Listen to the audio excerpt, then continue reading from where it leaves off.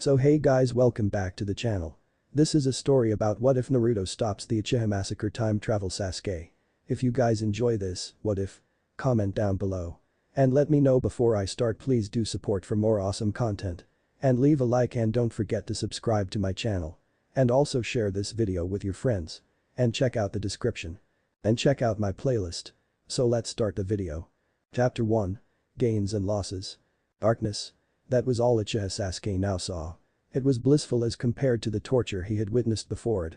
The murder of his people was seen time after time in that hellish way. Anything was better than that. Darkness was the best he could have asked for. In the dark fog of unconsciousness, the screaming had stopped. Then there was the light, a fluorescent pulsing light that made a faint humming noise overhead. He opened his eyes and was greeted by a white ceiling with bright fluorescent lights that lit his room. His vision was blurry and his head throbbed like a beaten drum even as his body ached from head to toe.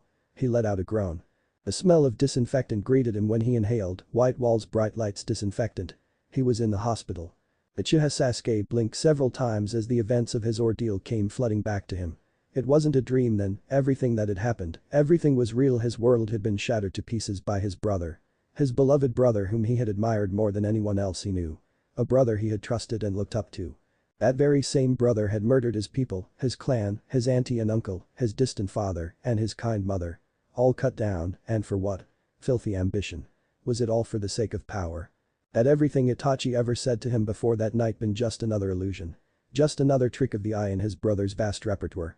Sasuke concluded it must have been. No loving brother would make their sibling an orphan, no good son would murder his parents, and no true Uchiha would massacre their own blood. No respectable person would slaughter children either, which Itachi had done, and Sasuke had witnessed hundreds of times in the hell his brother had forced him into. As the light from the fluorescent ceiling hurt his eyes, Sasuke was slowly becoming aware of what he had heard, a soft gentle voice, the words of someone he could not see seemingly rumbled in his mind unabated.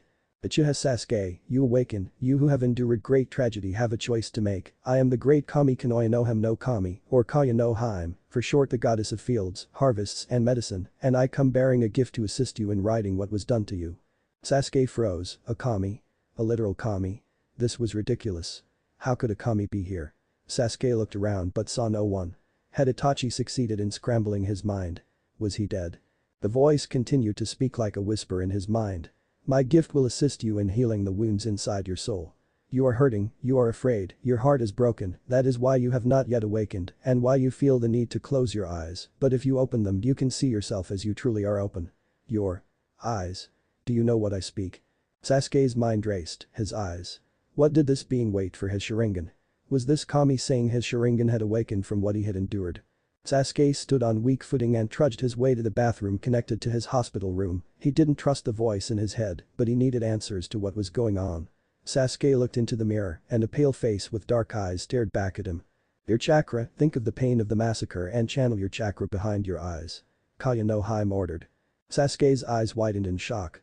Was he going mad? He had to be. But despite himself Sasuke closed his eyes and did as the voice requested. He thought of seeing his aunt and uncle felled by a single kunai as they cowered, not willing to raise a hand against their beloved nephew. Itachi did not even spare them a glance or a second ninja tool.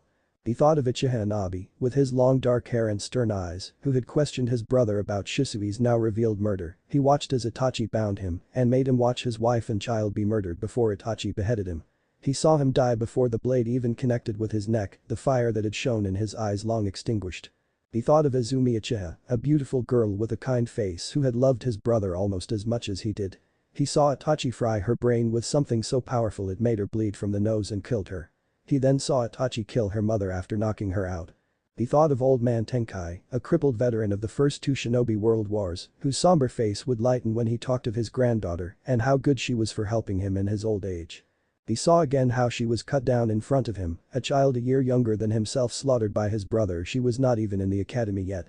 He saw in that moment how Tenkai lost his will to live as he stopped desperately trying to get out of bed and into his wheelchair. He saw him with a cry of anguish blow himself up with an explosive seal carved into his chest, only to see Itachi escape the blast radius unharmed. Last he thought of his mother and father. His mother had been the kindest woman he had ever met. She was graceful, warm, beautiful, and intelligent, the peak of what a truly noble person should be, and she was always there to lend him an ear or help him. His father was stern, but not cruel, where his mother was open and friendly. Fugaku rarely spoke, but when he did everyone listened. He was like earth itself, mostly unmoved, but when he was moved the very world shook and listened. He thought of them in their final moments, how they refused to fight, to kill their son, how Itachi cut them down without mercy, just as he did hundreds of others that night. All these tragedies flashed across his eyes, and the next thing Sasuke felt was a sharp stinging pain behind his eyes. He decided to open them. The image was blurry at first, but soon the blurs resolved, and like a Polaroid picture taking form, Sasuke looked at his reflection and saw his eyes glowing red, his vision far sharper than the already sharp eyes his people were known for. In each of the bloody crimson eyes a single black tomo spun like a pinwheel. He had his Sharingan, and all it had cost him was everyone he had ever loved. It was like a nightmare, but there was no waking from it. The pain was gone, so was the dull throbbing of his head. He felt good, physically at least. He gazed into his reflection once more, the tomo staring back at him lazily spinning. On these eyes, I swear to all of you I will make him pay. Sasuke vowed as he felt tears well up in his eyes. He wasn't sure if it was from anger or grief. No matter the cause, they all feel the same. With a low sigh he deactivated the Sharingan, cutting of his chakra flow to his. He watched as his flinty onyx eyes stared back at him. Nodding, he turned away from the mirror. The voice, it would seem, had told the truth. Haim's voice called out to him like a whisper, "You see now, poor child, that I spoke the truth, that I am here to assist you in your time of need. My gift has been passed on to you so you might survive your trials and emerge triumphant." The voice said with a soft, joyful tone that seemed to come from all around Sasuke. What gift? Sasuke thought it didn't matter what it was, if it could help him move on from the loss of everything he cared about, his ears. Hami's voice came back to him like a soft purr, "You are destined for great things, my child. I have marked you as my chosen, all those who are marked by me are bound for great things." Sasuke frowned in confusion. The kami went on, "A great gift I will bestow upon thee, O last of your line. I will grant you an ability. I and Aim no Uzum have worked tirelessly on an ability that will make advancement nigh trivial for you." What could this be? Sasuke wondered, and more importantly, what strings would such a gift come with? You will gain a new ability, a power that no one else in your clan, nay your world, has ever gained save one, a power that will aid you greatly in your quest to defeat your brother, a new power that will change this world and ensure that the yellow sky rises once more, for the sake of peace. Haim's voice came like an explosion as it spoke to him, "With my gift, you shall become more than a mere ninja. With my gift you shall become a king upon men. If not more, if you desire so." What is it? Sasuke asked as his thoughts turned to the promise of power. Hami's voice came back to him in a warm whisper, "A power to see the world as a system, as a role-playing game. A system of stats, attributes, merits, and techniques. Would you like me to show you what I mean?" Haim asked. Sasuke felt a wave of curiosity wash over him. It did not sound like much to the boy, but he would not toss aside help so quickly. "Show me," Sasuke said. Before Sasuke could say another word, a long scroll appeared in front of him. At the top of it, Chronicles of Kami character sheet. Below that was listed what he assumed to be everything about himself. The first thing he saw were his basic details. Name: Uchiha Sasuke. Age 10. Character: vengeful. You are not one to take a slight, laying down whenever you act as befitting your personality by righting a perceived wrong. Take a beat. 5 beats grants 1 experience point. Urge: passionate. You hide it well, but you secretly, like many Uchiha, have a very choleric temperament. Whenever you act on impulse, no matter the impulse, take 1 beat. 5 beats grants 1 experience point. Clan Uchiha. Bloodline Sharingan 1 Tomo. Experience points 30. From surviving massacre and torture. Beat 05. Size 5, roughly in the 5-foot range. Health level 8, 3 from stamina, 5 from size.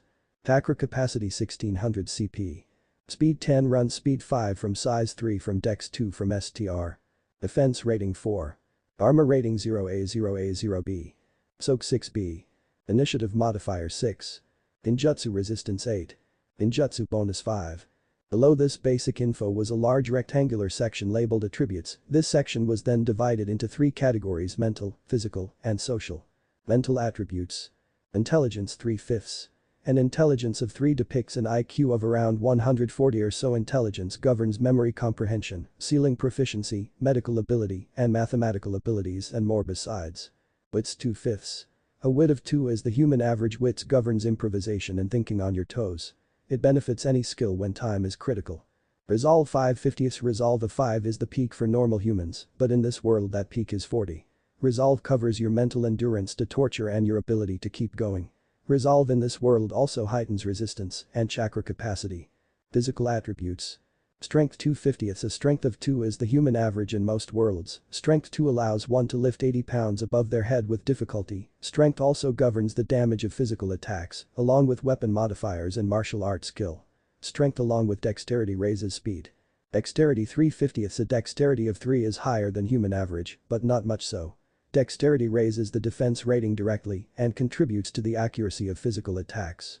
Dexterity along with strength raise speed. Stamina 3/50. A stamina of 3 is higher than the human average of 2. Stamina directly adds a level of health per level. Stamina also directly affects chakra capacity and raises your blunt soak, allowing you to survive more punishing blows from punches and kicks. Social attributes. Presence 4/5. A presence of 4 is the equivalent of being an 8 out of 10. Presence is the combination of your looks, magnetism, and aura. It directly affects the starting opinion of those around you. A presence of 4 grants you +10 to initial reputation with all characters. Manipulation 2/5. Manipulation is part of your ability to lie, cajole, and other subtle means of getting your way. Manipulation affects the strength of being added as a bonus to rolls. A manipulation of 2 is the human average. Composure 3/5. Composure is part of your social resilience against manipulation. A composure of 3 means you are moderately harder to fool than the average person. Composure-like manipulation is also added to your attack rolls. Hey, I noticed there is no level listed, isn't that a common thing in RPGs? Sasuke asked. He had never played many himself, but he remembered some of his distant cousins speaking about them before. Not that he would ever get to ask them now. Yes, that is correct. This is because ahem and short levels are stupid and do not correlate at all to reality. Humans do not have levels, there are no level 15 ramen chefs or level 22 bandits. Humans do not become stronger by leveling up, they do so by becoming more skilled and improving themselves in more subtle ways. Haim said this with an air of disdain directed at leveled systems. What humans do have is attributes, skills, techniques, and merits. Haim's voice came back to him with an air of pride. This wonderful system is far more grounded and easily quantifiable. Haim went on and explained. Attributes are what humans have instead of levels. They govern strength. Think of attributes like this, 0 to 5 are normal human level attributes, so we will call them genin level. 6 to 10 are attributes beyond the scope of normal human ability. Awakened chakra allows you to access these for all physical attributes, and 1 mental attribute. Think of this level of attribute as level. 11 to 15 would then be the basis for elite level attributes, 16 to 20 being the range of, 21 to 25 are the realm of elite rank, shinobi 26 to 30 are S-rank shinobi, while 31 to 35 is the realm of high S-rank threats like most Cage, 36 to 40 is the rare SS rank, while 46 plus is the realm of SSS rank legends like Madara and Hashirama, the maximum level of which are attributes of 50. Sasuke sat listening and mentally taking notes. Haim was right, attributes did work like levels, which was a good thing. It meant that his own growth would be measurable in a clear and concise way to himself. This meant he could work to improve himself in ways that would be quantifiable and easily understood, and that was something he had always wanted for himself. He had never had any real confidence in his abilities, always being compared against his genius brother, but by looking at his stats, he was not in a terrible place even now. What about those experience points from the first section, how do they work? Sasuke asked. The experience points are a measure of how much you have grown as a character. Haim replied, in a normal RPG experience is only good for leveling up, but in this system, experience is used instead to directly buy attributes, skills, merits, and techniques. The costs are at the bottom of the sheet, but I will tell you them now since you asked, my dear champion. Sasuke read down the list as Haim explained. At first glance, it might seem like experience is hard to grasp, especially with the system of beats, but it is really quite simple. She began. 4 experience points can be used to improve an attribute by a single point, no matter how high or low it is. 2 experience points can improve or buy a merit by a single point, no matter how low or high it is. 3 experience points can improve a skill, no matter if it be novice or mastery. Beats are earned by acting in your nature. 5 beats make a single experience point, this is a reward for roleplaying. This was great news because he could directly increase his stats and skills without having to waste time grinding for experience like in other games he had played, and best of all he could do it simply by acting as he already did. No moral grandstanding, no bullshit. Haim sensing his interest in continued experience points themselves are also earned by completing quests, missions, and surviving or overcoming ordeals. He heard the smile on her lips. In fact, for surviving the massacre of your clan and horrid torture, you earned quite a few experience points.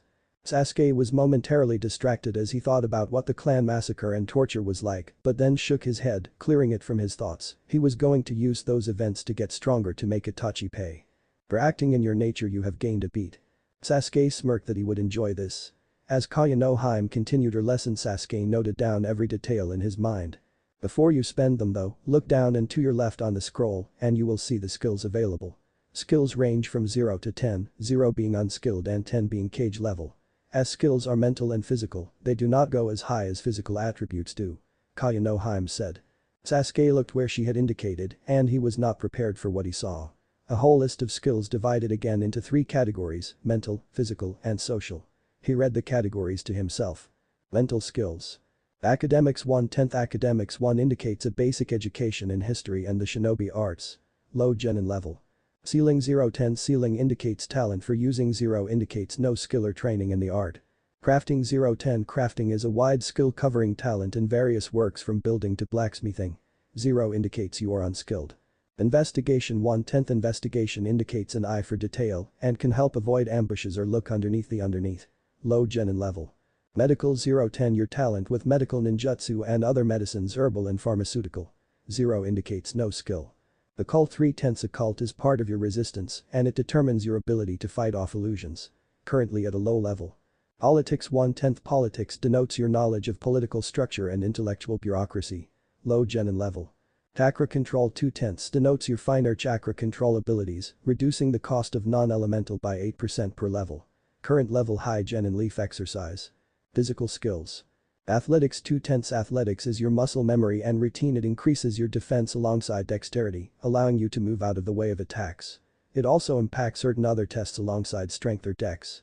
Brawl 1/10. Brawl indicates your skill in a fist fight. Dexterity determines the speed and accuracy of your punches, and alongside strength, determines your strength in grappling or defending against grappling. Martial arts 1/10. Unlike brawl, which increases accuracy and speed, martial arts increases the raw damage of hand-to-hand combat every point, raises unarmed damage by 1 point. Masters punch with fists stronger than many blades. Mechanica 0/10 determines your accuracy alongside dexterity for hitting targets with aimed mechanical weaponry, such as umbrellas, crossbows, and shuriken guns. Sleight of hand 1/10 indicates your skill with picking pockets or quickly drawing weapons and items alongside dexterity. Stealth 1/10. Your skill of avoidance coupled with dexterity for graceful movement. Stealth determines how easy you can sneak challenge by opponent's investigation and resolve. Survival 0/10. Your skill of living off the land and prepping animals, plants, and water for consumption goes with wits to adapt to circumstances. Weaponry 2/10. Your skill with thrown and hand-operated weapons like kunai, shuriken and spears, weapons with dexterity, determines accuracy, while the weapon's damage is boosted by strength. Unless it is a bow. Social skills. Animal Ken 0/10. A prized skill of the Inyazuka Animal Ken increases your ability to tame animals and order them in combat or otherwise. Empathy 1/10. Your ability to read others and put yourself into their situations and problems. Manipulation plus empathy versus composure and subterfuge. Expression 0/10. Your ability to communicate thoughts and emotions clearly through acting, music, speaking or writing. Presence plus expression versus composure and subterfuge. Intimidation 0/10. Your ability to coerce through force of personality, physicality and threats. Either strength plus intimidation or presence and intimidation. All are resisted by composure and subterfuge. Persuasion 1/10. Your ability to manipulate others subtly with words and covert actions. It can involve fast talking, manipulation plus persuasion. Impassioned speech, manipulation plus persuasion. Or seduction charm, presence plus persuasion. All are resisted by composure and subterfuge. Socialize 2/10. Your ability to blend into parties or formal gatherings or anywhere really. Actions include carouse, manipulation plus socialize, fit in, wits plus socialize, and get attention, presence plus socialize, all are resisted by composure and subterfuge. Streetwise 0/10. Your knowledge of the other side of town, your connection to criminal elements and black market types. Skills are working the black market, manipulation plus streetwise, and getting the word out we are hiring, presence plus streetwise. Subterfuge 1/10. Your ability to lie, deceive and manipulate, also your ability to defend against such things yourself. Lying is manipulation plus subterfuge, fake emotions are presence plus subterfuge. Other uses covered above. After reading through all the various skills, Sasuke felt a little overwhelmed at having so much to learn. As you can see, Kaya no Hime continued, it is not like an RPG where all skills start at the same level. She went on. Upbringing and experiences to this point have affected what skills and attributes you possess now. In the future you will gain whatever skill you work towards, but it is important to tell you this now: if you accept this gift, you will no longer be able to gain skills by training, only by spending experience points. Experience points are gained by socializing, killing opponents, and completing quests and missions. Sasuke thought about that for a moment, but did not want to lose this advantage. He could get stronger now with only a small investment of time and effort while gaining experience. It would be a faster path to power than training ever was. He nodded, I understood, and accepted. He somehow felt the goddess smile inside of his head. Good. Then we have one last broad section to cover before we move on to techniques, that being merits. As you have agreed, I have granted you a few that will aid you in your quest. Merits uniquely are more like perks or special abilities than skills and attributes. They define what makes you special as a person. Sasuke was looking at the list when he found the section simply labeled as merits. He began to read, his eyes widening at what was written. Merits. Lying eyes. A merit that conceals your Sharingan activation. Whenever you so choose, you can use your without revealing it, granting all the advantages. Doubles chakra cost of Sharingan when used. Desperado. Yours truly is a fool's quest, but you do not give up. You have a reputation as a desperately reckless sort, but in an almost admirable way. You suffer no relationship penalty for acting in your choleric nature. As an added benefit, when the chips are down and things are dire, take +1 to all physical stats. A desperado goes down fighting tooth and nail. Pain and hunger. You saw something few others could possibly relate to when you were little more than a child. You were tormented for weeks on end in a hellish that showed your beloved brother killing everyone you loved over and over again. You will not hesitate to kill if you cannot afford to. Take a +1 to hit rolls in life or death situations. Sharingan 1 Tomo. You have awakened the eyes of your vaunted clan. At this level, the Sharingan grants +25% to defense when active, +2 to your hit roll, and +4 to resistance rolls. Godly Earth Affinity. Kaya no Hime favors you as the champion of the goddess of fields and medicine. You have gained her Earth Affinity. All Earth costs 10% of what is shown, and stone can be used in any way imaginable. Make stone summoning and clones permanent if they are not already so, and allows rock clones and golems to repair themselves with natural energy. Peak Fire Affinity. Ember and Bone. Fire and Blood. The Uchiha were the Inferno given form. No other clan was as enamored with the frenzied flame as your own. All fires cost 25% the normal amount, and fire is very easy to control. An awakened Sharingan allows one to manipulate fire in enviable and deadly ways. High Lightning Affinity. Lightning techniques cost 50% less to cast. Sharingan allows lightning to be more focused. Curse of Hatred. Made up bullshit spouted by a bigot, pay it no mind. Just know that some others will blame trauma on your eyes rather than events that caused it. After reading, Sasuke was stunned. It should be criminal to have this level of understanding of me. He thought, not to mention the incredible gift you have just bestowed on me. I have never seen anything like this. No Uchiha has ever been able to use the Sharingan without it being visible. Kaya no Hime smiled, that's why it is a gift. Merits are more than skills and attributes, they are special talents. The last user of this gift changed the world forever after all. She said softly. Sasuke's eyes had gone wide as he thought of the implications this may hold for him. Who was the last user? Sasuke asked as he continued to read through the list. I will not lie to you, though as you get older you may come to detest the answer. I am an honest kami, if nothing else. Are you sure you wish to know? Sasuke felt mild trepidation, but he gave in to the impulse all the same. Tell me. For acting in your nature you gain 1 beat. His eyebrow twitched but a smirk settled on his face. Far be it for him to become angry by getting stronger, it served his purpose after all. Kaya no Hime sighed from somewhere within his skull. Very well, young Sasuke, the last wielder of your gift was the first Hokage of Konohagakure, Hashirama Senju. His blood ran cold, and silence reigned for a good 20 seconds. He felt Kaya Hime shuffle nervously. What? Darkness? That was all Uchiha Sasuke now saw.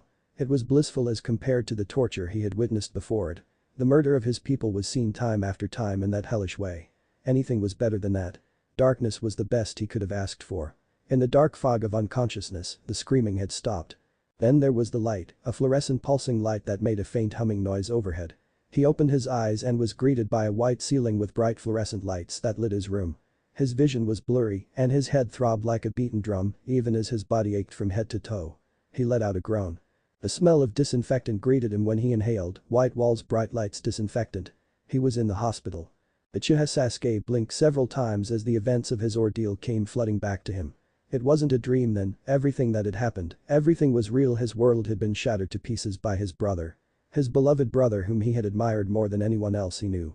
A brother he had trusted and looked up to. That very same brother had murdered his people, his clan, his auntie and uncle, his distant father, and his kind mother.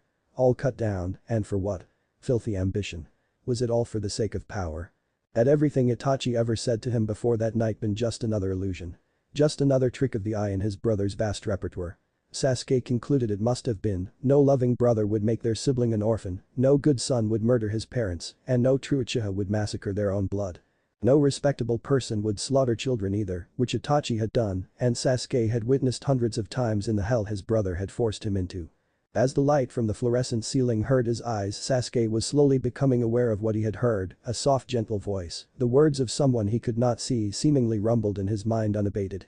Uchiha Sasuke, you awaken, you who have endured great tragedy have a choice to make. I am the great Kami Kanoya no Hem no Kami, or Kaya no Hime, for short the goddess of fields, harvests, and medicine, and I come bearing a gift to assist you in righting what was done to you. Sasuke froze, a Kami? A literal Kami? This was ridiculous. How could a Kami be here? Sasuke looked around but saw no one. Had Itachi succeeded in scrambling his mind? Was he dead? The voice continued to speak like a whisper in his mind. My gift will assist you in healing the wounds inside your soul. You are hurting, you are afraid, your heart is broken, that is why you have not yet awakened and why you feel the need to close your eyes, but if you open them you can see yourself as you truly are open. Your eyes. Do you know what I speak? Sasuke's mind raced, his eyes. What did this being wait for his Sharingan? Was this Kami saying his Sharingan had awakened from what he had endured? Sasuke stood on weak footing and trudged his way to the bathroom connected to his hospital room. He didn't trust the voice in his head, but he needed answers to what was going on. Sasuke looked into the mirror, and a pale face with dark eyes stared back at him. Your chakra, think of the pain of the massacre and channel your chakra behind your eyes. Kaya no Hime ordered. Sasuke's eyes widened in shock. Was he going mad? He had to be. But despite himself Sasuke closed his eyes and did as the voice requested. He thought of seeing his aunt and uncle felled by a single kunai as they cowered, not willing to raise a hand against their beloved nephew. Itachi did not even spare them a glance or a second ninja tool.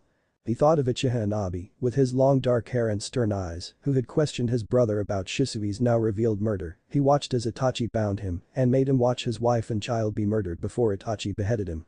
He saw him die before the blade even connected with his neck, the fire that had shone in his eyes long extinguished. He thought of Izumi Uchiha, a beautiful girl with a kind face who had loved his brother almost as much as he did. He saw Itachi fry her brain with something so powerful it made her bleed from the nose and killed her. He then saw Itachi kill her mother after knocking her out. He thought of old man Tenkai, a crippled veteran of the first two shinobi world wars, whose somber face would lighten when he talked of his granddaughter and how good she was for helping him in his old age. He saw again how she was cut down in front of him, a child a year younger than himself slaughtered by his brother. She was not even in the academy yet. He saw in that moment how Tenkai lost his will to live as he stopped desperately trying to get out of bed and into his wheelchair. He saw him with a cry of anguish blow himself up with an explosive seal carved into his chest, only to see Itachi escape the blast radius unharmed. Last he thought of his mother and father. His mother had been the kindest woman he had ever met. She was graceful, warm, beautiful, and intelligent, the peak of what a truly noble person should be, and she was always there to lend him an ear or help him. His father was stern, but not cruel, where his mother was open and friendly. Fugaku rarely spoke, but when he did everyone listened. He was like earth itself, mostly unmoved, but when he was moved the very world shook and listened. He thought of them in their final moments, how they refused to fight, to kill their son, how Itachi cut them down without mercy, just as he did hundreds of others that night. All these tragedies flashed across his eyes, and the next thing Sasuke felt was a sharp stinging pain behind his eyes. He decided to open them. The image was blurry at first, but soon the blurs resolved, and like a Polaroid picture taking form, Sasuke looked at his reflection and saw his eyes glowing red, his vision far sharper than the already sharp eyes his people were known for. In each of the bloody crimson eyes a single black tomo spun like a pinwheel. He had his Sharingan, and all it had cost him was everyone he had ever loved. It was like a nightmare, but there was no waking from it. The pain was gone, so was the dull throbbing of his head. He felt good, physically at least. He gazed into his reflection once more, the tomo staring back at him lazily spinning. On these eyes, I swear to all of you I will make him pay. Sasuke vowed as he felt tears well up in his eyes. He wasn't sure if it was from anger or grief. No matter the cause, they all feel the same. With a low sigh he deactivated the Sharingan, cutting of his chakra flow to his. He watched as his flinty onyx eyes stared back at him. Nodding he turned away from the mirror. The voice, it would seem, had told the truth. Kaya no Hime's voice called out to him like a whisper, you see now, poor child, that I spoke the truth, that I am here to assist you in your time of need. My gift has been passed on to you so you might survive your trials and emerge triumphant. The voice said with a soft joyful tone that seemed to come from all around Sasuke. What gift? Sasuke thought it didn't matter what it was, if it could help him move on from the loss of everything, he cared about his ears. Kami's voice came back to him like a soft purr, "You are destined for great things, my child. I have marked you as my chosen, all those who are marked by me are bound for great things." Sasuke frowned in confusion. The Kami went on, "A great gift I will bestow upon thee, O last of your line, I will grant you an ability. I and Aim no Uzume have worked tirelessly on an ability that will make advancement nigh trivial for you."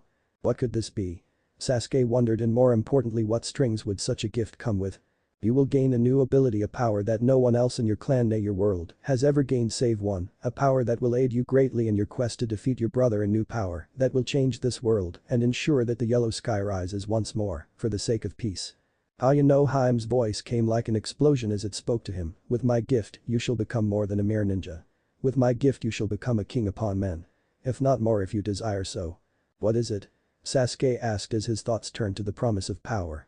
Kami's voice came back to him in a warm whisper, "A power to see the world as a system, as a role-playing game. A system of stats, attributes, merits, and techniques. Would you like me to show you what I mean?" Ayanohame asked. Sasuke felt a wave of curiosity wash over him. It did not sound like much to the boy, but he would not toss aside help so quickly. "Show me," Sasuke said. Before Sasuke could say another word, a long scroll appeared in front of him. At the top of it, Chronicles of Kami character sheet. Below that was listed what he assumed to be everything about himself. The first thing he saw were his basic details. Name: Uchiha Sasuke. Age 10. Character: vengeful. You are not one to take a slight laying down whenever you act as befitting your personality by righting a perceived wrong. Take a beat. 5 beats grants 1 experience point. Urge: passionate. You hide it well, but you secretly, like many Uchiha, have a very choleric temperament. Whenever you act on impulse, no matter the impulse, take 1 beat. 5 beats grants 1 experience point. Clan Uchiha. Bloodline Sharingan 1 Tomo. Experience points 30. From surviving massacre and torture. Beat 05. Size 5, roughly in the 5-foot range. Health level 8, 3 from stamina, 5 from size. Chakra capacity 1600 CP. Speed 10, run speed 5 from size, 3 from dex, 2 from STR. Defense rating 4. Armor rating 0A 0A 0B. Soak 6B. Initiative modifier 6. Ninjutsu resistance 8. Ninjutsu bonus 5. Below this basic info was a large rectangular section labeled attributes. This section was then divided into 3 categories: mental, physical, and social. Mental attributes. Intelligence 3/5. An intelligence of 3 depicts an IQ of around 140 or so. Intelligence governs memory comprehension, sealing proficiency, medical ability, and mathematical abilities, and more besides. Wits 2/5. A wit of 2 is the human average. Wits governs improvisation and thinking on your toes. It benefits any skill when time is critical. Resolve 5/50. Resolve of 5 is the peak for normal humans, but in this world that peak is 40. Resolve covers your mental endurance to torture and your ability to keep going. Resolve in this world also heightens resistance and chakra capacity. Physical attributes. Strength 2/50. A strength of 2 is the human average in most worlds. Strength 2 allows one to lift 80 pounds above their head with difficulty. Strength also governs the damage of physical attacks, along with weapon modifiers and martial arts skill. Strength along with dexterity raises speed. Dexterity 3/50. A dexterity of 3 is higher than human average, but not much so. Dexterity raises the defense rating directly and contributes to the accuracy of physical attacks. Dexterity along with strength raise speed. Stamina 3/50. A stamina of 3 is higher than the human average of 2. Stamina directly adds a level of health per level. Stamina also directly affects chakra capacity and raises your blunt soak, allowing you to survive more punishing blows from punches and kicks. Social attributes. Presence 4/5. A presence of 4 is the equivalent of being an 8 out of 10. Presence is the combination of your looks, magnetism, and aura. It directly affects the starting opinion of those around you. A presence of 4 grants you +10 to initial reputation with all characters. Manipulation 2/5. Manipulation is part of your ability to lie, cajole, and other subtle means of getting your way. Manipulation affects the strength of being added as a bonus to rolls. A manipulation of 2 is the human average. Composure 3/5. Composure is part of your social resilience against manipulation. A composure of 3 means you are moderately harder to fool than the average person. Composure like manipulation is also added to your attack rolls. Hey, I noticed there is no level listed, isn't that a common thing in RPGs? Sasuke asked. He had never played many himself, but he remembered some of his distant cousins speaking about them before. Not that he would ever get to ask them now. Ah yes, that is correct. This is because ahem and short levels are stupid and do not correlate at all to reality. Humans do not have levels, there are no level 15 ramen chefs or level 22 bandits. Humans do not become stronger by leveling up, they do so by becoming more skilled and improving themselves in more subtle ways. Haim said this with an air of disdain directed at leveled systems. What humans do have is attributes, skills, techniques, and merits. Haim's voice came back to him with an air of pride. This wonderful system is far more grounded and easily quantifiable. Haim went on and explained. Attributes are what humans have instead of levels. They govern strength. Think of attributes like this, 0 to 5 are normal human level attributes, so we will call them genin level. 6 to 10 are attributes beyond the scope of normal human ability. Awakened Chakra allows you to access these for all physical attributes, and one mental attribute, think of this level of attribute as level. 11 to 15 would then be the basis for elite level attributes, 16 to 20 being the range of, 21 to 25 are the realm of elite rank, shinobi 26 to 30 are S-rank shinobi, while 31 to 35 is the realm of high S-rank threats like most Kage, 36 to 40 is the rare SS rank, while 46 plus is the realm of SSS rank legends like Madara and Hashirama, the maximum level of which are attributes of 50. Sasuke sat listening and mentally taking notes. Haim was right, attributes did work like levels, which was a good thing, it meant that his own growth would be measurable in a clear and concise way to himself. This meant he could work to improve himself in ways that would be quantifiable and easily understood, and that was something he had always wanted for himself. He had never had any real confidence in his abilities, always being compared against his genius brother, but by looking at his stats, he was not in a terrible place even now. What about those experience points from the first section, how do they work? Sasuke asked. The experience points are a measure of how much you have grown as a character. Haim replied, in a normal RPG experience is only good for leveling up, but in this system, experience is used instead to directly buy attributes, skills, merits, and techniques. The costs are at the bottom of the sheet, but I will tell you them now since you asked, my dear champion. Sasuke read down the list as Haim explained. At first glance, it might seem like experience is hard to grasp, especially with a system of beats, but it is really quite simple. She began.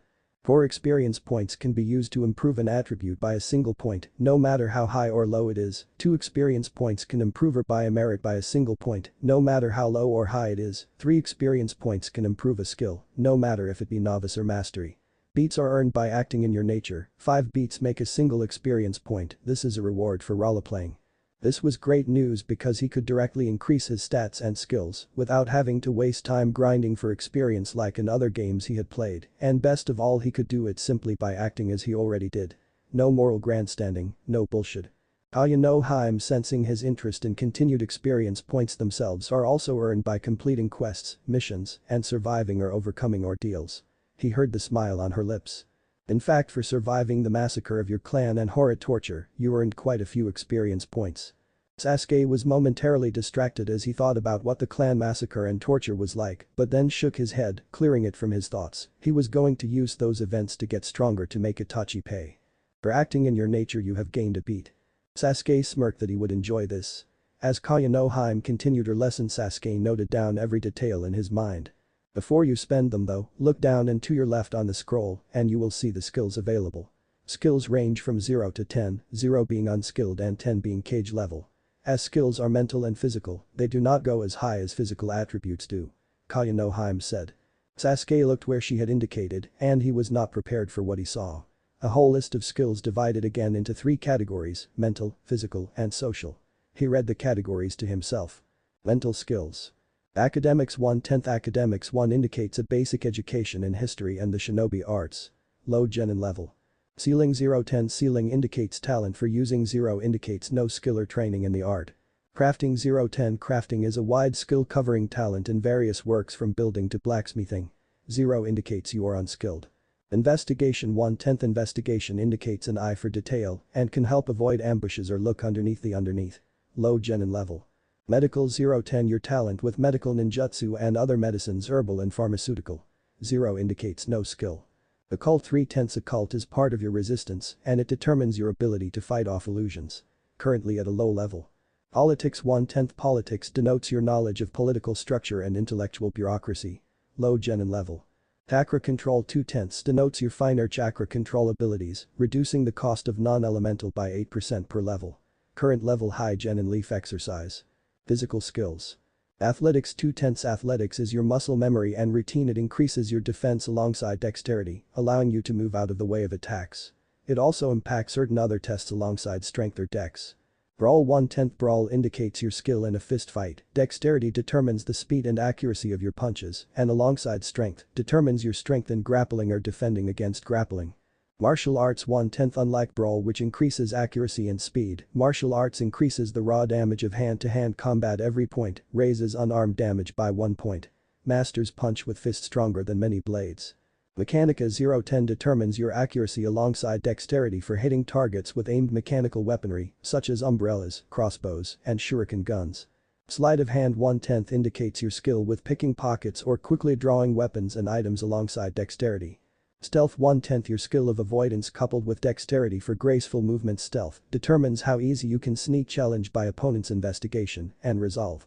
Survival 0/10 Your skill of living off the land and prepping animals, plants, and water for consumption goes with wits to adapt to circumstances.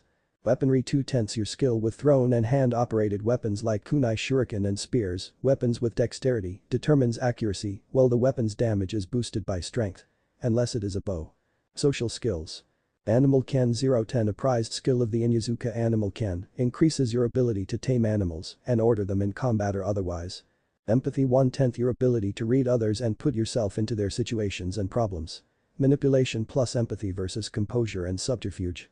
Expression 0/10 Your ability to communicate thoughts and emotions clearly through acting, music, speaking or writing. Presence plus expression versus composure and subterfuge. Intimidation 0/10 Your ability to coerce through force of personality, physicality and threats. Either strength plus intimidation or presence and intimidation. All are resisted by composure and subterfuge. Persuasion 1/10 Your ability to manipulate others subtly with words and covert actions. It can involve fast talking, manipulation plus persuasion. Impassioned speech, manipulation plus persuasion. Or seduction charm, presence plus persuasion. All are resisted by composure and subterfuge. Socialize 2/10 Your ability to blend into parties or formal gatherings or anywhere really. Actions include carouse, manipulation plus socialize, fit in, wits plus socialize, and get attention, presence plus socialize, all are resisted by composure and subterfuge. Streetwise 0/10 Your knowledge of the other side of town, your connection to criminal elements and black market types. Skills are working the black market, manipulation plus streetwise, and getting the word out we are hiring, presence plus streetwise. Subterfuge 1/10 Your ability to lie, deceive and manipulate, also your ability to defend against such things yourself. Lying is manipulation plus subterfuge, fake emotions are presence plus subterfuge. Other uses covered above. After reading through all the various skills, Sasuke felt a little overwhelmed at having so much to learn. As you can see, Kaya no Hime continued, it is not like an RPG where all skills start at the same level. She went on.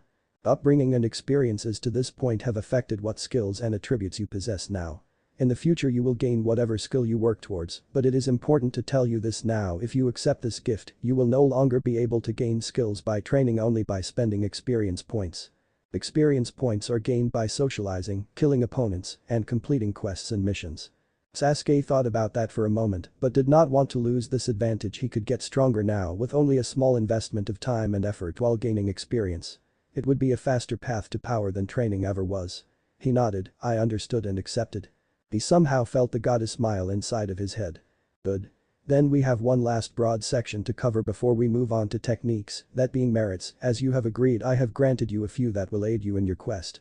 Merits uniquely are more like perks or special abilities than skills and attributes. They define what makes you special as a person. Sasuke was looking at the list when he found the section simply labeled as merits. He began to read, his eyes widening at what was written. Merits. Lying eyes, a merit that conceals your Sharingan activation. Whenever you so choose you can use your without revealing it, granting all the advantages. Doubles chakra cost of Sharingan when used. Desperado, yours truly is a fool's quest, but you do not give up. You have a reputation as a desperately reckless sort, but in an almost admirable way. You suffer no relationship penalty for acting in your choleric nature. As an added benefit, when the chips are down and things are dire, take +1 to all physical stats. A desperado goes down fighting tooth and nail. Pain and hunger, you saw something few others could possibly relate to when you were little more than a child. You were tormented for weeks on end in a hellish that showed your beloved brother killing everyone you loved over and over again. You will not hesitate to kill if you cannot afford to.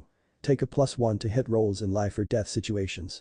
Sharingan 1 Tomo, you have awakened the eyes of your vaunted clan. At this level the Sharingan grants plus 25% to defense when active, plus 2 to your hit roll, and plus 4 to resistance rolls.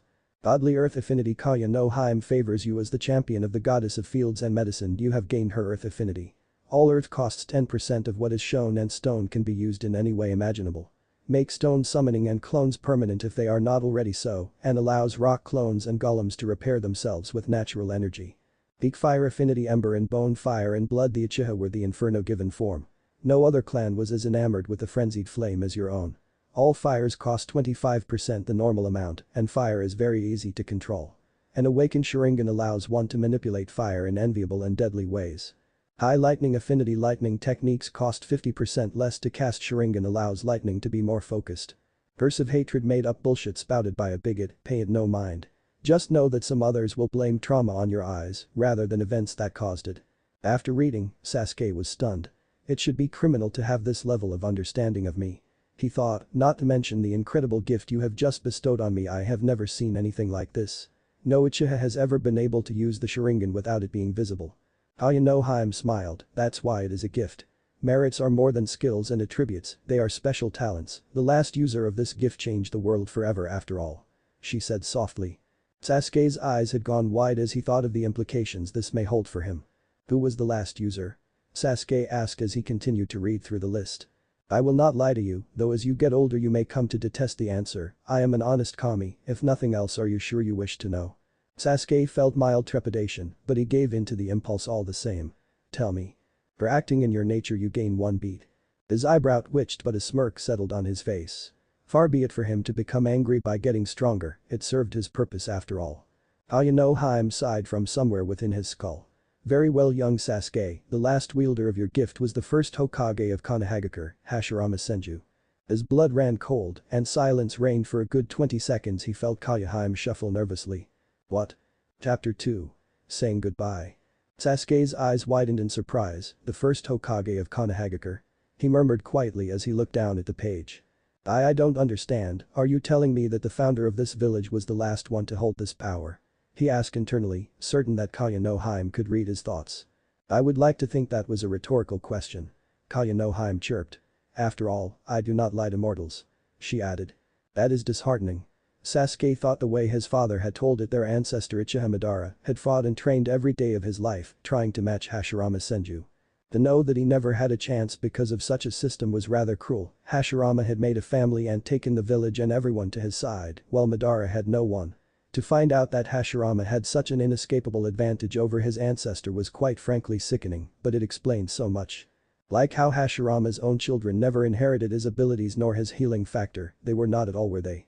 The fact that the man used his power to fulfill a sort of messiah complex had always inspired him. It had demonstrated what the greatest of shinobi could achieve, and now that he knew it was not his power at all that founded this village, he felt some small amount of genuine rage. On behalf of his ancestor, if he was understanding this power correctly, there was nothing even Madara for all his might could have done. He took a deep breath and calmed himself. The past was the past, and it was not like he could ever confront Hashirama or Madara with this. Both were long gone. They had been dead for decades after all, and death as far as he knew was permanent. He also could not criticize Hashirama overmuch without being a hypocrite, since he now held that same power. The argument of the morality of such a thing was no longer his to make. Kaya no Haim must have felt the change in him. You seem displeased, she said with some concern. Would it help if I explained some more about this gift? I am not displeased at myself but for my ancestors to think Hashirama Senju had this power. It explains so much, his rapid growth, unique abilities, and that no one of his line ever inherited. He thought with a shake of his head as he looked at the page again. Yes, I suppose it is quite a lot to take in. Kaya no Haim mused aloud as if she were talking to herself. Oddly eerie since he could not see her, and her voice came from his head. For now, putting those thoughts aside, young Uchiha, we still have 3 functions of the system to cover in depth. Sasuke nodded, as you wish then, I will listen. The next section to cover is techniques. If you look right above merits, you will see it lists every technique you currently know and your level of mastery with it. 1 is known, 10 is mastered. Mastering a technique will in effect make it 1 rank higher in power and often confers many other benefits as well. Alternatively, if you think of techniques in your head, it will be brought up. Same is true for merits in the character sheet itself. She explained. Sasuke glanced up from merits and saw the list of his known techniques. Techniques. Heitan Gakkaku Grand Fireball C rank 1000 CP 3/10, a signature technique of the Uchiha clan. At current mastery the fireball has a range of 16 yards and a maximum area of effect of 6 yards, it currently does 6 aggravated damage and requires 7 defense to avoid. Heitan Hasenka Phoenix Flower Crank 1000 CP 2/10, a popular Uchiha technique. At current mastery it launches 4 small fireballs to a max distance of 14 yards and affects a 4-yard area. Each fireball does 1 aggravated damage and requires 5 defense to avoid. Denji no Jutsu Transformation Technique D rank 500 CP 10 CP per minute 6/10. At your current mastery, your henge is impressive and all but the most minor details are perfectly aligned. Kawarimi no Jutsu Substitution Technique D rank 500 CP. No one knows how this technique actually works. Is it teleportation? No, but then how does it work? If you can move that fast, why do you need a log? Why place an illusion on the log? Bunshin no Jutsu Clone Technique D, rank 50 CP per clone 7/10. These clones are literally useless and are only capable of fooling bandits or very distant shinobi. Sasuke twitched, those last 2 answers had been strangely confrontational. He knew how the Kawarimi worked but would not be explaining it as he saw no point in doing so, and as for the clones, well they were nice to have when one lacked a mirror he supposed. Ayano Haim spoke, not to worry about that for now, you can keep your log technique secrets. She said with a hint of amusement in her voice. Though it may be good to know what your clones and henge can do if you feel like playing around and throwing a fashion show. She added dryly. Sasuke twitched. Offensive jutsu are pretty simple. Mastery increases range, radius and damage of most techniques, while fully mastering it makes it seamless and function. 1 rank higher. For instance, your ancestor Madara mastered the majestic flame destroyer B rank to the point that it had the damage and size of a powerful A rank technique. Sasuke nodded, this makes sense so far. He thought to himself. His father had told him that Madara had never used it without putting his whole heart into it, he would not trust a technique unless he was its master.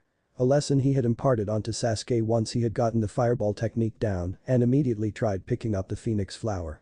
Ayano Haim continued, you will earn techniques as quest rewards or for exceptional roleplaying. Quest rewards tend to be one-time only rewards, but sometimes there will be multiple options for a reward. I should note that you have the ability to learn techniques and earn merits through the store function. Try thinking about the store now.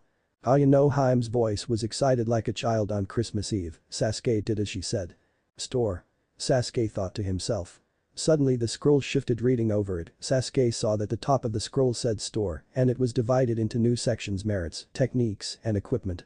At the bottom of the store page was a fund counter that showed what he assumed to be the wealth he inherited from the Uchiha clan. He was surprised at the amount but did not let it show on his face.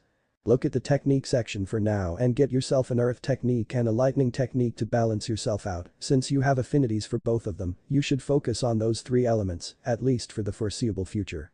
Sasuke scrolled through the list of techniques, thousands in all, before he limited the search to C-rank techniques of the earth element, and even then, there were dozens of techniques. Sasuke nearly gaped, this power was incredible. He came across a technique called Doten, no earth-style stone flesh C-rank 1000 CP 100 CP per minute. Focusing on the technique, a brief description appeared. Stone flesh is an earth technique well prized for its survival-enhancing properties by Wagakure shinobi. The technique at lowest level hardens the user's skin, but upon mastery and experience, it also hardens muscles, blood vessels, and bones for superior protection. The technique, like all earth manipulations, is weak to lightning but otherwise solid.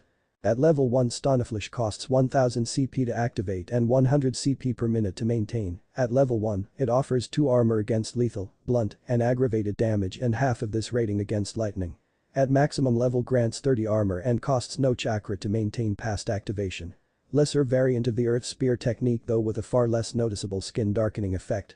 Below the description he found a price 10,000 ryo, practically a steal. With all the wealth he currently had, Sasuke had to fight to keep a manic grin from spreading across his face. This ability alone was worth all his wealth, the ability to simply buy techniques and bypass the secrecy of the shinobi world. Such an ability was unheard of.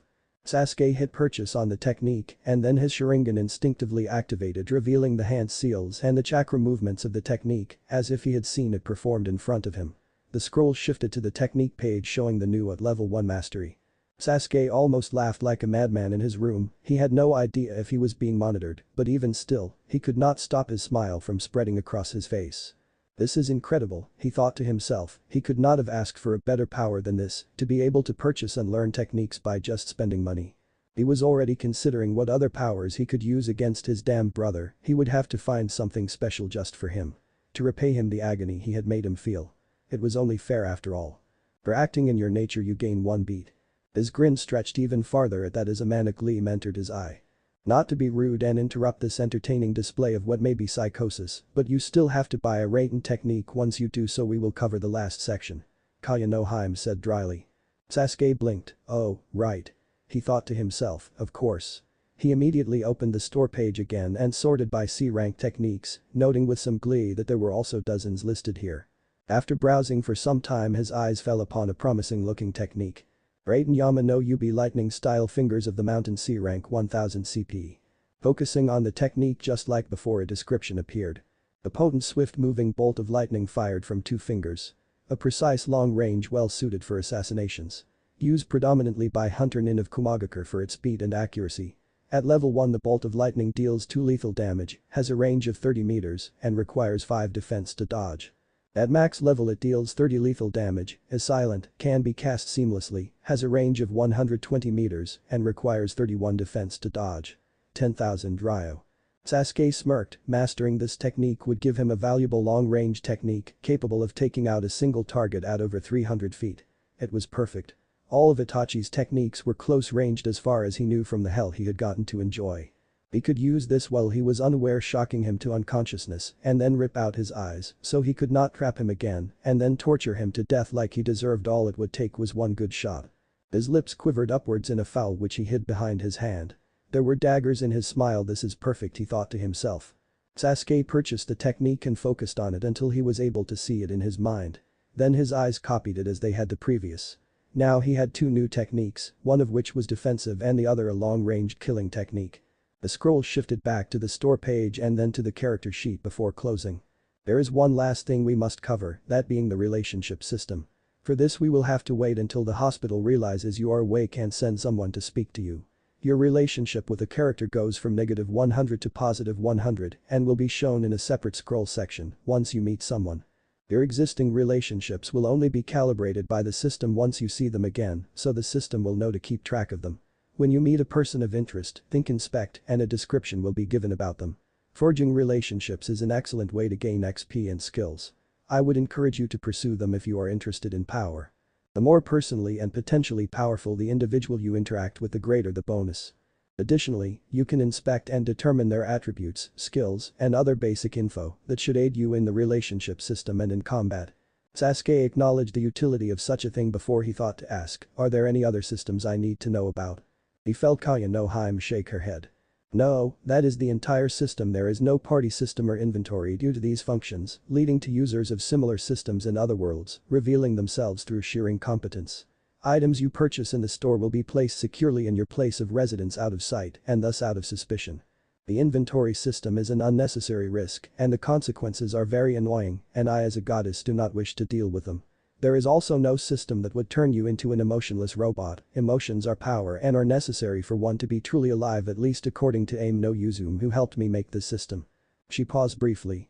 There is one last thing though, should anyone find out you have this power and you do not kill them before they tell another or otherwise guarantee their silence, the power will be taken from you. And all that you have gained will be lost. Kaya no Hime looked like she was about to add something more but stopped herself. Sasuke could almost hear the gears turning in her head before she spoke again. Other than that, you may use this power however you wish, kill anyone you wish, destroy anything you desire. Claim anything that your eyes hold under sway. Or, don't. I am not here to monitor your morality or your decisions. True roleplaying encompasses all actions, not just generic hero roleplay. Do with your powers as you will, this is your world after all. As I have told you, this is your story. Kaya no Hime's voice was practically vibrating in its intensity.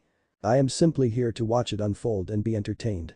Now go forth, be you, the hero of your own story like Hashirama was, or be you, the monster this world created.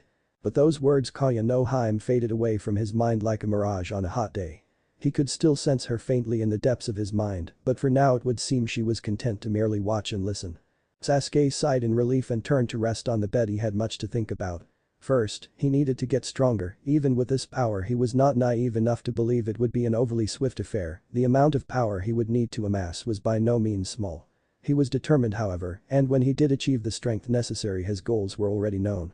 First, upon attaining said strength, he would need to find his brother. This time he would be prepared, he would not let him get away, no matter what it took. He was going to kill his brother, and that would be that. Then he had to restore his clan. He would require a strong woman to birth his sons and daughters. To attract such a woman or women as may be the case, he would need strength of his own. He was not in any hurry on that particular front, however, as killing Itachi was far more important, but he would need strength for that as well. The only thing that mattered in this world was power. The powerful were listened to and desired. The cage system was built on power. As far as he knew, only the strongest in the village rose to the top. All other requirements to him seemed secondary. Power was what defined a cage. Power was all there was to that hat at the end of the day. The fourth Hokage had beaten his father and Orochimaru, not simply because of his apparently kind nature, no, it was far simpler than that. He had simply been stronger, that is all there was to it really in his mind. And the weak, well, the weak were cast aside and used as was convenient. That is what Itachi had taught him after all. What was the adage again? The strong do what they can, and the weak suffer what they must. Sasuke to him had not even been worthy of being killed. He was like a gnat to Itachi, something not even worthy of notice. Sasuke vowed that he would never be so easily dismissed again. He would gain strength, as that was all that mattered in this world. Strength was the truth of the shinobi world, that is what his dear brother had so kindly revealed to him. Now that his eyes were open to this simple truth, he would be sure to share that revelation with his brother when the time came. Fair was fair after all. Only difference being he would kill a gnat and not ignore it. He was kinder than Itachi in that way. He would not allow his brother to wallow in pity as he was doing now. Festering and sick after torture and ridicule. Oh no, Sasuke was a kind and gentle boy. He would show Itachi the mercy of death. Even a gnat deserved the release of death after having its wings burned away and its body crushed after all. Itachi would wish for death, much like he had wanted it while he was being tortured. It was really the least he could do to grant that wish. For brooding in your nature, you gain 1 beat. With a small smirk, Sasuke placed his hand on his chest, feeling his heart thumping like a drum beneath his fingertips. This was, as the kami had said, only the beginning of his tale. Before he could further descend into his deserved ranting, the door to his hospital room opened and a young nurse entered. Oh. Sasuke-sen, you are awake. That is wonderful news. I will fetch Yamanaka-sama. He wished to be notified as soon as you awoke. Please rest for now. He will be with you shortly. She hurriedly said, and before Sasuke could even respond or use his inspection ability on her, she hastily walked away from his room. Sasuke's mind raced to Yamanaka. From what he could recall, they were mind readers and therapists mostly. No doubt they had already read his mind while he was unconscious, and seeing that he still drew breath, they had not found anything bothersome. So, he decided to calm himself and wait as requested. Leaving now without greeting the one they sent would not only be rude but also highly suspicious. Matters were not helped by the fact that he was currently in a hospital gown and wished to retain his modesty. So wait he did. Around 10 minutes later there was a knock at his door. Before the knob was turned and a tall blonde-haired man entered. He had calm blue eyes and his long hair was done up in a ponytail. He wore the standard vest and was of roughly average height for an adult male. Looking at the man, he controlled his expression and thought inspect. Suddenly a list of details flew through his mind. Name: Yamanaka Inoichi. Age: 33. Character: professional. You are always proper and like to be viewed as a consummate professional. Urge: doting father. You tend to dote on children, especially your own. You have a soft heart for kids and are thus more easily moved by them. Clan: Yamanaka. Bloodline: Mindwalker. Experience points 0. Beat 05. Size: 5, roughly in the 5-foot range. Health level 23, 18 from stamina, 5 from size. Chakra capacity 23,600 CP. Speed 42 run speed. 5 from size, 20 from dex, 15 from STR. Elite enhancement x 15 speed for 1500 CP per second. Defense rating 26 plus 12 if using speed enhancement. Armor rating 3A3L3B3 armor torso from vest. Soak 36B. Initiative modifier 25. Ninjutsu resistance 23. Ninjutsu bonus 9. Description: Yamanaka Inoichi is a Konohagakure and a well-renowned therapist. Inoichi has some dealings with T&I and is well respected by the shinobi forces whom he helps in information gathering and stress reduction. He is a member of the Ino Shikacho trio and is the best mindwalker in his clan. He has already played around in your head. Reputation 4100 equals well liked. 30 from sympathy, 10 from presence. Inoichi is moved to sympathy for what you have endured and is further softened since you are a child the same age as his young daughter. Social role difficulty reduced by 2. Sasuke blinked. He was so far above him, as was to be expected from a jonin. Then again, this was his world now, he would not fail here. The blonde gave him a warm smile, his eyes failing to hide his pity. Ah, Sasuke-kun, you are awake then. I was hoping we could talk in a safe environment where we have much to discuss. I am Yamanaka Inoichi, the head of the Yamanaka clan. You have been unconscious for a period of 2 weeks following the ordeal, and I want to get you up to speed and find you any help you need.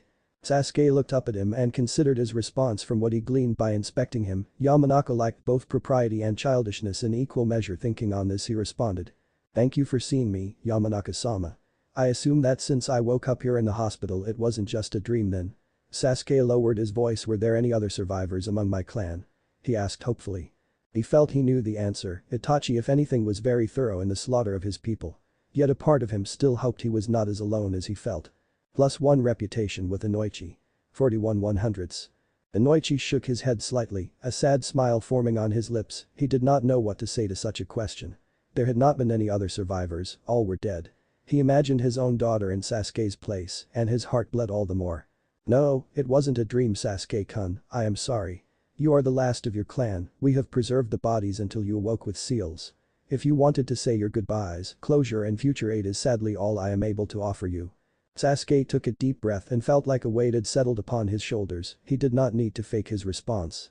I would like that, Yamanaka-sama. He muttered, wiping at his suddenly misty eyes. He was grateful that they had not buried them until he awoke and that his inheritance had not been taken from him. It would have been all too easy for the Hokage to do so in both cases. He was alone without the protection of his clan. There was no one in his corner, and despite that the Hokage had not taken advantage of the situation, tempting as it may have been. Tentatively the Yamanaka head placed his hand on Sasuke's shoulder. That would be best, it may hurt.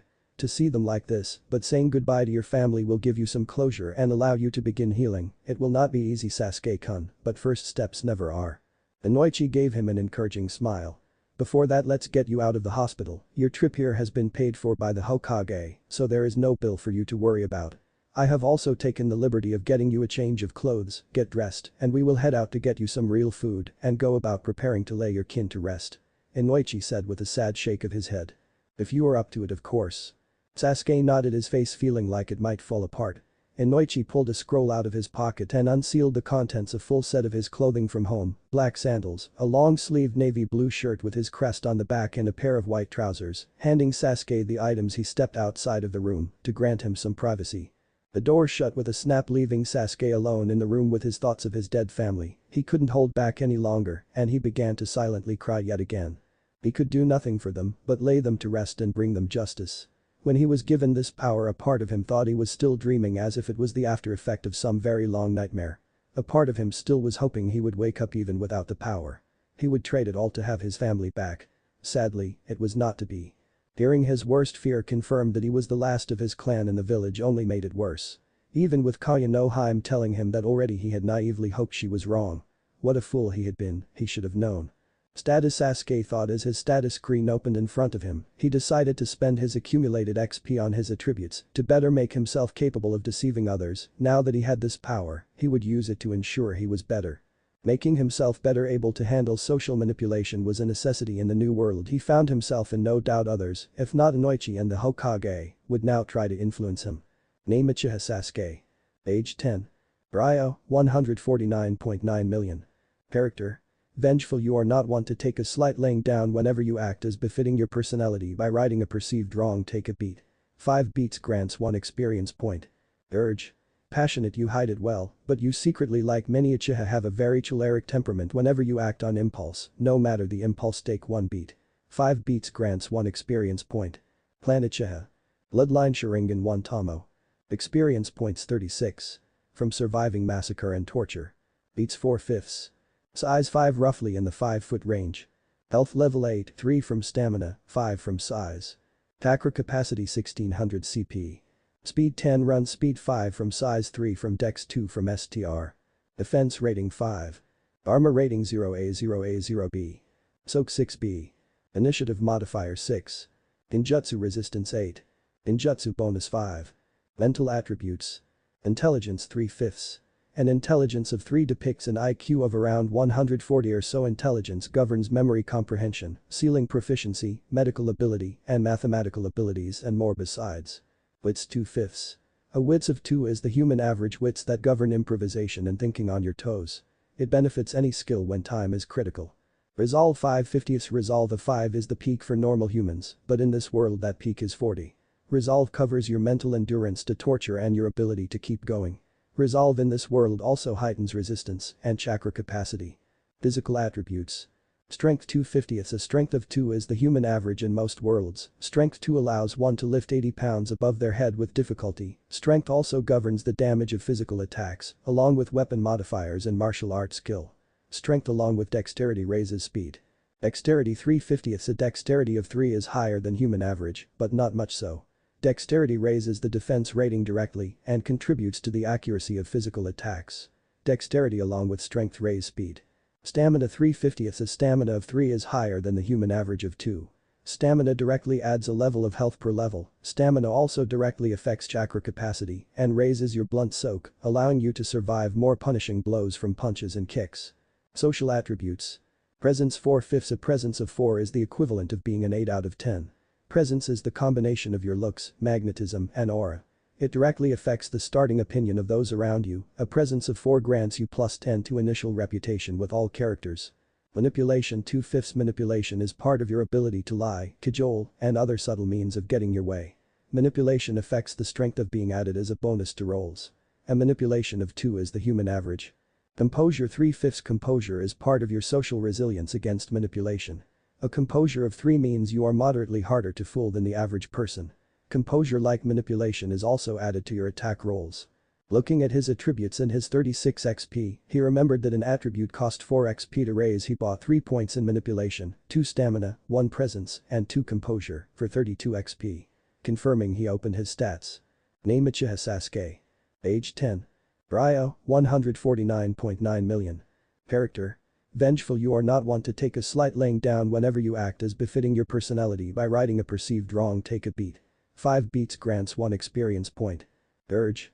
Passionate. You hide it well, but you secretly, like many Uchiha, have a very choleric temperament whenever you act on impulse, no matter the impulse. Take 1 beat. 5 beats grants 1 experience point. Clan Uchiha. Bloodline Sharingan 1 Tomo. Experience points 4. Beats 4/5. Size 5 roughly in the 5-foot range. Health level 10, 5 from stamina, 5 from size. Chakra capacity 2200 CP. Speed 10 run speed 5 from size 3 from dex 2 from STR. Defense rating 5. Armor rating 0A0A0B. Soak 10B. Initiative modifier 8. Ninjutsu resistance 8. Ninjutsu bonus 10. Mental attributes. Intelligence 3/5. An intelligence of 3 depicts an IQ of around 140 or so. Intelligence governs memory comprehension, sealing proficiency, medical ability, and mathematical abilities and more besides. Wits 2/5. A wits of 2 is the human average. Wits that govern improvisation and thinking on your toes. It benefits any skill when time is critical. Resolve 5/50. Resolve of 5 is the peak for normal humans, but in this world that peak is 40. Resolve covers your mental endurance to torture and your ability to keep going. Resolve in this world also heightens resistance and chakra capacity. Physical attributes. Strength 2/50. A strength of 2 is the human average in most worlds. Strength 2 allows one to lift 80 pounds above their head with difficulty. Strength also governs the damage of physical attacks, along with weapon modifiers and martial arts skill. Strength along with dexterity raises speed. Dexterity 3/50. A dexterity of 3 is higher than human average, but not much so. Dexterity raises the defense rating directly and contributes to the accuracy of physical attacks. Dexterity along with strength raise speed. Stamina 5/50. A stamina of 5 is higher than the human average of 2 and most worlds maximum. Stamina directly adds a level of health per level. Stamina also directly affects chakra capacity and raises your blunt soak, allowing you to survive more punishing blows from punches and kicks. Social attributes. Presence 5/5. A presence of 5 is the equivalent of being a 10 out of 10. Presence is the combination of your looks, magnetism, and aura. It directly affects the starting opinion of those around you. A presence of 5 grants you +20 to initial reputation with all characters. You are drop-dead gorgeous, and people often joke that you will be quite the lady killer when you grow up. Manipulation 5/5. Manipulation is part of your ability to lie, cajole, and other subtle means of getting your way. Manipulation affects the strength of being added as a bonus to rolls. A manipulation of 5 is the human peak. You are the most naturally manipulative person alive that isn't your brother. Composure 5/5. Composure is part of your social resilience against manipulation. A composure of 5 means you are far harder to fool than the average person. Composure-like manipulation is also added to your attack rolls. Satisfied with his new attributes, he got dressed and looked into the mirror in the restroom. He didn't recognize himself anymore. He was new and yet familiar, like he was looking at someone he should have been a long time ago but just couldn't be. He had always been a cute kid, taking after his mother in appearance, who was the most beautiful woman he had ever seen, but now what little flaws he did have did not seem to exist. His eyes were faintly sharper, his skin, already clear and healthy now, was flawlessly smooth, and his hair was so glossy it was practically like something out of a work of art. Looking away from the mirror lest he become the next Narcissus, he went out into the hallway and found Inoichi. Plus 10 reputation with Inoichi Yamanaka. 51 100ths. Damn kid, you clean up nice. It's like you're not the same person, Inoichi said lightly. Sasuke managed to hide his smirk. This power was already paying dividends if it was so easy to improve himself. He was also grateful that his change of appearance did not cause undue suspicion. Looking back on it, that would have been hard to explain. Luckily, it seemed that this power made such a change seem natural, or at least countered the negative reactions of such a change. That would need some careful consideration at any rate. Thanks, Yamanaka-sama, Sasuke said politely, crafting a shy smile upon his face. Shall we head out? There are things I wish to discuss with you, such as my clan's future and what must be done. Inoichi nodded in agreement and led Sasuke from the hospital out into the village proper. They headed to Yakiniku-Q, a barbecue restaurant owned by the Akimichi family. The clan had only opened the place 3 years ago, but it was already making a name for itself as one of the most popular in the village, with its large selection of meats and vegetables, along with its good prices and large portions. As they sat at a booth towards the far end of the not surprisingly packed restaurant and a waitress took their order, Inoichi began to explain how he believed Sasuke should move forward.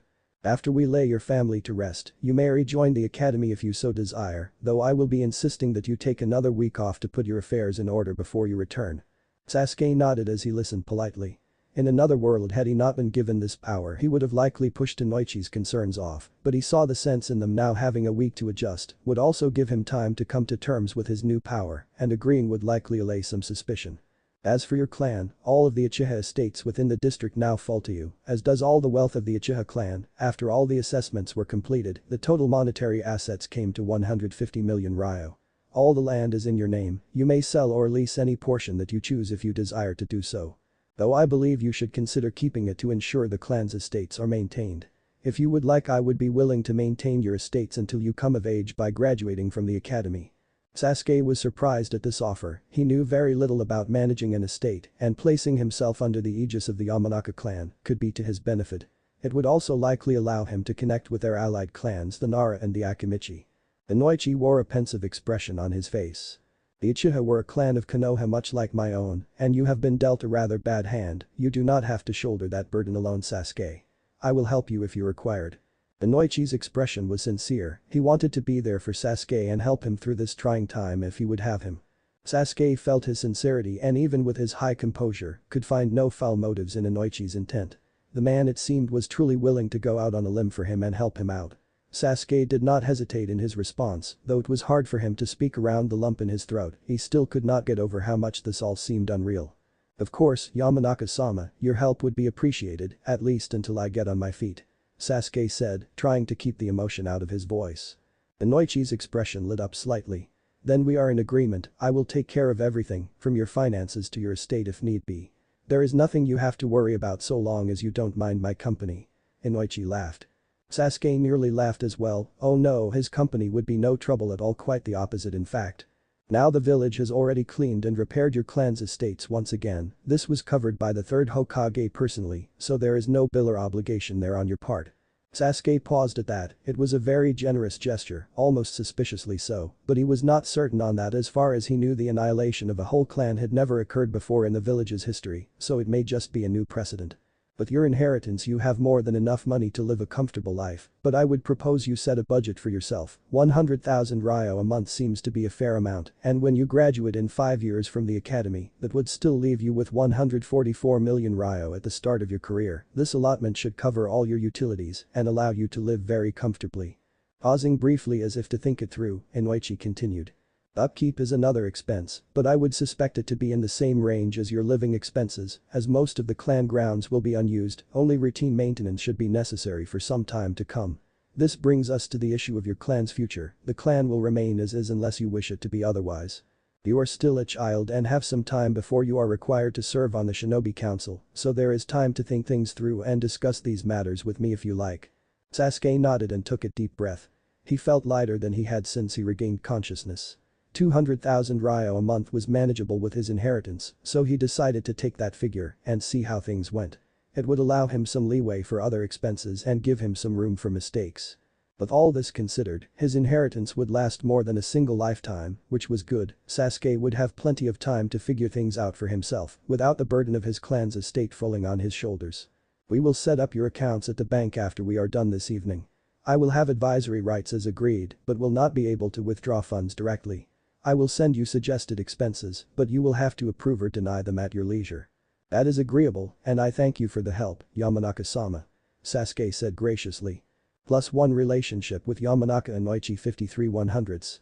"No thanks necessary, Sasuke-kun, you are a good kid, Ino talks about you all the time, and if my daughter likes you there has to be good in you," Inoichi said, chuckling to himself. "Now let us eat, you must be starving." Inoichi smiled warmly as Sasuke looked on with an unreadable expression. Inoichi did not have to worry though, Sasuke was famished. The hospital was unable to feed him due to him being in a coma, as the medic Nin and Yamanaka worked on fixing his body and his mind, leaving him to only be nourished by IV and other supplements. Sasuke found himself barely able to control himself as the meat was cooked in front of him on the grill. He dug into his rice with gusto, and soon he was eating with abandon, the grilled meat tasting heavenly after going so long without proper food. Though it would never compare to his mother's cooking, it was a good change after being only drip-fed while unconscious. As they ate, Inoichi began to tell Sasuke about his daughter. Ino, he remembered, was in his class at the academy. He had spoken to her a few times and she seemed like a bright girl from what he remembered. By the way Inoichi spoke of his daughter, you would think he thought she was going to be Hokage one day. He felt a small amount of jealousy at that. His father was never as openly praising as Inoichi seemed to be. Ino was lucky to have him, Sasuke thought. "You are a good father, Yamanaka-sama," Sasuke said before he could stop himself. Though his tone of voice made it seem more like he was scolding him than complimenting him, though it was not out of place for him to be so blunt. Inoichi blinked. Before a small smile played on his lips. +2 relationships with Inoichi Yamanaka. 55/100s. "Thank you, Sasuke-kun, we can drop the formality if you want," Inoichi said warmly. Sasuke nodded his head. He felt embarrassed and was glad to be finished with that topic of conversation. They sat in companionable silence for a time. "The quest alert, huh, fine, if it makes me stronger, I will do so," Sasuke thought to himself. "So, you know a lot about me, Inoichi, but I know very little of you.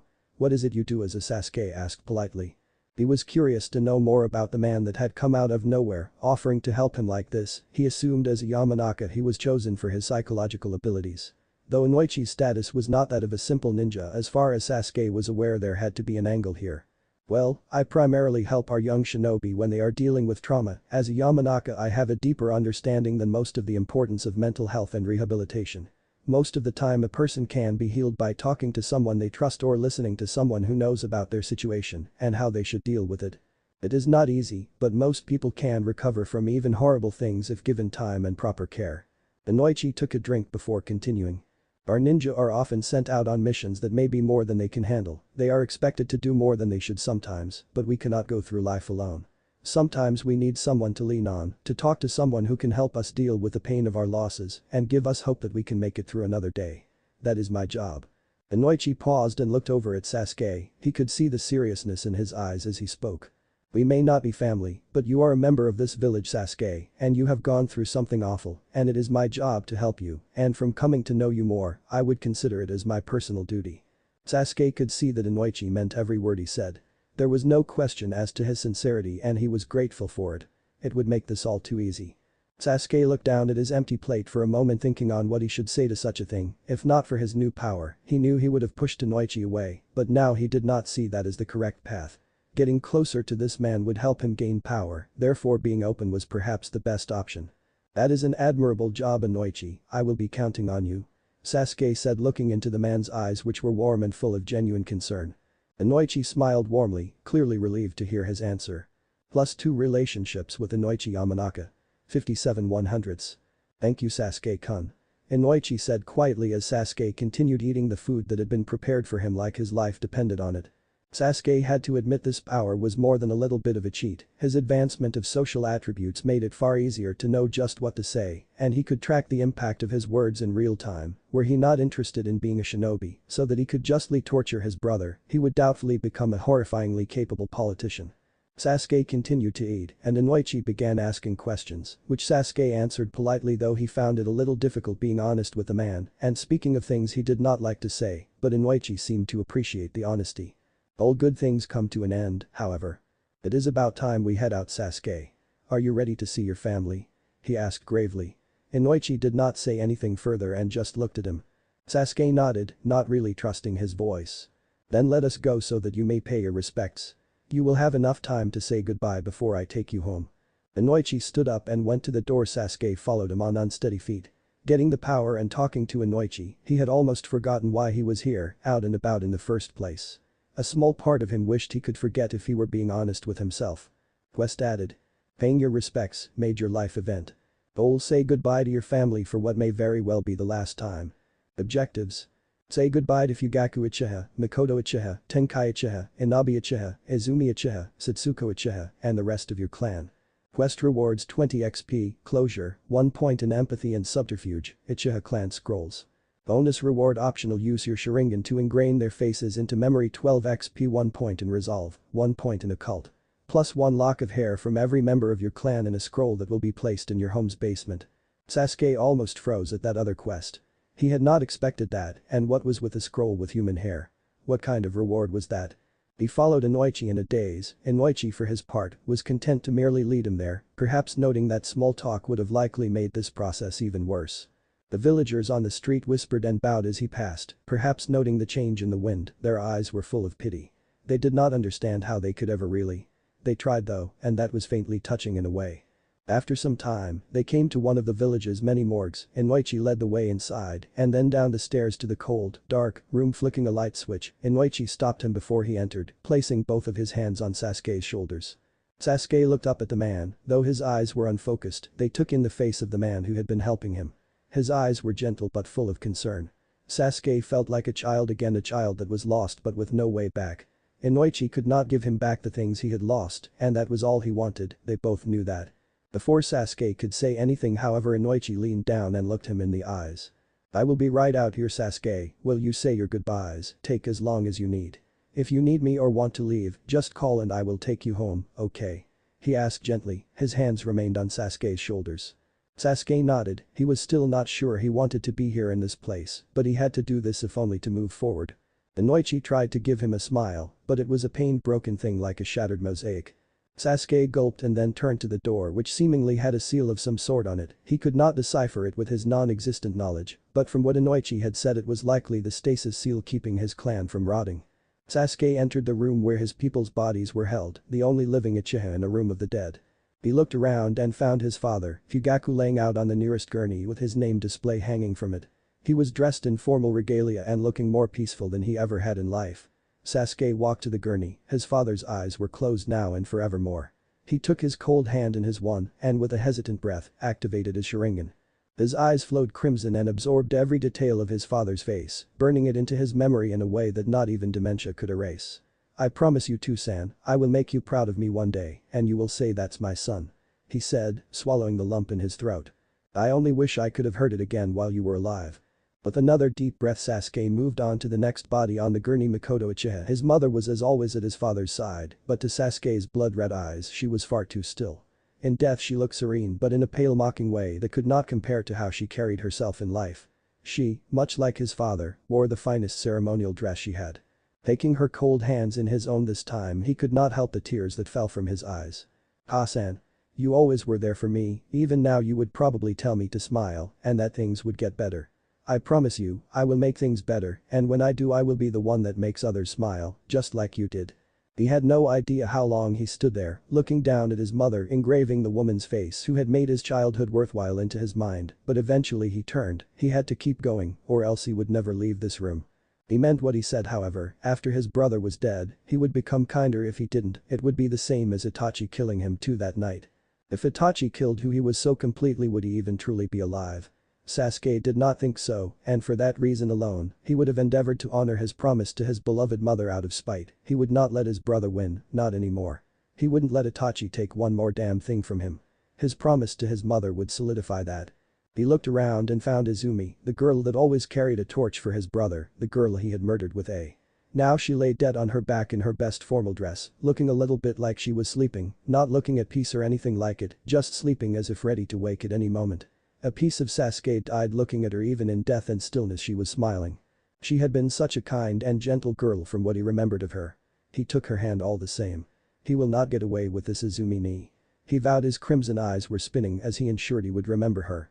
He remembered Itachi telling him how when she held him as a baby, he had cried and cried. Funny how little things seem to have changed. He thought as he held her hand, a tear falling from his eyes.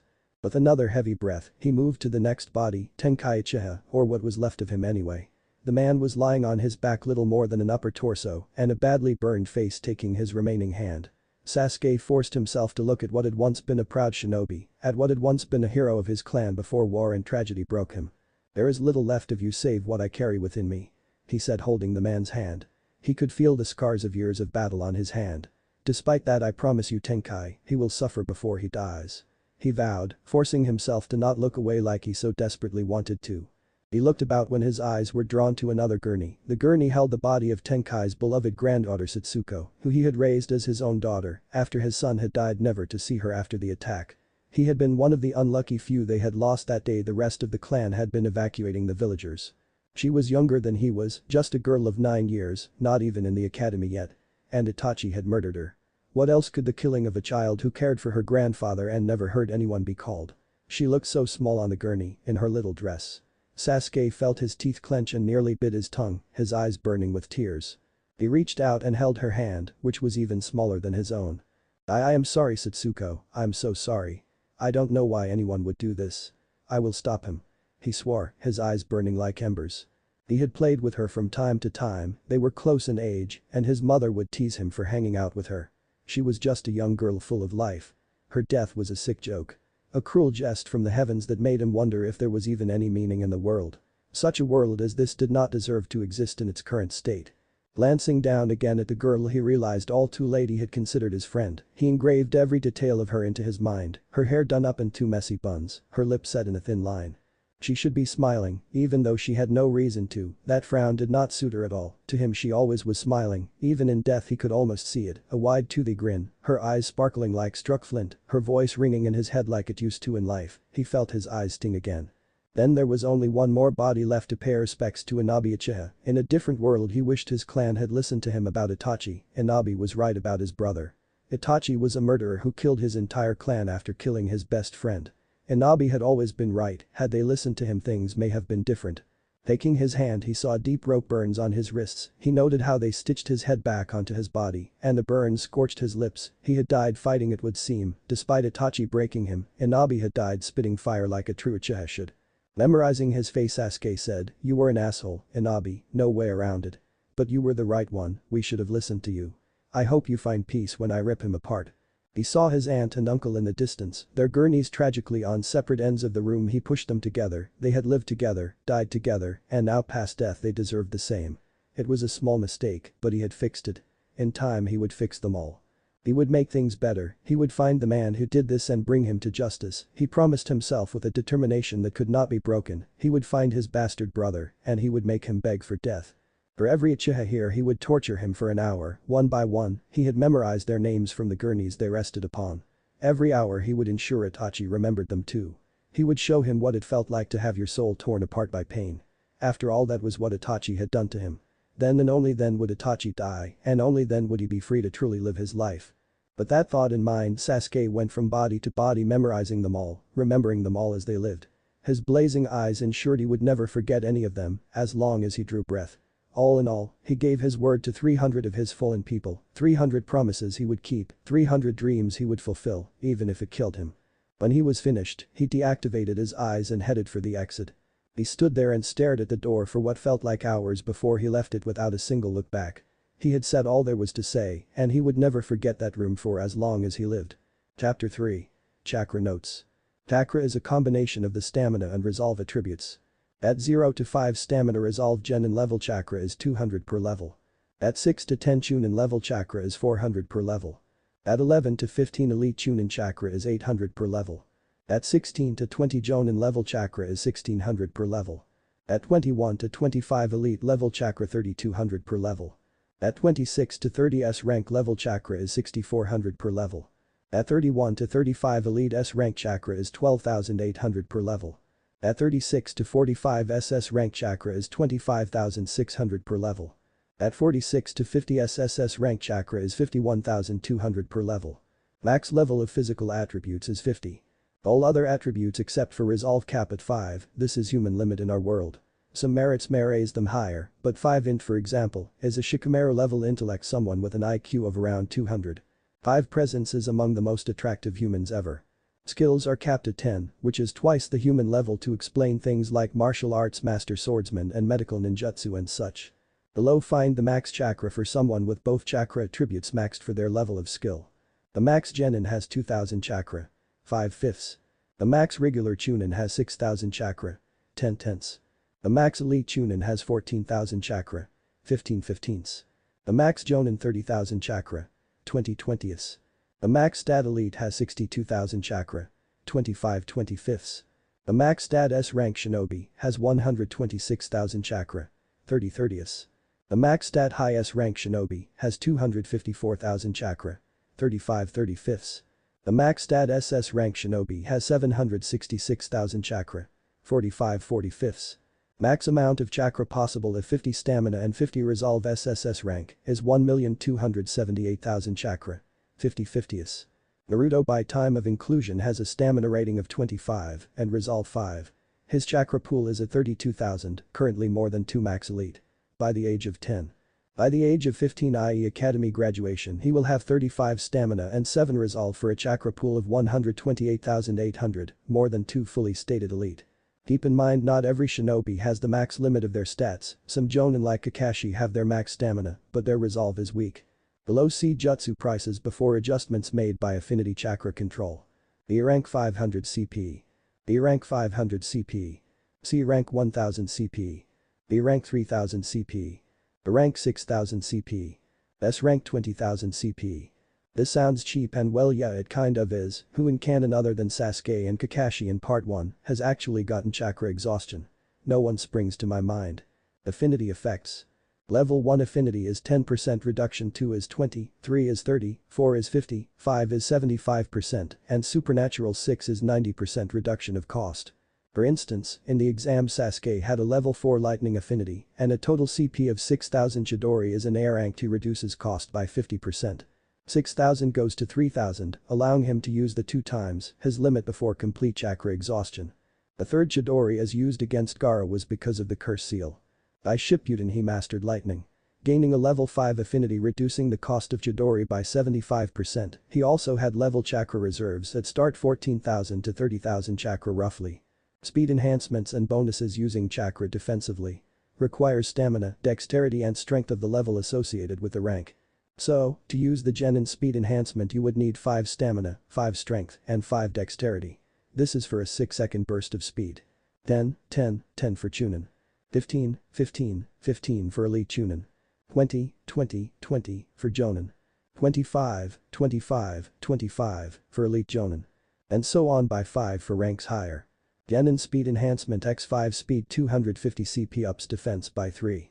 Chunin speed enhancement x10 speed 500 CP up defense by 6. Elite speed enhancement x15 1000 CP ups defense by 12.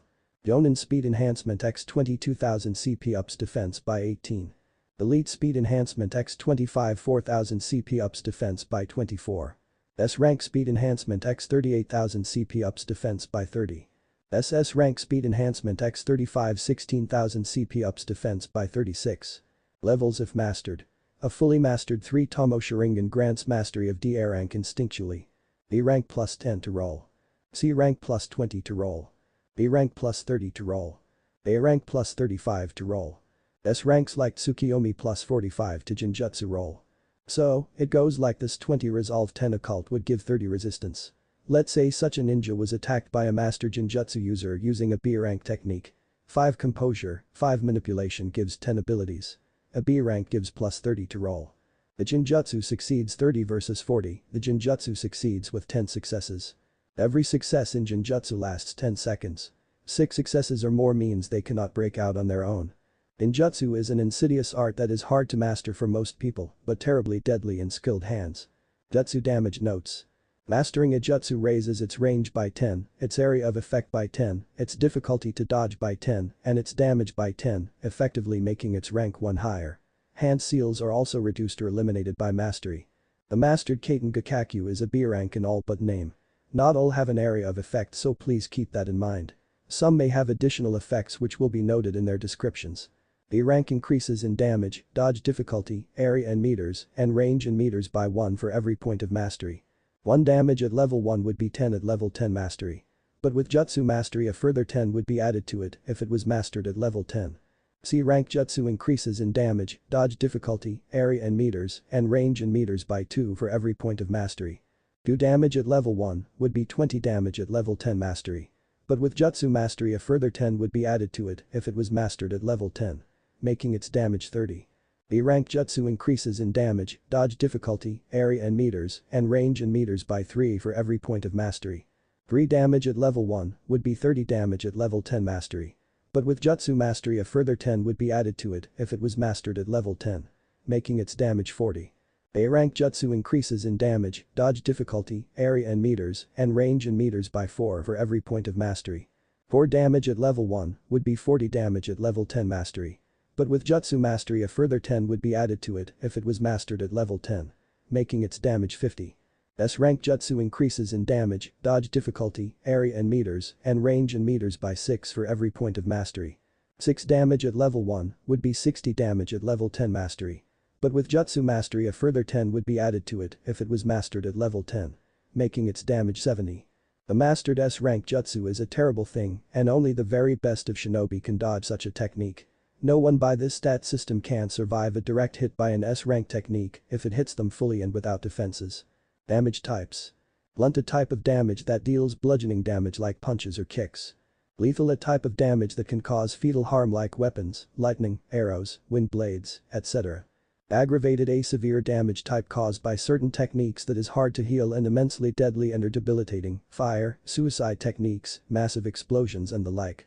Health levels roll over if you have 8 health levels and or dealt 8 blunt damage you are unconscious, but any more blunt damage becomes lethal damage if your health box fills with lethal or aggravated, you are dying or dead. Lethal is not immediately fatal if health is filled with lethal that will advance to aggravated 1 health level every 10 seconds until you are treated or dead. Aggravated damage if full is immediate death and represents advanced body destruction like heavy burning, shrapnel peppering, or massive organ failures. Blunt hits to the head and throat if they deal 6 or more damage over soak and armor are treated as lethal instead of blunt. Getting your skull caved in is very much a lethal injury. Combat stages. Combat has 2 stages. Hitting and damage. Hitting is dexterity, plus a skill, typically brawl or weaponry. Damage is strength plus the weapon's damage rating or martial arts skill. Hitting is difficult, read below. Hitting is measured against defense, a combination of athletics and dexterity. If hit is higher than these the attack hits and damage is dealt. Damage for thrown or hand-powered weaponry is strength, plus the weapon's rating. A kunai has a weapon rating of 1, and if wielded by strength 5 ninja potential damage is 6 lethal. Damage for non-assisted weapons like bows or launchers is static, only the weapon damage is dealt if a bow does 4 lethal high strength and will not change draw weight. Critical hits and hit bonuses can though. The successes in the hitting stage add to the damage stage up to a maximum of 5 to show a well-executed attack against a clearly inferior opponent. A master swordsman strikes true.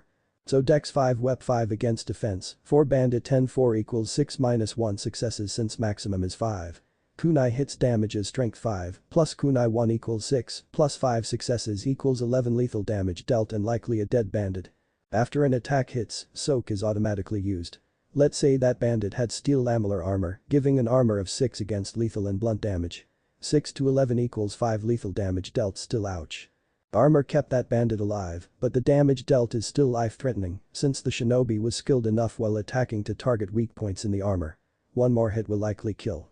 The bow is 4 lethal, but fired by someone with 6 dex and 6 weapons, it has a hit of 12 against the same bandit, 4 to 12 equals 8 successes, A3 equals 5 usable successes, 4 plus 5 equals 9, 6 equals 3 lethal damage dealt. Critical hits and riposts. Critical hit sacrifice your hit carryover and half your hit chance, 12 hit becomes 6. But they deal triple damage and ignore non-jutsu armor. So that 4 lethal bow does 12 lethal on crit. Chakra armor strong enough to absorb the normal hit, however, will still stop a critical hit if it covers the whole body, as critical hits are targeting weak points for max damage. No weak point equals no max damage. Most skilled genin can crit bandits reliably, most skilled can crit genin reliably. Critical hits are deadly, but they are high risk. If your opponent has more defense than your critical hit roll. If an opponent has more defense than your attack has a hit chance, they can choose to deal the difference to you in damage -1. This is called a riposte that is doubly dangerous if a critical is failed. Since a critical halves your hit chance, a failed one means you will effectively take twice as much riposte damage, such is the fate of those who underestimate their enemies. Ranged attacks cannot be riposted unless the opponent has a ranged counter like kunai or specific. Wind, for instance, can riposte kunai and blow them back at an attacker if timed right. The chakra defense bonus is focused on avoidance and cannot be used to influence a riposte to achieve more damage. But it can be used to minimize the damage done by a riposte by moving away in a burst of speed. This requires twice the chakra expenditure and that you see the attack coming. Thrown weapon rules. Thrown weapons lose some damage potential in flight. You are typically better off stabbing an enemy with a kunai than throwing it. But certain jutsus like elemental chakra coating can increase this lethality. The kunai does 1/4 strength rounded up, then +1 in damage if thrown. The shuriken does 1/6 strength rounded up, +0 in damage if thrown. It is an inefficient weapon, it deals 1/10 strength and damage rounded up +0. All weapons when thrown can however add their successes from the hitting stage up to the maximum of 5 just like in melee. Critical hits allow the full strength to be used, so if you had 10 strength and hit with your normal damage would be 1, but a critical hit's damage would be 10. Example: a solid chunin level ninja 10 strength 10 stamina 10 dexterity 4 weaponry, throws at an average bandit 2 strength 2 stamina 2 dex 1 athletics, the bandit thus has a defense of 3-2 from dex and 1 from athletics. The shinobi has a hit roll of 14-4 from weaponry 10 from dex, the shinobi thus scores 11 successes on the hit roll. The maximum of 5 successes carries over as damage, so 5 damage so far. The shinobi had 10 strength, but since it is thrown it deals only 1 damage, since its damage is 1/10 strength. 1 damage plus 5 damage from successes equals 6 damage. The bandit had 7 health, 5 from size, 2 from stamina. The bandit is severely wounded and nearly incapacitated, he is crippled and suffers those penalties which are explained below. Multi-weapons in throws. Shinobi are experts at throwing multiple ninja tools at once. Every additional weapon thrown lowers hit by 1, but damage is calculated normally for each weapon that hits. Mechanical weapon launchers that multiply weapons ignore this penalty. So, for example, shinobi throws 6 instead of 1, their hit roll decreases by 5, so 14 is reduced to 9, that bandit still only has a defense of 3, so every thrown will hit and deal 6 damage, due to the hit still being 5 or more above the bandit's defense. The bandit had 7 health, but suffered 36 lethal damage. The bandit is well and truly dead, and the damage even looped around from lethal to aggravated, killing them instantly. He has in each of his eyes, 1 in both temples and 2 through the carotid artery. He collapses instantly. Defense rules. Now let's cover the defense stat a bit and its rules. Shinobi and chakra trained individuals always have their full defense in a turn, even when they attack in a turn. They also can choose to defend by boosting defense with chakra expenditure, as was covered in the chakra chapter. Shinobi apply their full defense against up to 3 attackers in a turn. After this it reduces by 2 for every additional attack they defend against. Shinobi are powerful, but can be overwhelmed. Like the second Hokage was. The exception being those with Sharingan, Rinnegan paths, or Byakugan. They have double this attacker limit and suffer only -1 penalty per additional attackers or hacks. If a shinobi is surprised, they cannot use their defense for the first round if they are ambushed, but aware they deploy half of their defense the first round. Normal humans and the like apply their full defense even when they attack in a turn, but they cannot further raise their defense like shinobi. Normal humans apply their full defense against a single attacker in a turn. It is reduced by 3 for every additional attack they defend against. Temporary effects of damage on attributes. Effects of damage. Wounded damage in the last 5 health levels -3 to physical attributes. Maimed damage in the last 3 health levels -6 to physical attributes. Crippled damage in last 2 health levels -12 to physical attributes. Attacks deal half damage if they hit arms or legs except for criticals. An attack that deals 3/4 health and damage and targets a limb, severs the limb or crushes it. The legs have major blood vessels, a well-placed kunai to the thigh can kill if it hits it. This is a critical hit for damage purposes. Sneaky things. Not all shinobi fight fairly. Naruto in part 1 springs to mind as an example. In battle a shinobi may roll their sleight of hand and stealth skills versus an opponent's sleight of hand and inspection skills to launch an unexpected maneuver. This can be done any number of times, but the difficulty of the roll goes up by 1 for every attempt as the opponent becomes more and more wary. If successful on the next attack the opponent's defense is halved. This allows inferior opponents a chance to harm higher level players if they are crafty enough. Grappling. Grappling moves are taijutsu maneuvers that rely on brute strength and technique more than dexterity. Grappling is strength plus brawl versus an opponent's strength plus brawl. Like in melee combat, additional successes over an opponent's roll add to the damage to the maximum of 5. Grappling maneuvers. Slam. After succeeding the grapple roll, use your strength and the opponent's weight against them to deal blunt damage. Damage is strength plus successes plus brawl plus the opponent's size 1 to 6 for most typical humans is size 5. Choke. After succeeding in the grapple, choke your opponent to unconsciousness. Damage is strength plus brawl and blunt damage every 5 seconds. Takedown. After succeeding in grapple, sweep the leg to bring an opponent to the ground with you on top of them. Your next physical attack does 1 more damage and the opponent loses a quarter of their defense. Disarm. After succeeding in grappling, wrench a weapon from an opponent's hands. Armor rules. The ninja world has some forms of protection. Jonin and Chunin flak vests grant 3 armor against all sources to the area they cover. Armor reduces damage by the flat amount listed if they hit the covered body part. The 3 armor vest would thus negate 3 points of damage. If the damage is above this, the remaining damage is dealt. Some provide armor as well. Soak is the human body's ability to absorb and better deal with blunt trauma. Think of a heavyweight boxer or skilled martial artist and how many hits some of them take as an example. Soak is equal to stamina x2 and is a depletable resource in a fight. Soak only protects against blunt damage. Soak regenerates at 1 point per minute outside of combat. Soak accounts for shinobi in the Naruto world, apparently being fine after being slammed into cliff faces at Mach 1, even though they can be killed by kunai and shuriken. Just assume people in the Naruto world always drink their milk, I guess. Chapter 5. Glaring orange. As soon as he left the room, a hand fell on his shoulder, Inoichi's hand. Sasuke spun around. In his thoughts, he had forgotten Inoichi was there. Luckily, using his Sharingan for so long had exhausted him, his eyes did not even flicker into their now familiar red hue. I would not do it for him to be so absorbed in his thoughts. He had to be stronger than this, he could not afford to be this weak, not anymore. Sasuke looked down, somewhat ashamed of being caught unaware after what he had just promised his dead clan. He felt a little relief when Inoichi smiled at him. He did not understand him either, did he? He had no doubts that Inoichi was trying desperately to do so, even though the deeper motive still eluded him. He was sure Inoichi had lost people being clan heads, which likely meant his father and her mother had already passed on. But had they died as tragically as his own? Had they been killed by the one Inoichi had admired the most in his life? Of that Sasuke was doubtful. What you did was brave, it takes a lot of strength to confront what you did. I am proud of you, Sasuke. He said after a pause. Sasuke just nodded numbly, not knowing what to say to him. But some small part of him did not want to be alone either, not right now at least. Sasuke looked at his feet as he felt Inoichi's hand on his shoulder again. When he looked up, Inoichi smiled and squeezed his shoulder in reassurance. Let's get you home, kid, anything else can wait for later. You have earned the rest. Inoichi said with a sad smile. Sasuke nodded again, not trusting his voice for the moment. The last thing he wanted was to be here anymore. He followed Inoichi's lead out of the morgue and out into the night. He felt a great sense of trepidation as they moved throughout the now almost silent village. He had been there, in that room with his dead for a long time apparently. The sun had long since set across Konoha, and what little warmth remained was being chased away by the evening breeze. As they walked to his home, Sasuke thought of all he had lost and all that he might still lose if he did not put an end to Itachi. Even now his brother was out there likely hurting even more innocent people for his own selfish reasons. If Sasuke didn't do something, more innocent people would suffer like his clan did, like Satsuko and his mother did because of his brother's actions. He had to get strong to prevent this from ever happening to anyone else. They came upon the gates of his clan's once grand compound and Sasuke knew despair once again. Not a single light shone in the whole district. He knew they were dead. He had gazed upon them all himself, but this was just another reminder of what Itachi had taken from him. Inoichi, perhaps sensing his trepidation, went ahead of him into the compound, being the one who took the first step and broke Sasuke out of his malaise.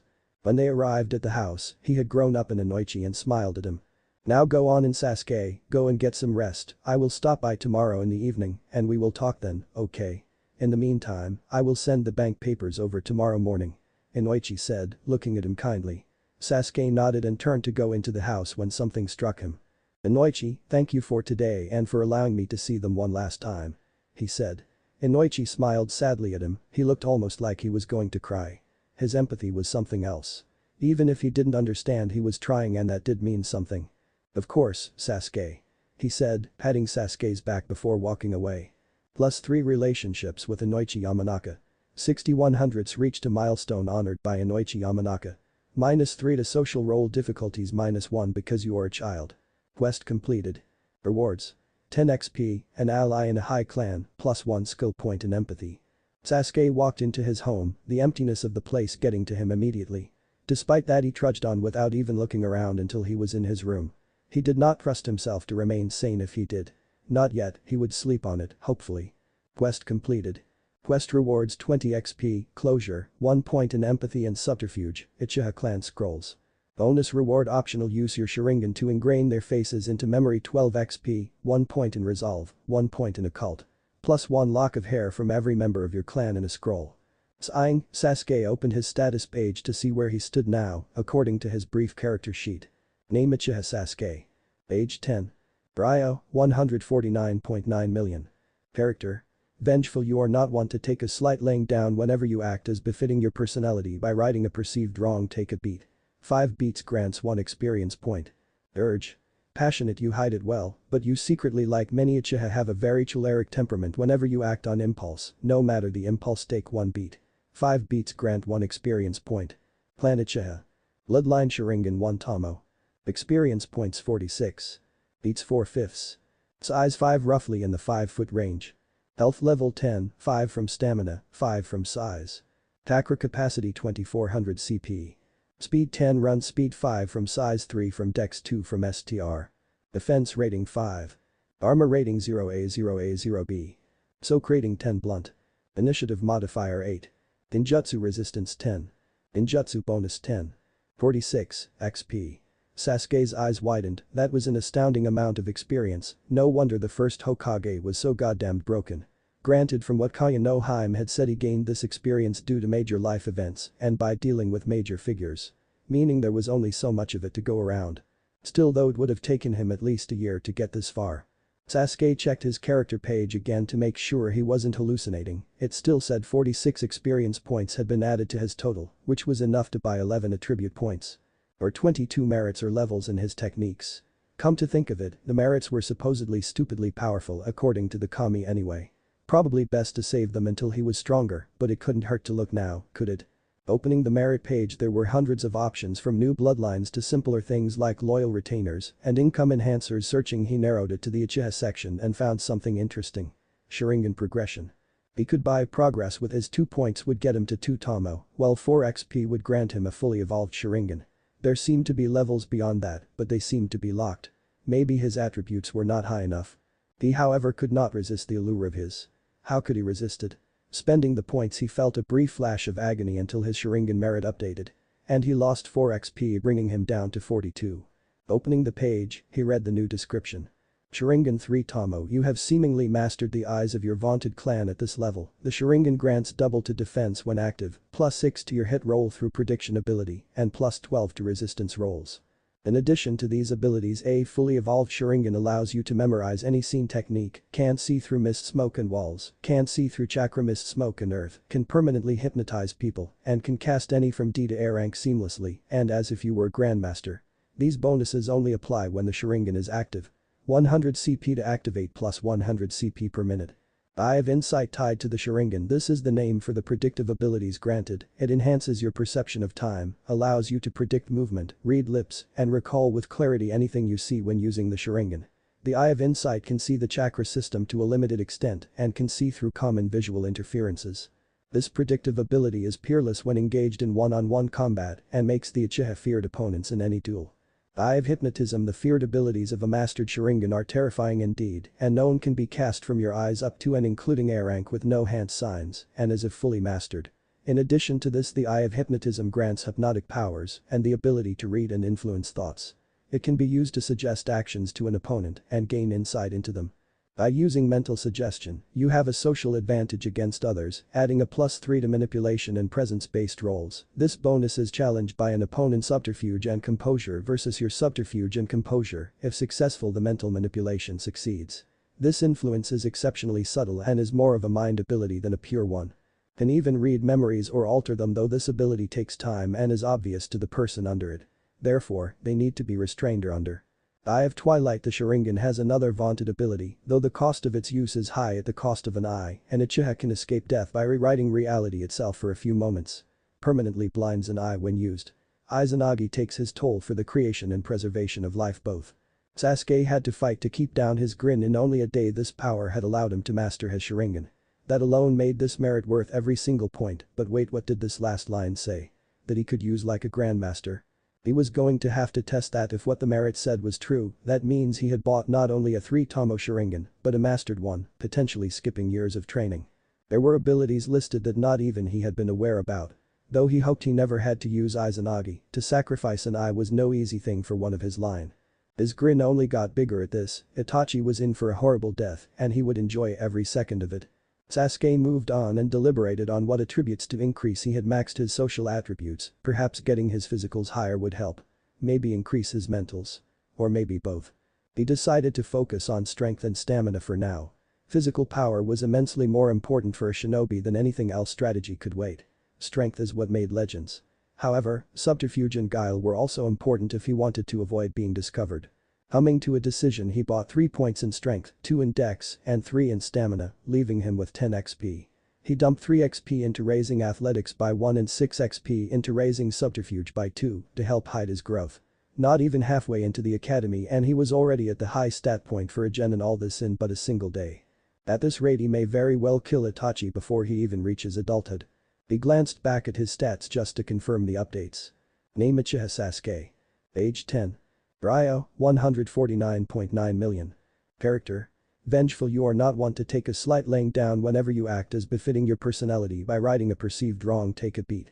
5 beats grants 1 experience point. Urge: passionate. You hide it well, but you secretly, like many Uchiha, have a very choleric temperament. Whenever you act on impulse, no matter the impulse, take 1 beat. 5 beats grants 1 experience point. Clan Uchiha.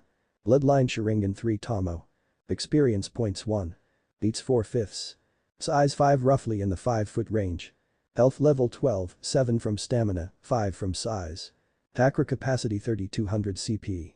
Speed 15, run speed 5 from size, 5 from dex, 5 from STR. X5 if using genin speed boost. Defense rating 8, 16 with Sharingan, +3 if using genin speed boost. Armor rating 0A 0A 0B. Soak rating 14B. Initiative modifier 10. Ninjutsu resistance 10, 22 with Sharingan. Ninjutsu bonus 10, plus leveled bonus Sharingan. Mental attributes. Intelligence 3/5 in intelligence of 3 depicts an IQ of around 140 or so. Intelligence governs memory comprehension, sealing proficiency, medical ability, mathematical abilities and more besides. Wits 2/5. A wits of 2 is the human average. Wits governs improvisation and thinking on your toes. It benefits any skill when time is critical. Resolve 6/50. Resolve of 6 is low level. Resolve covers your mental endurance to torture and your ability to keep going. Resolve in this world also heightens resistance and chakra capacity. Physical attributes. Strength 5/50. A strength of 5 is peak genin. In most worlds this is the peak of human ability. Strength 5 allows one to lift 640 pounds above their head with great difficulty. Strength also governs the damage of physical attacks, along with weapon modifiers and martial arts skill. Strength along with dexterity raises speed. Dexterity 5/50. A dexterity of 5 is higher than human average and is peak genin. Dexterity raises the defense rating directly and contributes to the accuracy of physical attacks. Dexterity along with strength raises speed. Stamina 7/50. A stamina of 7 is comfortably in level. Stamina directly adds a level of health per level. Stamina also directly affects chakra capacity and raises your blunt soak, allowing you to survive more punishing blows from punches and kicks. Social attributes. Presence 5/5. A presence of 5 is the equivalent of being a 10 out of 10. Presence is the combination of your looks, magnetism, and aura. It directly affects the starting opinion of those around you. A presence of 5 grants you +20 to initial reputation with all characters. You are drop dead gorgeous, and people often joke that you will be quite the lady killer when you grow up. Manipulation 5/5 Manipulation is part of your ability to lie, cajole, and other subtle means of getting your way. Manipulation affects the strength of being added as a bonus to rolls. A manipulation of 5 is the human peak. You are the most manipulative person that isn't your brother. Composure 5/5 Composure is part of your social resilience against manipulation. A composure of 5 means you are far harder to fool than the average person. Composure-like manipulation is also added to your attack rolls. Mental skills. Academics 1/10 Academics 1 indicates a basic education in history and the shinobi arts. Low genin level. Ceiling 0/10 Ceiling indicates talent for using 0 indicates no skill or training in the art. Crafting 0/10 Crafting is a wide skill covering talent in various works from building to blacksmithing. 0 indicates you are unskilled. Investigation 1/10 Investigation indicates an eye for detail and can help avoid ambushes or look underneath the underneath. Low genin level. Medical 0/10 Your talent with medical ninjutsu and other medicines herbal and pharmaceutical. 0 indicates no skill. Occult 4/10 Occult is part of your resistance and it determines your ability to fight off illusions. Currently at a low level. Politics 1/10 Politics denotes your knowledge of political structure and intellectual bureaucracy. Low genin level. Chakra control 2/10 denotes your finer chakra control abilities, reducing the cost of non-elemental by 8% per level. Current level high genin leaf exercise. Physical skills. Athletics 3/10 Athletics is your muscle memory and routine. It increases your defense alongside dexterity, allowing you to move out of the way of attacks. It also impacts certain over tests alongside strength or dex. Brawl 1/10 Brawl indicates your skill in a fist fight. Dexterity determines the speed and accuracy of your punches, and alongside strength, determines your strength in grappling or defending against grappling. Martial arts 1/10 Unlike Brawl which increases accuracy and speed, martial arts increases the raw damage of hand-to-hand combat every point, raises unarmed damage by 1 point. Masters punch with fists stronger than many blades. Mechanica 0/10 determines your accuracy alongside dexterity for hitting targets with aimed mechanical weaponry, such as umbrellas, crossbows, and shuriken guns. Sleight of hand 1/10 indicates your skill with picking pockets or quickly drawing weapons and items alongside dexterity. Stealth 1/10 Your skill of avoidance coupled with dexterity for graceful movement. Stealth determines how easy you can sneak challenge by opponent's investigation and resolve.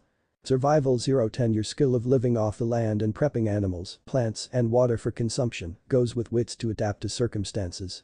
Weaponry 2/10 Your skill with thrown and hand-operated weapons like kunai shuriken and spears, weapons with dexterity, determines accuracy, while the weapon's damage is boosted by strength. Unless it is a bow. Social skills. Animal Ken 0/10 A prized skill of the Inyazuka Animal Ken increases your ability to tame animals and order them in combat or otherwise. Empathy 3/10 Your ability to read others and put yourself into their situations and problems. Manipulation plus empathy versus composure and subterfuge. Expression 0/10 Your ability to communicate thoughts and emotions clearly through acting, music, speaking or writing. Presence plus expression versus composure and subterfuge. Intimidation 0/10 Your ability to coerce through force of personality, physicality and threats. Either strength plus intimidation or presence and intimidation. All are resisted by composure and subterfuge. Persuasion 1/10 Your ability to manipulate others subtly with words and covert actions. It can involve fast talking, manipulation plus persuasion. Impassioned speech, manipulation plus persuasion. Or seduction, presence plus persuasion. All are resisted by composure and subterfuge. Socialize 2/10 Your ability to blend into parties or formal gatherings or anywhere really. Actions include carouse, manipulation plus socialize, fit in, wits plus socialize, and get attention, presence plus socialize, all are resisted by composure and subterfuge. Streetwise 0/10 Your knowledge of the other side of town, your connection to criminal elements and black market types. Skills are working the black market, manipulation plus streetwise, and getting the word out we are hiring, presence plus streetwise. Subterfuge 4/10 Your ability to lie, deceive and manipulate also your ability to defend against such things yourself. Lying is manipulation plus subterfuge, fake emotions are presence plus subterfuge. Other uses covered above. Techniques. Heitan Gakakyu Grand Fireball C rank 1000 CP 3/10, a signature technique of the Uchiha clan. At current mastery the fireball has a range of 16 yards and a maximum area of effect of 6 yards, it currently does 6 aggravated damage and requires 7 defense to avoid. Heitan Hasenka Phoenix Flower Crank 1000 CP 2/10, a popular Uchiha technique. At current mastery it launches 4 small fireballs to a max distance of 14 yards and affects a 4-yard area, each fireball does 1 aggravated damage and requires 5 defense to avoid. Oden no Niku Earth-style stone flesh seer rank 1000 CP 1/10 an earth technique, well prized for its survival-enhancing properties by Wagakure Shinobi. The technique at lowest level hardens the user's skin, but upon mastery and experience, it also hardens muscles, blood vessels, and bones for superior protection. 0.100 CP per minute. To maintain at level 1, it offers 2 armor against lethal, blunt, and aggravated damage and half of this rating against lightning. Raiden Yama no Yubi lightning style fingers of the mountain sea rank 1000 CP. 110 a potent swift moving bolt of lightning fired from 2 fingers. A precise long range well suited for assassinations. Used predominantly by Hunter Nin of Kumagakure for its speed and accuracy.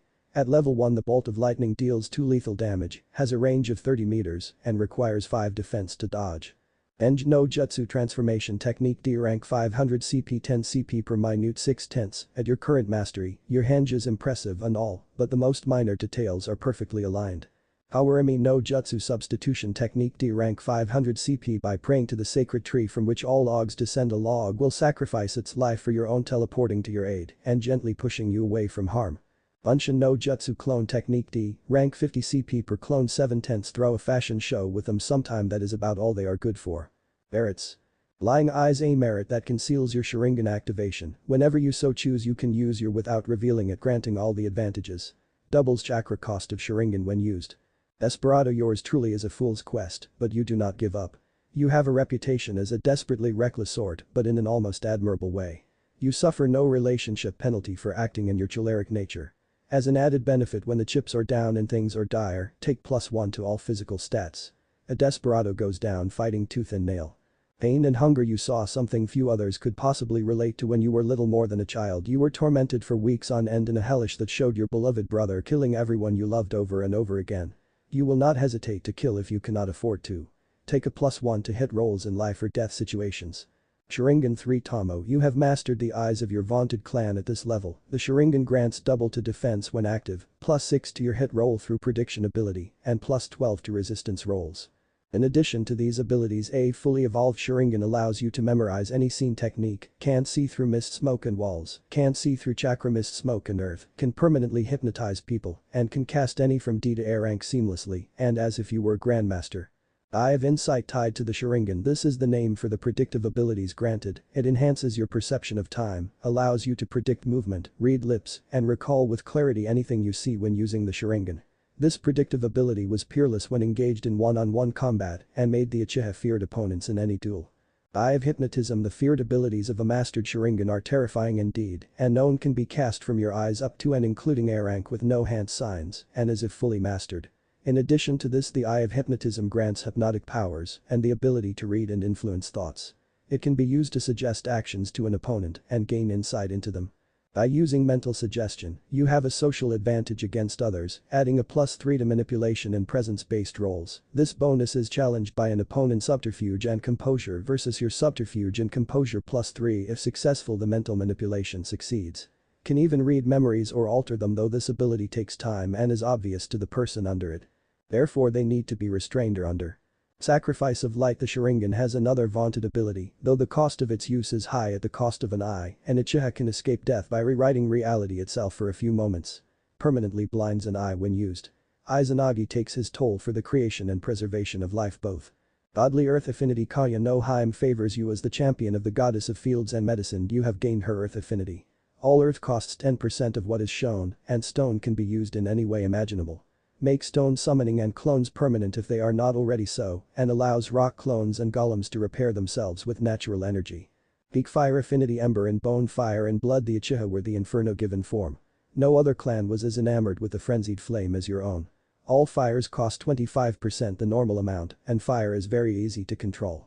An awakened Sharingan allows one to manipulate fire in enviable and deadly ways. High Lightning Affinity. Lightning techniques cost 50% less to cast. Sharingan allows lightning to be more focused. Curse of Hatred. If anyone was hateful, it was probably Tobirama. Honestly, he was very kill happy for supposedly being level-headed. Satisfied with his growth, Sasuke felt more at ease than he would have without this power, and he found his sleep less troubled than he had dared hope it would be. Granted, the sass on the Kawarimi and Bunshin techniques was still unwelcome. He would however take it over nightmares any day. When Sasuke awoke, the sun was blearily hovering in the horizon. He had slept through the night. He must have been tired to fall asleep like that, he thought as he stretched in the cold morning air. He stood up from his bed and began his morning routine, showering, dressing, eating.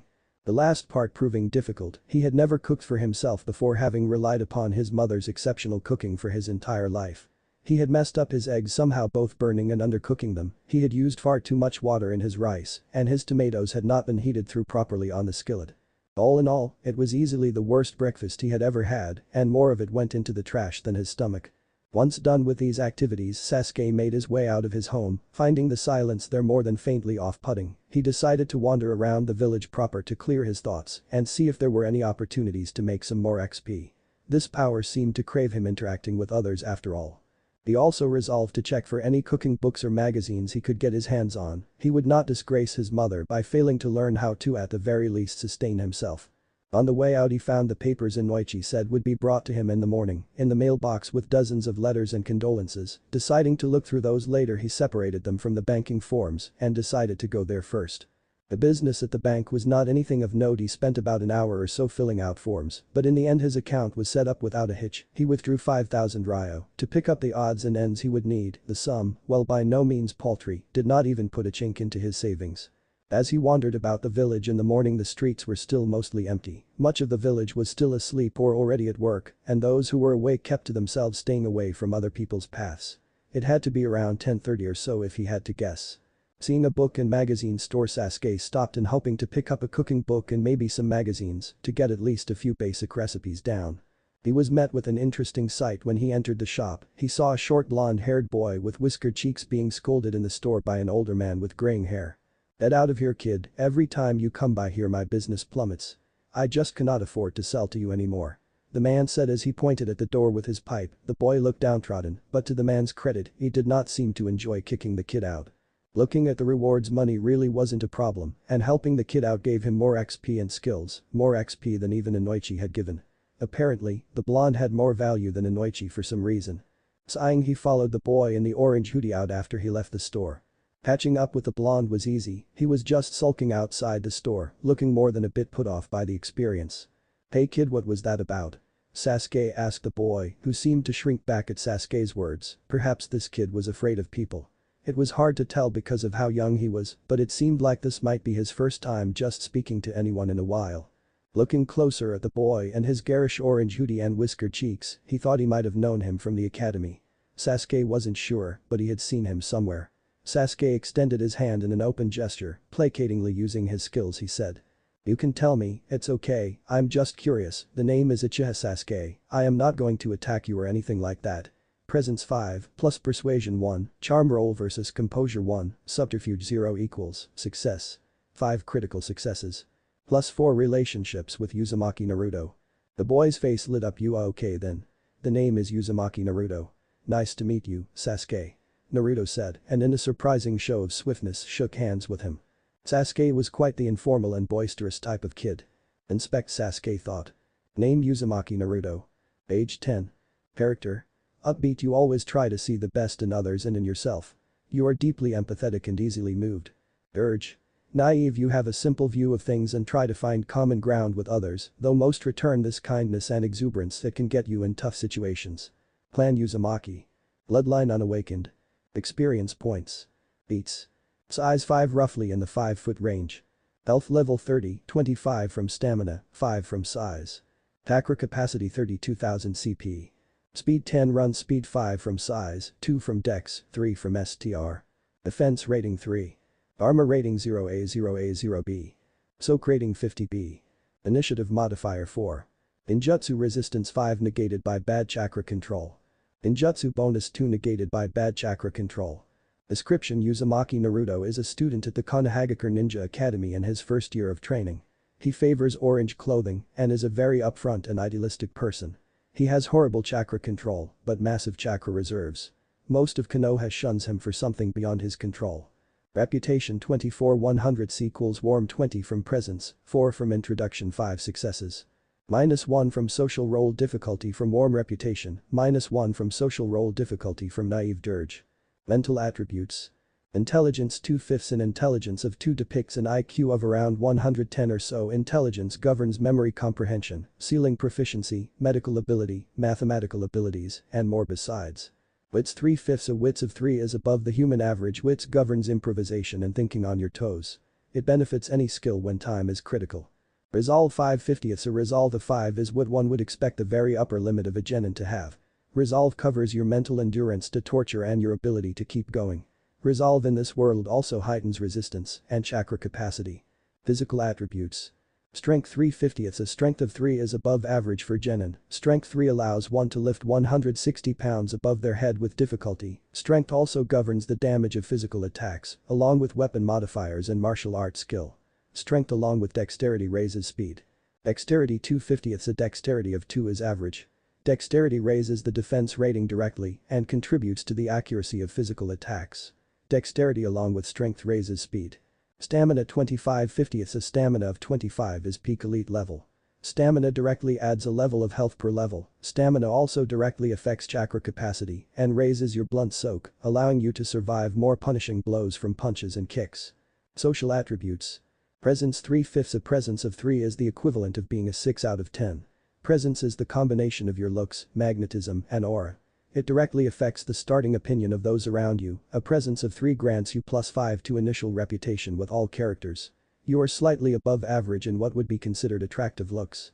Manipulation 1/5 Manipulation is part of your ability to lie, cajole, and other subtle means of getting your way. Manipulation affects the strength of being added as a bonus to rolls. A manipulation of 1 is low, at least you are honest.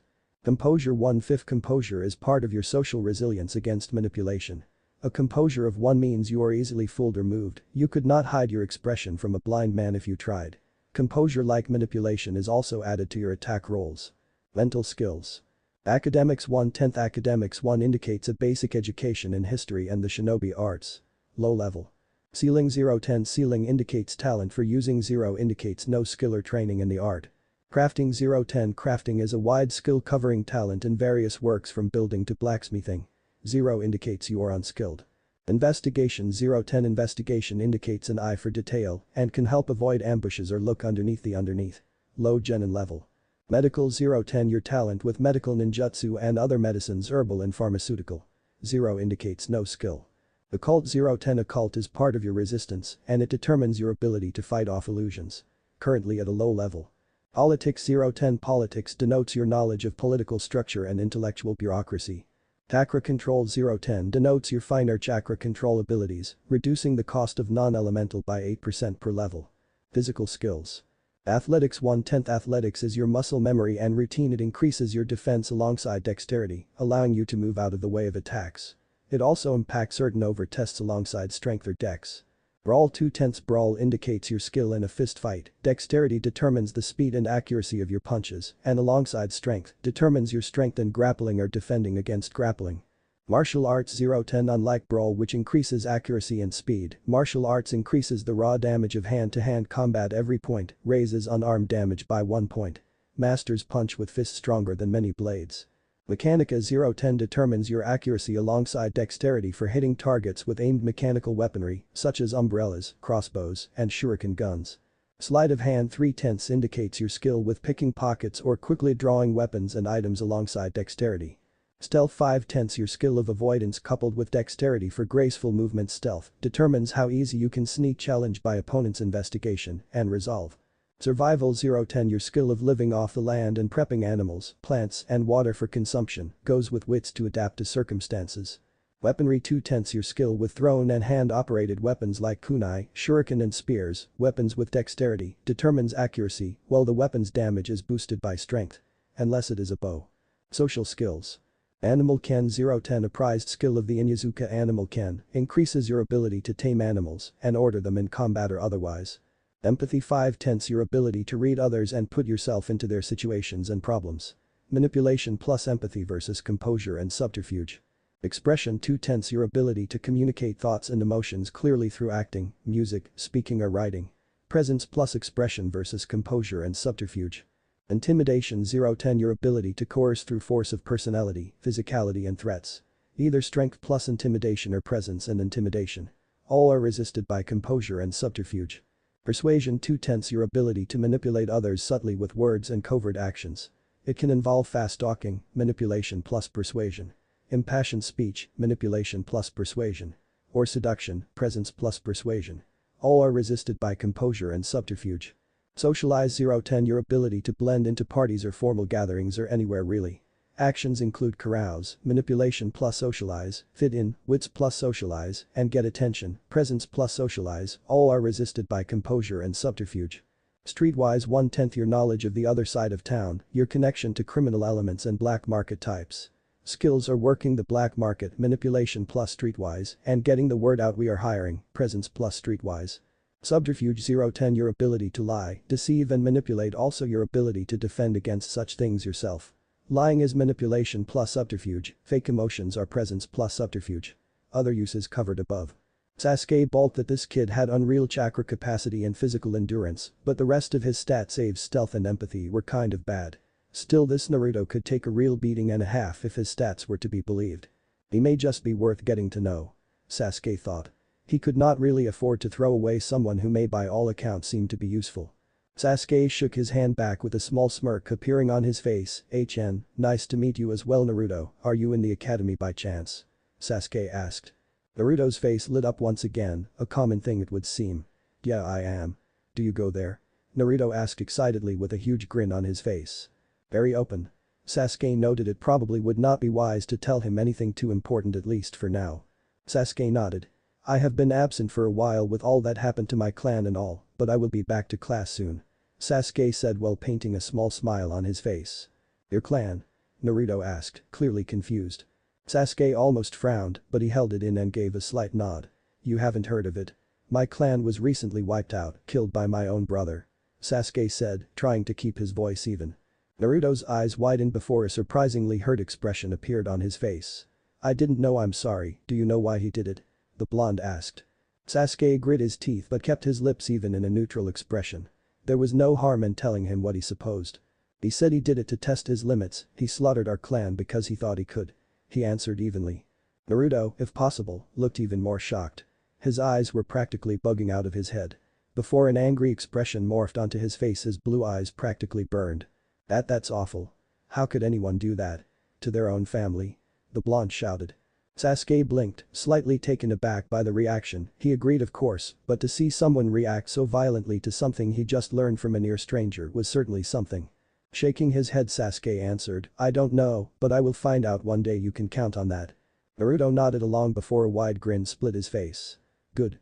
I will help you out when I become Hokage one day, count on it." Sasuke paused, a comment of becoming Hokage aside, that was quite the thing to just come out and say. His brother was no pushover, he knew that all too well. Still, it was a good thing to consider. His eyes never lied, well, not to him anyway. Naruto did have potential based on what he could glean. Sasuke gave a slight nod, not really sure of what to say to such a claim. However, humoring him could not hurt him when it came to getting into his good graces. "I look forward to that day then Naruto," he said simply. He knew it was just the right thing to say when the blonde's eyes widened in surprise. +10 relationship with Uzumaki Naruto. 24-34. Naruto seemed to remember himself after a moment as his face returned to its normal cheerfulness. "Of course, it's coming up, believe it," he said with a laugh. "Just you wait, that old man's hat is mine," Naruto added. Sasuke had to admit he found the kid's attitude and speech entertaining if nothing else. Deciding to get on with the quest, he chose to change the subject. "So again, why did that old guy kick you out anyway?" he asked, genuinely curious. Naruto looked down at his feet and frowned. He did not, it would seem, want to talk about this.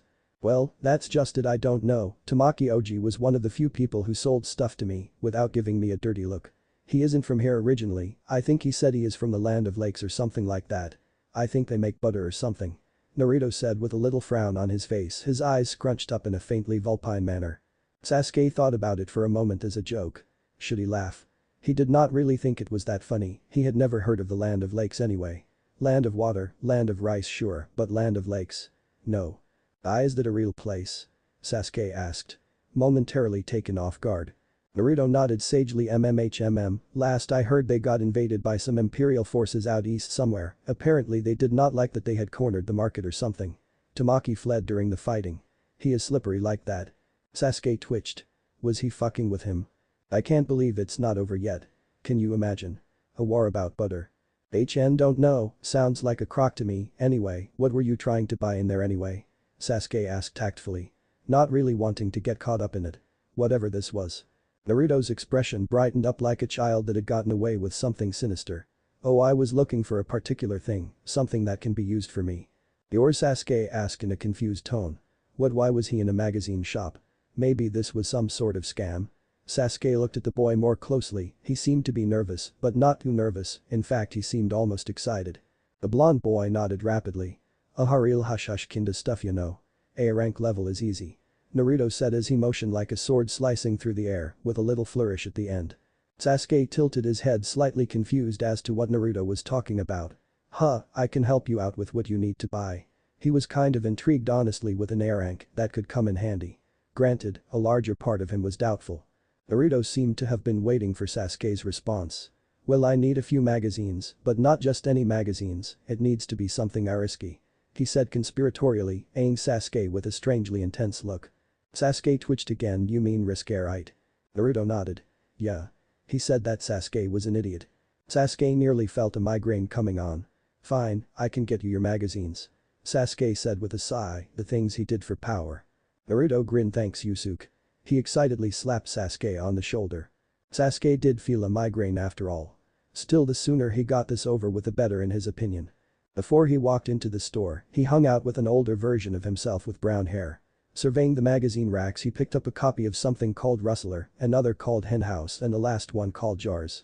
Placing the magazines on the counter, he also brought up a cookbook and a few magazines, bought them and walked out of the store with them in 2 separate paper bags. I hope you like your magazines, they were not cheap. He said, handing Naruto the bag with a sigh. Thanks Daisuke. Naruto said gleefully, picking up the bag with glee in his voice. Hey, do you want to get lunch? It's not really far from here so it would be really easy. Naruto asked suddenly with a grin on his face. The name is Sasuke actually and I'm sure I have some time. Sasuke said as he stared at Naruto's grin. Where are you going for lunch? Sasuke asked suddenly as the boy seemed to be making up his mind quickly as to where to go. There is this awesome little place I go to all the time. You will love it. It is called Ichiraku's. I have been going there since I was 6. Naruto said with a big grin.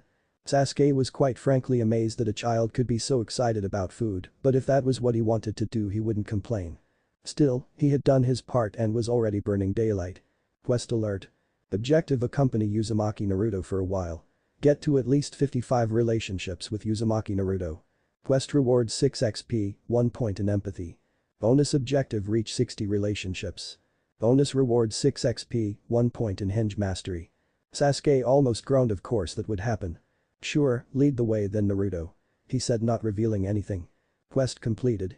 Plus 20 relationships with Naruto Uzumaki, 54 100s, well-liked relationships achieved with Uzumaki Naruto. Plus 12 XP, plus 4 bonus XP for buying porn, plus 2 XP for using henge. Quick thinking. Plus 1 to brawl. Plus 1 to stealth. Bonus plus 1 to persuasion for using a social move for the first time. Minus 160 Ryo for porn. Minus 240 Ryo for cookbooks. Sasuke almost groaned. Of course that would happen. Sure, lead the way then Naruto. He said, not revealing anything. Sasuke smiled despite himself. Every XP was another grain of dirt in his brother's grave. It made this, whatever the hell was happening, almost bearable. He thought of the boy leading him through Konoha for a moment. Naruto had a very wide variety of skills, some good like brawling and stealth, some needed work like his subterfuge. Still, Naruto was going to be useful in the future. He now had the ultimate eye for talent. After all, keeping him around would likely be beneficial. Naruto was chattering away to Sasuke about all the different types of food that were served at the place, mostly focusing on ramen, which Sasuke was beginning to realize seemed to be an obsession of his new companion. When they finally reached the shop, a small ramen bar from the look of it, Naruto led Sasuke in, where a brunette girl wearing a white waitress outfit came out from around the counter and greeted Naruto with a big hug. Sasuke was amused by how comfortable Naruto was around this girl. Naruto whispered something to her and she turned to Sasuke with a smile. Hello Daisuke-san, nice to meet a friend of Naruto's. She said in an even voice. Naruto grinned innocently from behind the brunette girl. Who seemed to be only a few years older than the two of them, 13 or so if Sasuke had to guess. Sasuke twitched. My name is Sasuke actually. Naruto, it would seem, is developing dementia.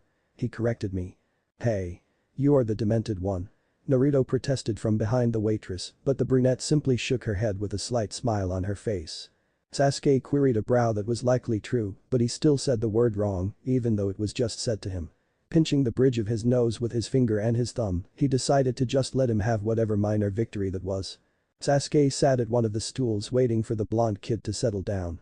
Once Naruto was seated, he ordered 2 bowls of ramen. The blonde kid, like a starving man, ordered everything in sight as he wolfed down his food. Sasuke sat there quietly for a few minutes watching Naruto eat with his eyes popping out of their sockets at how fast the boy was eating. Turning to the server, he curled an eyebrow at the girl, as if to ask if he is always like this. The brunette just smiled and gave a light nod. Sasuke shrugged and returned his attention back to the boy. "So? Why did you go out of your way to buy porn anyway?" he asked after a long pause. Naruto nearly choked on his ramen and not in front of Ni-chan. He said hastily, spitting some ramen out of his mouth, turning red in the face.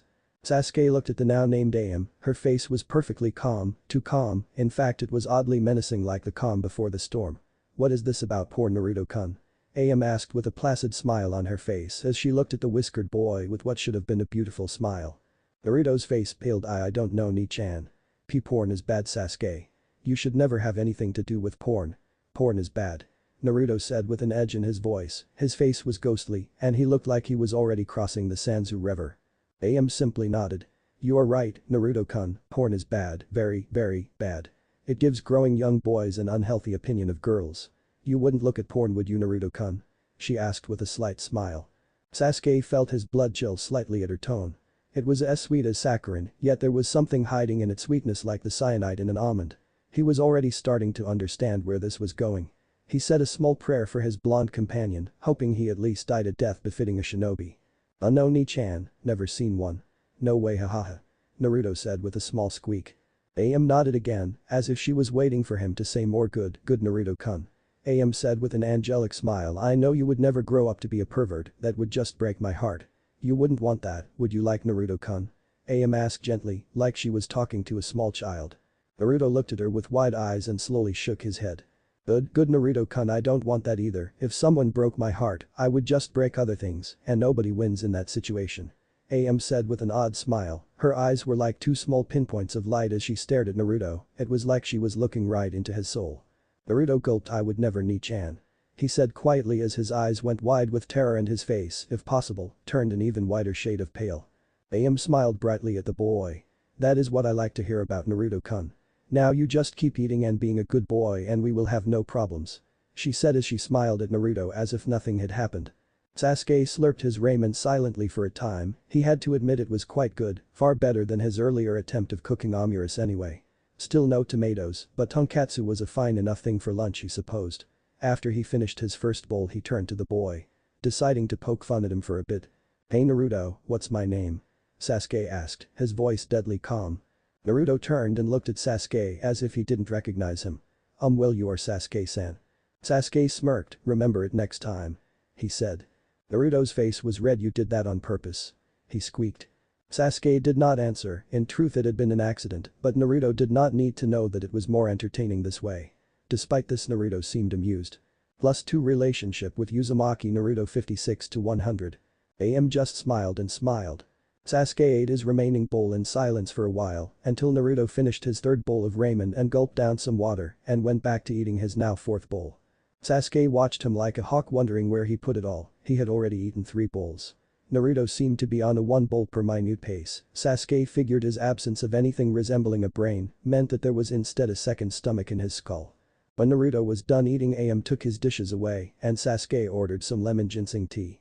She quickly went back to the separate kitchen area, returning a few minutes later. All the while Naruto sat beside him, slurping in a way that was quite frankly almost sickening. As she came back with a pot of tea, Sasuke almost sighed in relief that he was no longer the only one who had to hear the boy eating like a dog. She placed the teapot and the mug down in front of Sasuke with a gentle smile. "Thanks, Am," Sasuke muttered. Not quite sure if he was thanking her for the tea or for joining him in his misery. He then looked over at Naruto, who seemed to be in a trance-like state. Naruto didn't even notice the girl's exit from the kitchen or the tea being served, so focused was he on his noodles. Shaking his head, Sasuke poured himself some tea, realizing that he may be here for a while. As Sasuke sipped his tea, he considered his next move. No quests were coming, so he really had no purpose in being here, besides killing time. He could use some training, but if he remembered correctly his power did not really allow him to benefit by training. Still though he had to keep up appearances even if it would not benefit him, if he did not put forth the illusion of training suspicion would be unavoidable. While he was considering his next move, AM came back carrying 3 more bowls of ramen, each in a different color bowl. Rolling his eyes, Sasuke shook his head. If this was all he ate, it was no wonder he was so much shorter than him. After devouring those 3 bowls as well, the beast that resided in Naruto's stomach finally seemed to be sated. Sasuke thought about what he would do next when AM returned to the room with 2 more bowls of ramen, red and blue this time. Sasuke looked at the bowls, and Naruto apparently found his appetite. Deciding he was done with whatever this was, Sasuke pulled out 300 ryo, more than covering his share, and placed it on the counter. He promised himself he would never go eating with Naruto again. Catching AM's eye, he gestured to the money he left. She nodded and took it away. "So, are you done yet?" he asked the blonde, failing this time to hide his exasperation. Naruto looked like he was struck. "You wouldn't get it. Nobody gets it," he said simply. Sasuke arched his brow and he felt a rant coming on. Ramen is the thing that binds the world of men, the broth symbolizes the vast complexity of life, every noodle is a thread of fate, the fish cakes float in an ocean of doubt, always at risk of sinking to the base of their desires. They are like mortal men struggling to stay afloat in a world that wants them to vanish. While the boiled egg represents the futility of a life taken before its time, and the bone used to make the broth demonstrates the futility of all things and how ultimately, we all will perish. Was that supposed to mean anything? "Are you alright?" Sasuke asked simply. Naruto just shrugged and muttered, "You don't get it." For whatever reason nodded along. Sasuke hoped he never did, honestly. He was not looking to join in with whatever this cult was. Just because his family was dead did not mean he was going to let himself be dragged into some weird quasi-spiritual noodle thing. Anyway, why are you out of the academy now? Aren't there classes today? Do your parents know you are skipping?" he asked lightly, desperately trying to change the topic of conversation. Naruto blinked at him. Sasuke did not miss the flicker of emotion on the boy's face, and he caught sight of a quick flash of sadness there that made him pause for a moment. Naruto looked down at the ramen with a sigh. No, my mom and dad don't know where I am," he said simply. Well, they don't know much of anything anymore, I guess," he said quietly. Sasuke nodded slightly, understanding that sort of feeling all too well. "Is he?" As if reading his thoughts, Naruto added, "I am an orphan, they died in the Kyuubi attack," he said, looking up at Sasuke with pain-filled eyes. "I never got to know them, I don't know anything about them other than that they were strong shinobi," he said with a quiet voice. Sasuke's eyes widened slightly before he looked away. Their circumstances were not the same, but they had both lost their families to tragedy. Sasuke understood that feeling all too well, and that was reason enough. AM for her part wore a pensive expression as she watched the blonde, her dark eyes faintly misty. She obviously had a fondness for him, but Sasuke was quickly coming to realize that one could not simply replace someone when they were gone. She was obviously trying to be there though in her way. He hoped this was the right call. "Come with me, Naruto," Sasuke said, reaching out to the boy's shoulder. "We are going to train. I did not know your parents, but I know mine would not want me sitting around doing nothing if they were still alive," Sasuke said as he rose from his seat. Naruto's face brightened somewhat. "Why you think so?" he asked with wide eyes. Sasuke nodded. "They were ninja, if they died fighting the Kyuubi, they would want their son to be strong," he said bluntly, holding his hand out to the blonde. That is what his father had wanted after all. He knew this boy was somewhat dull, you just had to be blunt with to get through to him, tact would do him no good. Naruto seemed to like the answer.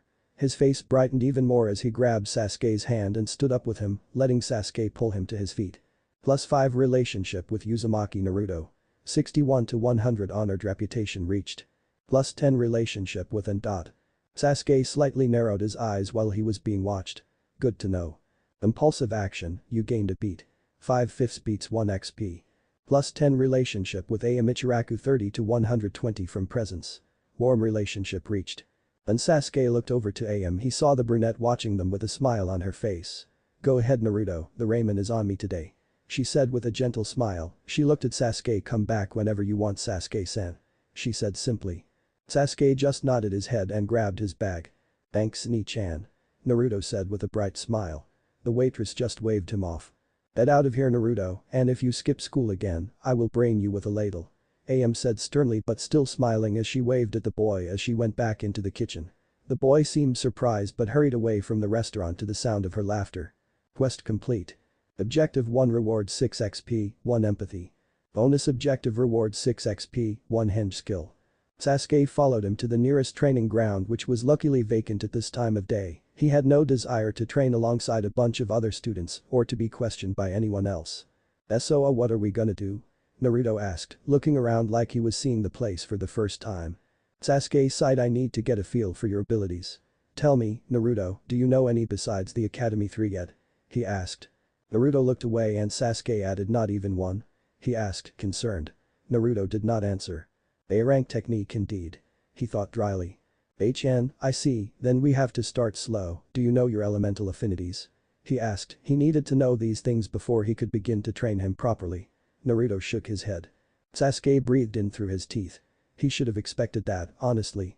His father had taught him his affinity when he was still a toddler and had trained him in manipulating them. Kaya no Hime had granted him her affinity. Naruto had no such benefit as an orphan, and the academy did not teach it, often leaving it for the sensei to teach. "Then for today we will spar, when next we meet, we will determine your affinity and go from there." Naruto nodded before he took on a contemplative look. "Do you already know some elements?" Sasuke nodded slowly. "Then why not just show me them?" he asked tentatively. Sasuke's eyes narrowed as he looked at him. "Without knowing and training your affinity you will not be able to properly use them, Naruto.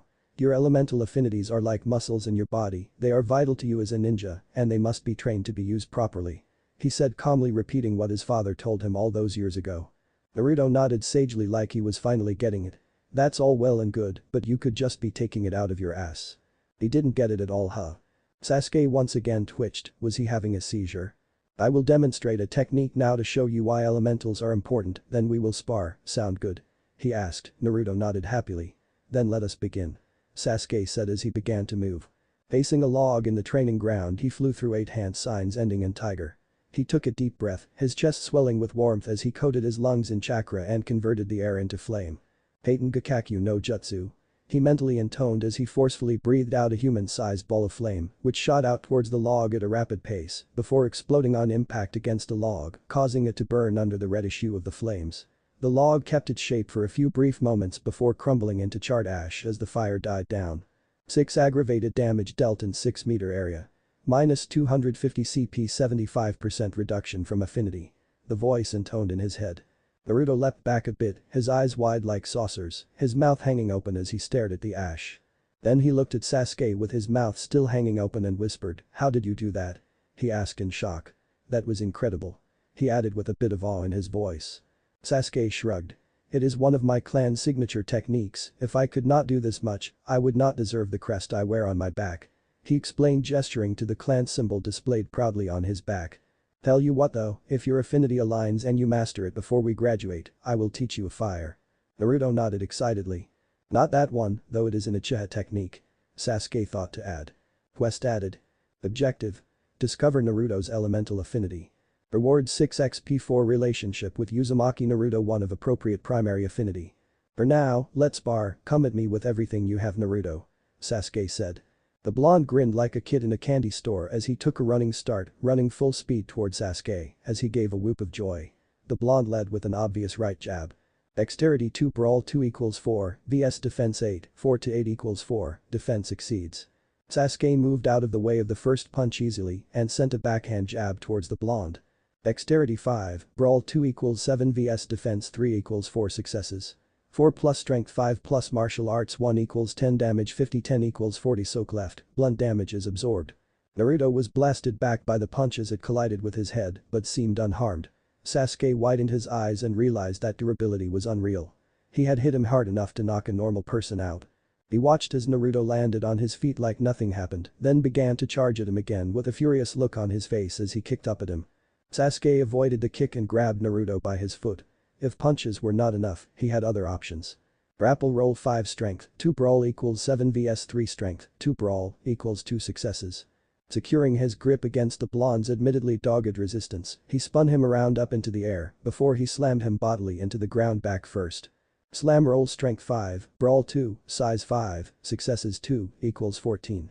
14 to 40 equals 26 soak left. Naruto slammed hard into the ground, knocking the air from his lungs as his own weight was used to bludgeon him against the earth. Naruto was unable to speak as he coughed and tried to catch his breath. Despite that, he was still unhurt. Sasuke's eyes widened in shock as Naruto managed to get back up, grinning like mad. Sasuke matched his grin. "Well, if nothing else, you are more durable than a training dummy," he said simply. Naruto nodded before a challenging gleam entered his eyes. He then rushed Sasuke again and quickly attacked with a flurry of punches and kicks that were all parried effortlessly by Sasuke and his superior defense. Sensing an opening, he moved in as soon as Naruto overextended. He used his superior speed to get behind Naruto after the blonde tried to hit him with a kick. Striking out, Sasuke elbowed him forcefully to the back of his head.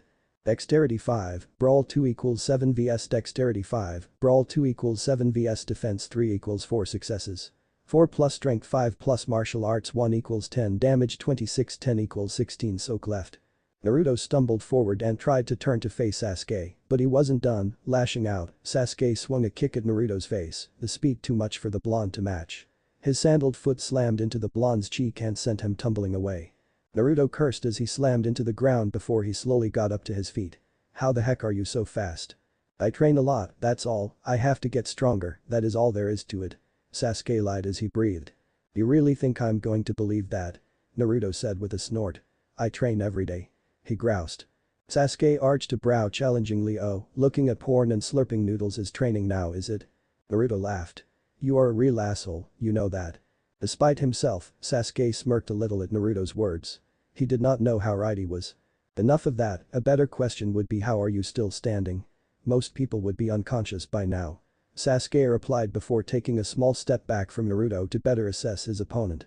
His ability to shrug off hits while entertaining was beginning to lose its charm, added to the fact that the boy could not even seemingly hit him. Sasuke could only conclude that he needed a lot of work and they were burning daylight as it is.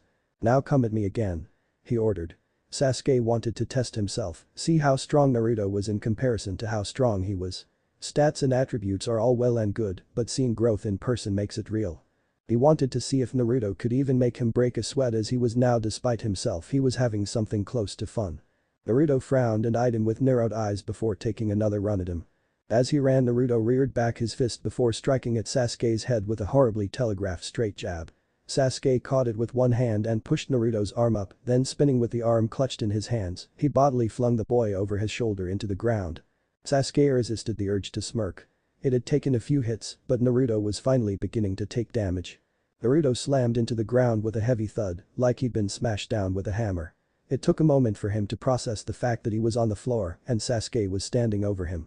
Sasuke looked down at him with an amused look in his eyes and walked over to stand over Naruto's prone body. "Now," he started. "Let's try this again. Do you realize what you did wrong?" Naruto painted a little while, taking a break from the effort of trying to get up. "Nah, that was pretty good though," he said, trying to sound like he wasn't struggling to catch his breath. Sasuke gave him a deadpan look before shaking his head and motioning towards the ground. "You telegraphed your attack too much, a blind man could have seen it coming. You also swung in too wide of a motion. If I were an enemy, you would have never gotten up from the ground," he said in a bored voice. "Next time," he started before sighing. "Try to get closer before you draw your hand back. Or better yet, feint. You are not fast enough to hit me and you are too obvious in your intent as you are now," he said simply. Naruto gave him a wry grin before rolling over onto his stomach and putting his hands on the ground in front of him to push himself back up to his feet. Sasuke watched him with narrowed eyes, his arms crossed in front of himself as he watched Naruto struggle to get back up. "That was a good effort though. At least you are not afraid of getting hurt," he said simply as Naruto struggled to get to his feet and then fell back down again. This time it took him longer to get back up again, as his breathing had been ragged from his previous effort. Finally, he succeeded in getting back up. Naruto was breathing heavily now, not from exhaustion, they had not used any chakra, but from the pain. "Let's do that once again, I can still go one more time," he said in a strained voice. Sasuke nodded, internally he was grinning that this attitude would serve him well. Naruto looked like he was about ready to fall over when he charged forward again and jumped in the air toward Sasuke, ready to strike. He appeared to listen, only throwing his fist out at the last possible moment. It wasn't enough though. Dexterity 2 Brawl 2 equals 4, vs Defense 8, 4 to 8 equals 4, defense exceeds. Pushing the blonde's right hand down after he attempted a vicious haymaker, Sasuke jammed his knee into Naruto's gut as his balance was off and his momentum was forcing him forward. The knee connected with a heavy impact. Sasuke practically felt his gut shifting at the point of impact. Pulling away, he watched as the blonde stumbled half a step and then fell flat on his face. Dexterity 5 Brawl 2 equals 7 vs Defense 3 equals 4 successes. 4 plus strength 5 plus martial arts 1 equals 10 damage 22 10 equals 12 health remaining. Naruto's face slammed into the ground as he choked on his own spit. He had felt that one Sasuke liked to think. As the blonde rolled around in the grass cursing. Grumbling, Naruto eventually recovered and rolled away from Sasuke and stumbled to his feet. His footing is more than slightly uneasy. So? How does the ramen taste coming back up, Naruto? Sasuke jokes. Inside he was grinning. The blonde had been nothing but a headache so far, a little payback could not be held against him. The FFT very funny, you're really ow. Naruto winced. You hit way harder than the other guys in the academy. Naruto mumbled, clutching at his gut. Sasuke was slightly impressed. He had managed to get up despite being knocked flat by a rising knee. He hadn't held back on that one at all. Sasuke simply smirked. Let's call it here for today, work on building up some more speed. You're okay for now in grappling, but not fast enough to keep up with me. He said matter-of-factly.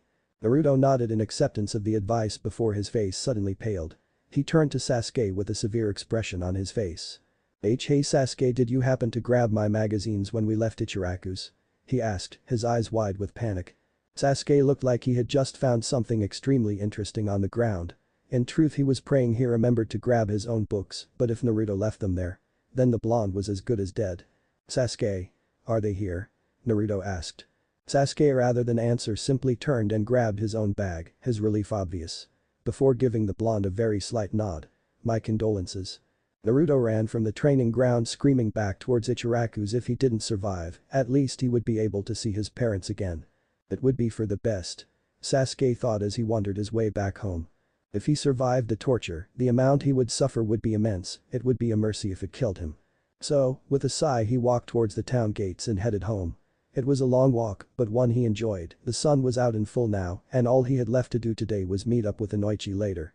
He was making good progress, he could feel it. A few years at this pace, and he would be greater than his brother ever was. He just had to be careful. As he was now, he was still too weak, but if given time to grow, to mature with this power, he would succeed. The trick was to not get greedy, not to be careless. He was walking on eggshells. A single slip and he would lose his grip. But if given time, no one would be able to shake him loose. Naruto was obviously important in some way. The amount of XP gained for associating with him had made that abundantly clear. His treatment by the village and status as an orphan was also going some way towards painting a clear picture. He just didn't have all the details yet. The lines were beginning to fill in, however. He was an orphan, he was someone who was apparently important, his parents were apparently shinobi. That might be a good lead to start from. He had a frankly ridiculous amount of physical stamina, and his parents had died during the Kyuubi attack. He said he had no parents left, so he had not been adopted, even though he seemed to be a nice enough kid, a little annoying sure, but a kid with some potential like him would have been adopted, wouldn't he? Perhaps he was overthinking this, but the relationship gains with question marks certainly invited some investigation, did they not? At the very least, that was certainly suspicious. When he arrived home, he walked inside. Once inside, he closed the door behind him before walking to his living room, where he decided he would look over the jutsu scrolls he was given from his last quest.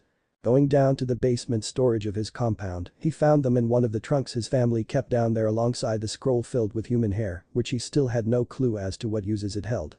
Sasuke unrolled them and looked at the various seals and writings carefully. There was of course a scroll for the fireball and phoenix flower technique, which he already knew, but there was also 2 B rank fire, 1 C rank fire, and a C rank earth among them. Setting those aside to learn later, he looked through the remaining scrolls.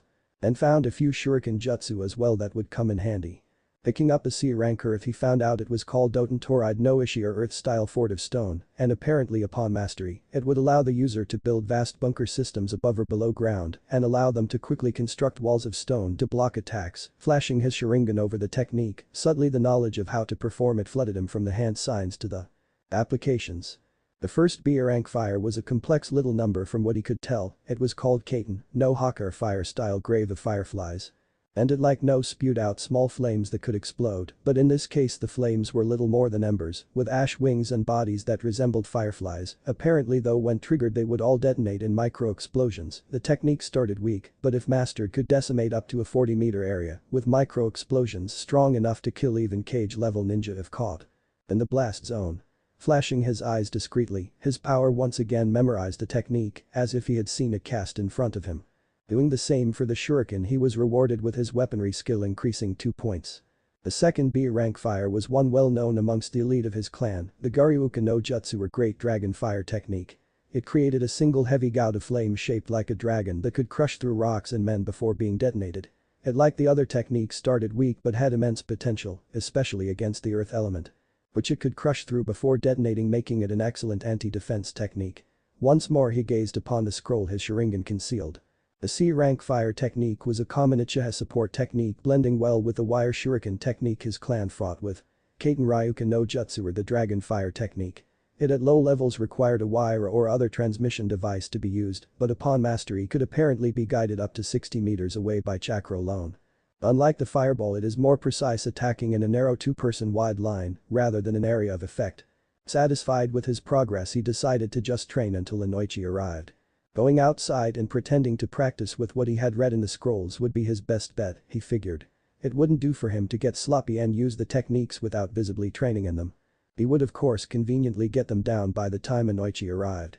In a way, he was grateful to his brother. Due to Itachi's own absurd growth, his own would be far more believable, almost expected really. After what he endured, throwing himself into training would also be perfectly understandable. His brother had done the very same after awakening his Sharingan when his team had been attacked on a mission after all. No, not only was he expected to grow, it would be far more suspicious to whoever was watching him if he chose not to train.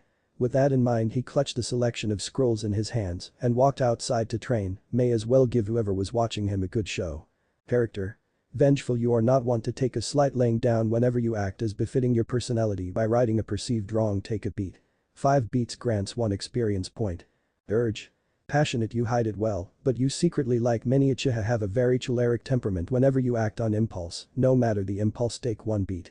5 beats grants 1 experience point. Clan Uchiha. Bloodline Sharingan 3 Tomo. Experience points 32. Beat 05. Size 5, roughly in the 5-foot range. Health level 12, 7 from stamina, 5 from size. Chakra capacity 3200 CP.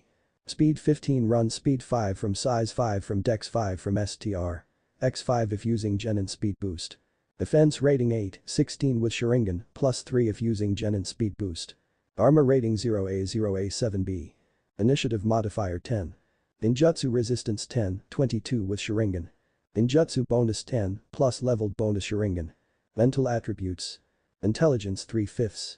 An intelligence of 3 depicts an IQ of around 140 or so. Intelligence governs memory comprehension, sealing proficiency, medical ability, and mathematical abilities and more besides. Wits 2/5. A wits of 2 is the human average wits that govern improvisation and thinking on your toes. It benefits any skill when time is critical. Resolve 6/50. Resolve of 6 is low level. Resolve covers your mental endurance to torture and your ability to keep going. Resolve in this world also heightens resistance and chakra capacity. Physical attributes. Strength 5/50. A strength of 5 is peak genin. In most worlds this is the peak of human ability.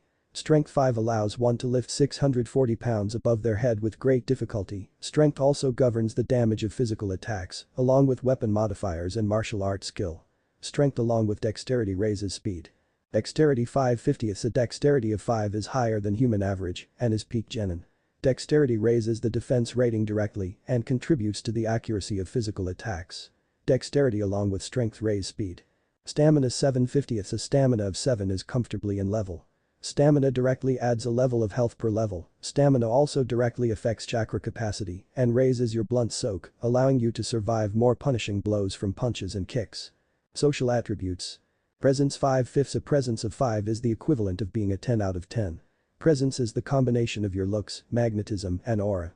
It directly affects the starting opinion of those around you. A presence of 5 grants you plus 20 to initial reputation with all characters. You are drop dead gorgeous, and people often joke that you will be quite the lady killer when you grow up. Manipulation 5/5. Manipulation is part of your ability to lie, cajole, and other subtle means of getting your way. Manipulation affects the strength of being added as a bonus to rolls. A manipulation of 5 is the human peak. You are the most manipulative person that isn't your brother. Composure 5/5. Composure is part of your social resilience against manipulation. A composure of 5 means you are far harder to fool than the average person. Composure like manipulation is also added to your attack rolls. Mental skills. Academics 1/10. Academics 1 indicates a basic education in history and the shinobi arts. Low genin level. Ceiling 0/10. Ceiling indicates talent for using. 0 indicates no skill or training in the art. Crafting 0/10. Crafting is a wide skill covering talent in various works from building to blacksmithing. 0 indicates you are unskilled. Investigation 1/10 investigation indicates an eye for detail and can help avoid ambushes or look underneath the underneath. Low genin level. Medical 0/10 your talent with medical ninjutsu and other medicines herbal and pharmaceutical. 0 indicates no skill. Occult 4/10 occult is part of your resistance and it determines your ability to fight off illusions. Currently at a low level. Politics 1/10 politics denotes your knowledge of political structure and intellectual bureaucracy. Low genin level. Chakra control 2/10 denotes your finer chakra control abilities, reducing the cost of non-elemental by 8% per level. Current level high genin leaf exercise. Physical skills. Athletics 3/10 athletics is your muscle memory and routine. It increases your defense alongside dexterity, allowing you to move out of the way of attacks. It also impacts certain over tests alongside strength or dex. Brawl 2/10 brawl indicates your skill in a fist fight, dexterity determines the speed and accuracy of your punches, and alongside strength, determines your strength in grappling or defending against grappling. Martial arts 1/10 unlike brawl which increases accuracy and speed, martial arts increases the raw damage of hand-to-hand combat every point, raises unarmed damage by 1 point. Masters punch with fists stronger than many blades. Mechanica 0/10 determines your accuracy alongside dexterity for hitting targets with aimed mechanical weaponry, such as umbrellas, crossbows, and shuriken guns. Sleight of hand 1/10 indicates your skill with picking pockets or quickly drawing weapons and items alongside dexterity. Stealth 2/10 your skill of avoidance coupled with dexterity for graceful movement. Stealth determines how easy you can sneak challenge by opponent's investigation and resolve. Survival 0/10 your skill of living off the land and prepping animals, plants, and water for consumption goes with wits to adapt to circumstances. Weaponry 4/10 your skill with thrown and hand-operated weapons like kunai shuriken and spears, weapons with dexterity, determines accuracy, while the weapon's damage is boosted by strength. Unless it is a bow. Social skills. Animal Ken 0/10 a prized skill of the Inuzuka Animal Ken, increases your ability to tame animals and order them in combat or otherwise. Empathy 4/10 your ability to read others and put yourself into their situations and problems. Manipulation plus empathy versus composure and subterfuge. Expression 0/10 your ability to communicate thoughts and emotions clearly through acting, music, speaking or writing. Presence plus expression versus composure and subterfuge. Intimidation 0/10 your ability to coerce through force of personality, physicality and threats. Either strength plus intimidation or presence and intimidation. All are resisted by composure and subterfuge. Persuasion 2/10 your ability to manipulate others subtly with words and covert actions. It can involve fast talking, manipulation plus persuasion. Impassioned speech, manipulation plus persuasion. Or seduction, presence plus persuasion. All are resisted by composure and subterfuge. Socialize 2/10 your ability to blend into parties or formal gatherings or anywhere really. Actions include carouse, manipulation plus socialize, fit in, wits plus socialize, and get attention, presence plus socialize, all are resisted by composure and subterfuge. Streetwise 0/10 your knowledge of the other side of town, your connection to criminal elements and black market types. Skills are working the black market, manipulation plus streetwise, and getting the word out we are hiring, presence plus streetwise. Subterfuge 4/10 your ability to lie, deceive and manipulate also your ability to defend against such things yourself. Lying is manipulation plus subterfuge, fake emotions are presence plus subterfuge. Other uses covered above. Techniques. Peiton Gakakyu Grand Fireball C rank 1000 CP 3/10, a signature technique of the Uchiha clan. At current mastery the fireball has a range of 16 yards and a maximum area of effect of 6 yards, it currently does 6 aggravated damage and requires 7 defense to avoid. Peiton Goryuka Great Dragon Fire B rank 3000 CP 1/10 a prized Uchiha technique capable of crushing through most barriers and then exploding in a blaze of agony. At current mastery the dragon formed by this technique is 3 meters in size, ignores 3 points of armor from a structure, and explodes for 3 aggravated damage in a 3-meter radius. Peiton Hot Air No Haka Fire Style Grave of Fireflies B rank 3000 CP 1/10 the legacy of Uchiha Tenkai, this technique earned him the moniker of Light Bearer in his youth. At current level 12 small fireflies flutter out to a range of 15 yards before exploding for 3 aggravated damage in a 3-meter radius. Peiton Hasenka Phoenix Flower Jutsu C rank 1000 CP 2/10, a popular Uchiha technique.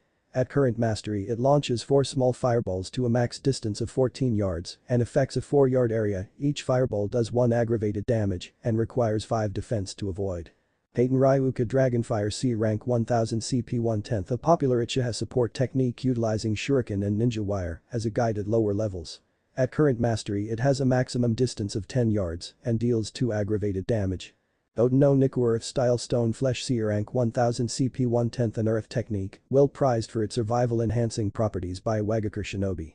The technique at lowest level hardens the user's skin, but upon mastery and experience, it also hardens muscles, blood vessels, and bones for superior protection. 0.100 CP per minute. To maintain at level 1, it offers 2 armor against lethal, blunt, and aggravated damage and half of this rating against lightning. Odenishi no Toride Earth Style Fort of Stone Sea Rank 1000 CP per meter length 1/10, creates a wall 1 foot thick and 3 meters tall at current level, can make slits walls and stone doors, as well above or below ground, a fort building technique. Raiden no Yubi Lightning Style Fingers of the Mountain Sea Rank 1000 CP. 1/10 a potent swift moving bolt of lightning fired from 2 fingers. A precise long range well suited for assassinations. Used predominantly by Hunter Nin of Kumagakure for its speed and accuracy. At level 1 the bolt of lightning deals 2 lethal damage, has a range of 30 meters, and requires 5 defense to dodge. Eng no Jutsu Transformation Technique D rank 500 CP 10 CP per minute 7/10. At your current mastery, your henge is very impressive, and all but the most minor details are perfectly aligned. This level of mimicry is nigh perfect, with only slight variances in expression, capable of giving it away. Hawarimi no Jutsu Substitution Technique D rank 500 CP by praying to the sacred tree from which all logs descend. A log will sacrifice its life for your own, teleporting to your aid and gently pushing you away from harm. Bunshin no Jutsu Clone Technique D, rank 50 CP per clone 7/10. Throw a fashion show with them sometime, that is about all they are good for. Merits. Lying Eyes, a merit that conceals your Sharingan activation. Whenever you so choose you can use your without revealing it, granting all the advantages. Doubles chakra cost of Sharingan when used. Desperado, yours truly is a fool's quest, but you do not give up. You have a reputation as a desperately reckless sort, but in an almost admirable way. You suffer no relationship penalty for acting in your choleric nature. As an added benefit, when the chips are down and things are dire, take +1 to all physical stats. A desperado goes down fighting tooth and nail. Pain and hunger, you saw something few others could possibly relate to when you were little more than a child. You were tormented for weeks on end in a hellish that showed your beloved brother killing everyone you loved over and over again. You will not hesitate to kill if you cannot afford to. Take a +1 to hit rolls in life or death situations. Sharingan 3 Tomo, you have mastered the eyes of your vaunted clan at this level. The Sharingan grants double to defense when active, +6 to your hit roll through prediction ability, and +12 to resistance rolls. In addition to these abilities, a fully evolved Sharingan allows you to memorize any scene technique, can see through mist, smoke and walls, can see through chakra, mist, smoke and earth, can permanently hypnotize people, and can cast any from D to A rank seamlessly and as if you were Grandmaster. These bonuses only apply when the Sharingan is active. 100 CP to activate +100 CP per minute. Eye of Insight tied to the Sharingan. This is the name for the predictive abilities granted. It enhances your perception of time, allows you to predict movement, read lips, and recall with clarity anything you see when using the Sharingan. This predictive ability was peerless when engaged in one-on-one combat and made the Uchiha feared opponents in any duel. Eye of Hypnotism. The feared abilities of a mastered Sharingan are terrifying indeed, and no one can be cast from your eyes up to and including A rank with no hand signs and as if fully mastered. In addition to this, the Eye of Hypnotism grants hypnotic powers and the ability to read and influence thoughts. It can be used to suggest actions to an opponent and gain insight into them. By using mental suggestion, you have a social advantage against others, adding a +3 to manipulation and presence-based roles. This bonus is challenged by an opponent's subterfuge and composure versus your subterfuge and composure. If successful, the mental manipulation succeeds. This influence is exceptionally subtle and is more of a mind ability than a pure one. Can even read memories or alter them, though this ability takes time and is obvious to the person under it. Therefore, they need to be restrained or under. Eye of Twilight. The Sharingan has another vaunted ability, though the cost of its use is high at the cost of an eye, and Uchiha can escape death by rewriting reality itself for a few moments. Permanently blinds an eye when used. Izanagi takes his toll for the creation and preservation of life both. Godly Earth Affinity. Kaya no Haim favors you as the champion of the goddess of fields and medicine. You have gained her Earth Affinity. All earth costs 10% of what is shown, and stone can be used in any way imaginable. Make stone summoning and clones permanent if they are not already so, and allows rock clones and golems to repair themselves with natural energy. Peak Fire Affinity. Ember and Bone. Fire and Blood. The Uchiha were the Inferno given form. No other clan was as enamored with the frenzied flame as your own. All fires cost 25% the normal amount, and fire is very easy to control. An awakened Sharingan allows one to manipulate fire in enviable and deadly ways. High Lightning Affinity. Lightning techniques cost 50% less to cast. Sharingan allows lightning to be more focused. Curse of hatred something burn in hell or second, pay it no mind. Just know that some others will blame trauma on your eyes rather than events that caused it. Chapter 6. Training and subterfuge. Stepping outside of his home and to the attached pier, Sasuke made a show of carefully reading the scroll for the Kaiten Goryuka no Jutsu or Great Dragon Fire technique, carefully placing the scroll on the ground beside him. He made a show of going through the hand signs slowly, almost fumbling one or two of the 16 signs to make it believable to whoever the hell it was that was watching him. When he was finished with the signs, he purposely used less chakra than they called for. Taking a deep breath, he infused the wind in his lungs with chakra, feeling the same warmth as he did earlier. He exhaled too slowly as well. Instead of a perfectly formed flame dragon, a small wisp of a dragon head flew from his mouth and sizzled when it hit the water. He rolled his eyes and began the process over again, this time taking more time to perfectly copy the signs, taking longer to form the chakra, rolling the words in his head before exhaling the smaller dragon. This time, however, the dragon burned brighter than previously. Sasuke grinned with glee at seemingly making progress. +1 relationship with and. He almost curled a brow. Only 2 were watching him now. Back at the shop with Naruto there had been 3, was someone perhaps watching over that boy as well? He would have to think upon that later. As far as he could tell, aside from his frankly ridiculous chakra reserves and the whole unawakened bloodline thing, the blonde did not seem that worthy of monitoring.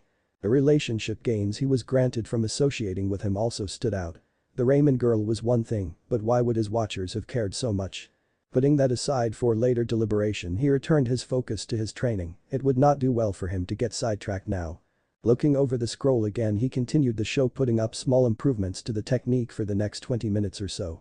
Some may have considered this act paranoid, but Sasuke was beginning to notice as he improved that paranoia may just be a good thing. Quest added. Gift of Bacchus. Objective: practice the B-rank technique for a believable amount of time for a prodigy before getting it down. Reward: 1 rank in Kaiten Goryuka no Jutsu, level 1 chakra sense merit, 4 XP. Sasuke smirked. He had no clue who this Bacchus was, but the ability to sense chakra would benefit him greatly. He spent another 10 or so minutes studying the scroll and practicing the technique. Believing that he had practiced enough to limit suspicion, he decided to do it correctly. Flying through the 16 hand signs with now practiced ease, he breathed deeply, saturating his lungs in chakra. He molded a flame, his chest swelled as the chakra built up before he explosively exhaled. Kaiten Goryuka no Jutsu. He mentally shouted as his eyes glowed like the flames. Before he had finished speaking, it was done. A dragon made of flames burned into existence. Its scales were a mix of red, orange, yellow and white. The dragon flew at speed, shattering the tranquil waters before detonating beneath them in a roaring explosion of water and steam.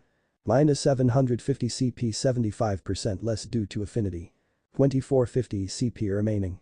Sasuke stared at the waters as they calmed before a massive smirk spread across his face. +3 relationships with and. Quest completed. Gift of Bacchus. Congratulations, you avoided suspicion, yet your paranoia grows. Perhaps it is for the best. Reward: 1 rank in Kaiten Goryuka no, level 1 chakra sensor merit, +4 XP. Deciding to continue training, Sasuke subtly tried to use his new ability. Closing his eyes in feigned exhaustion, the boy sat down before he began to focus. Within moments, he felt a faint outline just within his sensory range. The chakra felt female and faintly cold. She did not seem to possess a bloodline limit from what he could sense. Her chakra gave off a slight thrumming feeling like static electricity. So, one of his watchers was female, had lightning-aligned chakra, lacked a bloodline, and had a faintly sinister chakra signature. She was likely Anbu if he had to guess, though her power was nothing too exceptional from what he could feel, maybe just around elite Chunin level. It made sense as even rank and file Chunin could become Anbu. The Black Ops Corps required more of a certain state of mind and a tendency for stealth and assassination than any apparent power level. Most Anbu were just standard fare shinobi who specialized in the more unsavory aspects of their line of work like assassination or sabotage. Very few of them were like his brother was. That was a good thing. The world was in his opinion a better place without people like his brother. She was most likely assigned to watch him by the Hokage then, though he could not feel whatever else was watching him, which did worry him slightly. Still, though, he had to move. His break had gone on long enough. Grabbing the scroll for the C-rank fire, the B-rank fire scroll, C-rank earth scroll, and some ninja wire and shuriken from his home, he moved to a clearing in the clan's forest he knew from his youth, a place where his brother had often practiced. Moving through his woods, he found what he was looking for, a clearing with several human-sized tree stumps and various wooden targets. Ensuring that the camping Anbu was still there and watching, he prepared the technique after reading the scroll. He would get this one on his first try, just like Itachi had miraculously cast the fireball on his first attempt. Running and then knotting the wires through the finger holes of 4 shuriken, he threw them in rapid succession at the stump before pulling the threads at the last second. He arsed a shuriken around the stump with a ninja wire. The wires dug into the tree like a pitbull on a bone. They held fast and pulled the shuriken back, jamming them into the log with enough force to pierce the bark. Ensuring the wires were taut, he bit them between his teeth and flew through 9 hand seals. Peiton Ryuka no Jutsu. He mentally intoned. Minus 250 CP, 75% less from affinity. 2200 CP remaining. Letting out a harsh breath, a line of fire like what a dragon would exhale, shot down the wires towards the stump. With a crackling roar, the fire hit the log, engulfing it in flame before burning out, leaving nothing but charred wood behind. The ninja wire was still there but melted to the log, while the shuriken were lightly charred. +2 relationships with and dot. That made sense. Sasuke used a C rank even if cast on the first attempt was not nearly as impressive as a B rank technique. With that in mind, he went back to training, making a show of being winded by the fire and letting his mind drift from training to thoughts of the future, of a world after his brother and his filthy presence was cleansed from the world. What would he do then? Restore his clan, sure, but what after that? Itachi, as he thought about it, had to have had a reason that made him into the monster he had become. What was the root cause? Could he force others into abandoning the things that led to his brother massacring his people? Could he use this newfound power to protect others like himself from a fate of such horrific suffering? He would like to think he could if he became strong enough. If he became an even greater monster than his brother, all the lesser monsters would be forced to listen or they would die by his hand. Just like Itachi one day would. He would not allow anyone else to suffer what he and his people did. He was not going to be that man, no, he was going to be someone who could put an end to all of it, an end to all monsters. He would become stronger than anyone else in this world and he would make them listen. He would make them bow to him. Force was the only thing monsters understood, the only thing people like his brother could comprehend. He would speak their language and give to them their eulogy in their native tongue. Sasuke had seen too much in the past few days. He knew how far some people were willing to go just to get what they wanted, to hurt anything around them for their own gain. Sasuke was going to be stronger than anyone alive or dead, a better warrior than anyone who had ever lived, even if he had to make himself into a monster. Then he would help other people. He knew what he was going to become, an avenger, a killer of monsters. Sasuke would protect those who could not protect themselves from the evils of this world. As Kaya no Hime said, he would possess everything his eyes held under sway. Those he had failed to protect he would avenge, he would punish the perpetrators. He would destroy those that deserved to be destroyed, those who did not deserve mercy or kindness would receive none from him. He would not be like his brother, he would be better than his brother. A better person than his brother and every other monster that walked this earth. They would be crushed by him if they could not see reason and let their ego blind them to their mistakes. They would be forced to pay for their transgressions with blood. They would all bend or they would break. Sasuke's eyes burned brightly in his head as he stared off into nothingness, lost in his own thoughts until eventually a gentle rustling in the leaves drew his attention. Ah, breeding again, I see, a favored pastime of yours it would seem. A chipper voice sounded from the depths of his mind. She as always sounded remarkably amused to Sasuke's thoughts as she seemingly watched his mind drift. Kaya no Hime, what brings you here? He thought aloud, not bothering to hide his thoughts from her. He doubted he could if he wanted to. Just watching my little champion brood, your mind is like a field of white lilies for me to admire. So plagued with thoughts of death. Kaya no Hime spoke softly, he felt but did not see the soft smile on her lips as she watched him. The look in her eyes, if he could see her, felt almost tender. Such beautiful white flowers, no. They must be if they haunt you so. She whispered to him, then let out a soft sigh as she continued. Yeah, domo ga, no Edo. The summer grasses are all that remains to see of a hero's dream. Pausing briefly, he almost felt like she ruffled his hair before continuing. Make sure your dreams amount to more than a field of flowers for the dead, Sasuke. It is not the fate of the living to be buried with the dead. You can look to the past, it is only understandable that you do. But do not forget to live. You have your convictions, stick to them and do not falter, but do not forget our deal. I said you were destined to change this world for the sake of peace, that is what we agreed upon, was it not? Sensing no response, she continued. That said, there are several means of acquiring peace. There is of course the path of diplomacy and strength that Hashirama used to change the world. But there are other means, coercion, blackmail, violence, power, domination, these also work, despite what more peaceful-minded folk would claim lasting peace, more often than not is bought in blood. It must be said after all that Hashirama, despite his kind nature, was only listened to in large part because of his strength. He never threatened others, but his strength alone implied it. Your method could work, if you became strong enough you could enforce peace in that way. Your strongest ancestor once attempted the same actually, but Hashirama stood in his way with the very power you now wield. Sasuke almost smiled at that. There is no Hashirama around now though, is there? And as you said, this power is now mine. He thought of her. Correct. She chirped, seemingly unconcerned at the direction of his thoughts. As long as things change to become more peaceful in the long run, and I am entertained, you can, as I said, do whatever you wish. As long as you do not reveal your power to anyone, it is yours to keep and wield. Those were the terms of our agreement. If you want to hold hands and sing Kumbaya, go ahead. If you want to burn down orphanages and kick puppies for fun, go ahead. I have seen countless atrocities done in the name of good and countless blessings carried out by those deemed evil by society, and do you know the only thing that mattered 9 times out of 10 at the end of the day? Her voice dropped low as she asked him this. When the boy did not answer, she continued. It was who won and who lost, and what the winner allowed the loser to say or remember.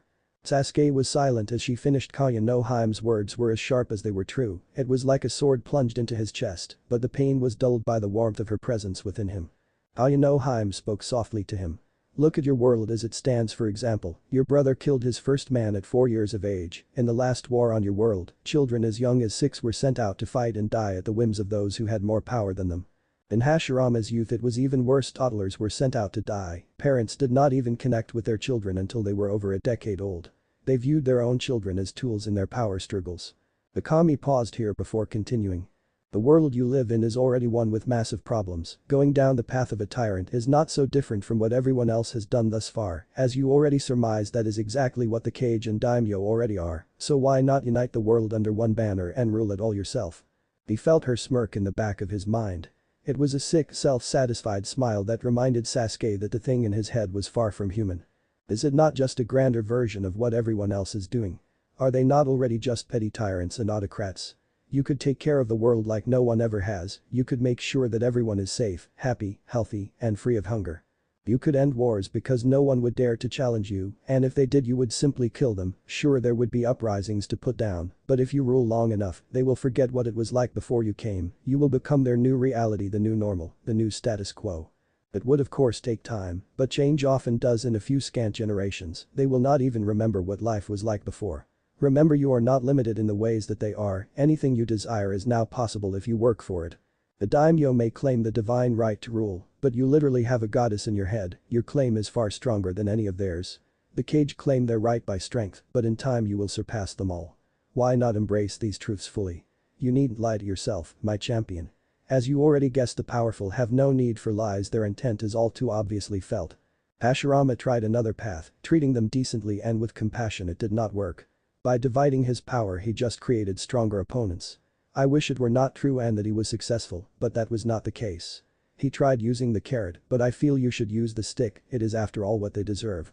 They did not listen to reason in Hashirama's day, so I believe they will fail to listen now that their ways are even more set. Kaya no Hime's voice grew cold as she finished her speech. Kami had lost a great deal of her cheeriness as she went on.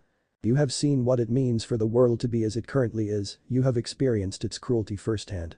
Do not let it continue to be ruled by those that wish for nothing but to preserve their own might and power. They do not care if anyone else lives or dies as long as they have enough for themselves. It is like watching children fight for the right to take toys from a toy box, like gazing at rats clawing over table scraps. It is disgusting, it is grotesque, all the infighting and treachery. The world is sick, and as the champion of the goddess of medicine you will cure it. The cure is bitter, so you may have to force it down their throats, but it will be worth it, and it is what they deserve. This last part was a whisper, and he could feel her smiling when she finished. For now, dear Sasuke, do not let it worry you over much. We still have time, and you are still too weak to cure this land, but in time that will no longer be the case. Now go play among the leaves like a good boy. We must not keep the other children waiting. That blonde shrink is on his way after all. Keep up the act you are playing with them. It is working so far. He intends to take you to meet the Hokage today, so you can prepare yourself for that. Then she was gone. He could hear the rustling of grasses as she vanished from his mind, and he was left alone in the silence of his thoughts again. He knew somewhere deep down that she was right. He had witnessed this world sickness firsthand. Even now he was just a pawn. An orphan left in a world that preyed upon the weak and naive. But his supposed weakness could be turned to his advantage as well. Standing with a sigh, he decided to get back to training. Her conversation had allowed him time to recover some of his chakra, and he still had one technique to practice today before Inoichi arrived. Grabbing the scroll, he began to actually read it this time, instead of absorbing the knowledge. The Kaiten Hot Air no Haka was one of Uchiha Tenkai's techniques from what the scroll said. It created swathes of Ashen fireflies that would swarm an area and explode in a chain reaction of burning embers and cloying ash. Unique to the technique was that the detonation was controlled by the user. The famous Konohagakure seal of reconciliation was the trigger for detonating the technique. Sasuke found that rather amusing as the sign when used basically signaled no hard feelings. Tenkai, like most of his line, seemed to have a rather strange sense of humor. This particular technique was more dangerous than many others because of its ability to control the timing of detonations, which allowed for large areas to be covered quickly, but more importantly, it was not nearly as flashy as many other fire ninjutsu, well at least until it detonated anyway. The fireflies looked almost indistinguishable to real ones to an untrained eye, meaning if used at night in wooded or swamped areas, suspicion would be unlikely. Sasuke thought it a very deceptive technique for such a straightforward element as fire, but then again he was training to be a shinobi not a samurai. Subtlety certainly had its place in combat. The technique was fairly simple on a basic level. For a B rank, the difficulty was mostly in forming the fireflies consistently. The bulbs had to be green in color, and the bodies composed of densely packed ash. When breathing for the technique, a gentle exhale was required, whereas the grand fireball required a harsh exhale, and the phoenix flower required several rapid exhales in a burst. Like all B rank fire at the lowest level of competence, it required 18 hand seals. Carefully going through the seals at a sedate pace, he made sure to get them all down, but purposely fudged on the exhale and chakra expenditure. Instead of a gentle exhale, he forcefully exhaled the ash and flame, resulting in only a single malformed firefly heading a short distance before collapsing in ash and smoke with a sickening pop. Fudged -250 CP, 2600 CP remaining. He allowed a slight frown to mar his face, and he made a show of setting his eyebrows twitching. Not even Itachi got a B rank down on the first try. If he had done so, it would have been horrifically suspicious to his watchers. In fact, he did not even get it on the second try either. Like any good actor, he was committed to his role as it currently stood. He wanted to be taken seriously, but breaking the mold entirely would do him little good for now. When he was stronger, he would not care, but as he currently stood, most could destroy him, let alone or the Hokage. He breathed in again a little harder, this time forcing more ash and flames through his chakra-infused lungs up to the back of his throat. Again, only one firefly was produced from his exhale.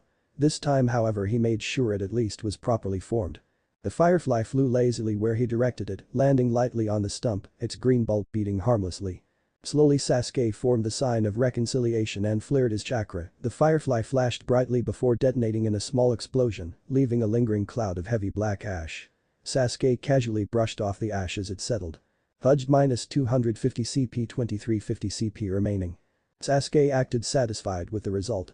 With renewed determination, he went back to work after rereading the scroll and practicing for the next 15 minutes. He decided more than enough time had passed for him to somewhat reasonably have gotten it down.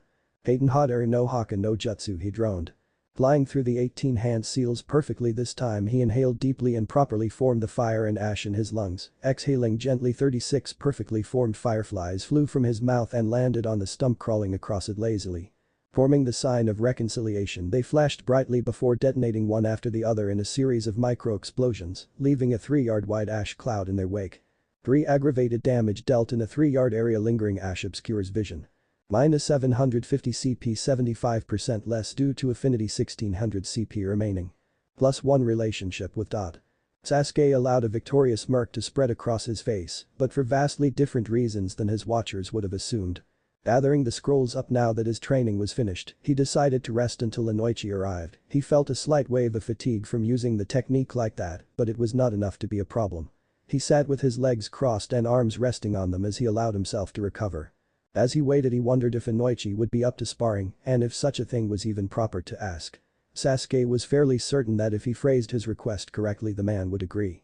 As his social stats improved, he had begun to just intrinsically know what others wanted him to say, and the value of saying just that. No one really saw anyone else as they truly were. He was beginning to realize instead humans saw only what they wanted to see in order to confirm what they themselves thought. It may not have been true on an objective level, but on a personal one, that was how humans viewed one another. Inoichi, for instance, viewed him as a troubled and heavily burdened kid, but at the same time saw him as the heir of what was once a powerful clan. He wanted to both help Sasuke recover and, if possible, gain a way into his good graces. Sasuke wondered if the man, even as protective of his daughter as he was not already entertaining ideas of making them closer for long-term political gain. Sasuke did not, however, hold it against the man. As far as he had experienced, most human interaction revolved upon using and being used by others and being beholden to personal opinions rather than facts regarding others. That did not mean that one could not care for others, it just meant that there were other factors at play. His father, for instance, as cold and hard to impress as he had been, had never hated him, held him to a high standard but never hated him. The only person that did not seem to have wanted anything from him or tried to see him in a way other than what he was had been his mother. He only wished he spent more time with her, he should have taken her up on her offer to show him shuriken techniques all those weeks ago. He in his childishness had wanted Itachi to do it. He had in his naive bratish way pushed her aside when she had only wanted to help him. Also he could learn from his brother. At that thought his mood once again soured. He had seen more than enough of Itachi's to last him a lifetime during the massacre.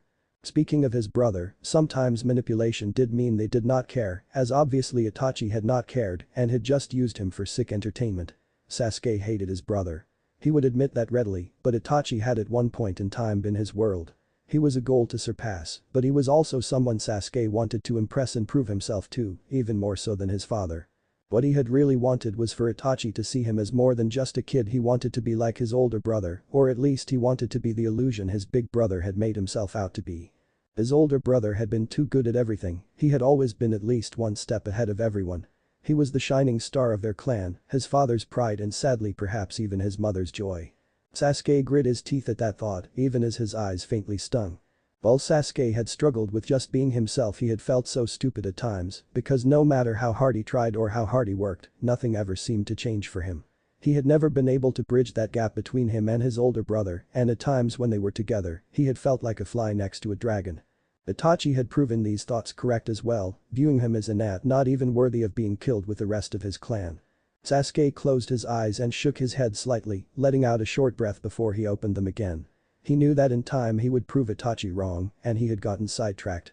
He needed to focus, as he was still nothing compared to Itachi, but he had time now, time he could not afford to waste on such dark thoughts. He knew this was true, but whenever he was at rest the thoughts plagued him still. He could almost hear the screams of his dead even now. They would always haunt him, like a constant reminder of what he had failed to see, what he had failed to stop. If only they had listened to Inabi, Naka and Tekka, maybe Itachi would not have won. If only they had all listened, if only he, the others, and his father had not failed to see. It was shameful for an Uchiha to be so blind. He would ensure nothing ever slipped past his eyes again, no one would ever sink another knife in his back if he could help it. He, like his ancestor, would never allow anyone to strike at his back. With a deep sigh, Sasuke forced the thoughts away from him. He was better off focusing on something else, anything else. He had never had such heavy thoughts before the massacre that he believed had fundamentally changed him as a person. The things he used to do to clear his head were no longer available to him. His mother was not around to talk to, his father was not there to tell him to practice, Satsuko was not around to bother him, and he never wanted to see Itachi train or do anything other than choke on his own blood ever again. He could not go into the village either, as Inoichi was supposedly on his way. According to Kaya no Hime, how she knew that was beyond him. But he could not help but wonder what else she may be privy to, so he resolved to bring it up the next time they spoke.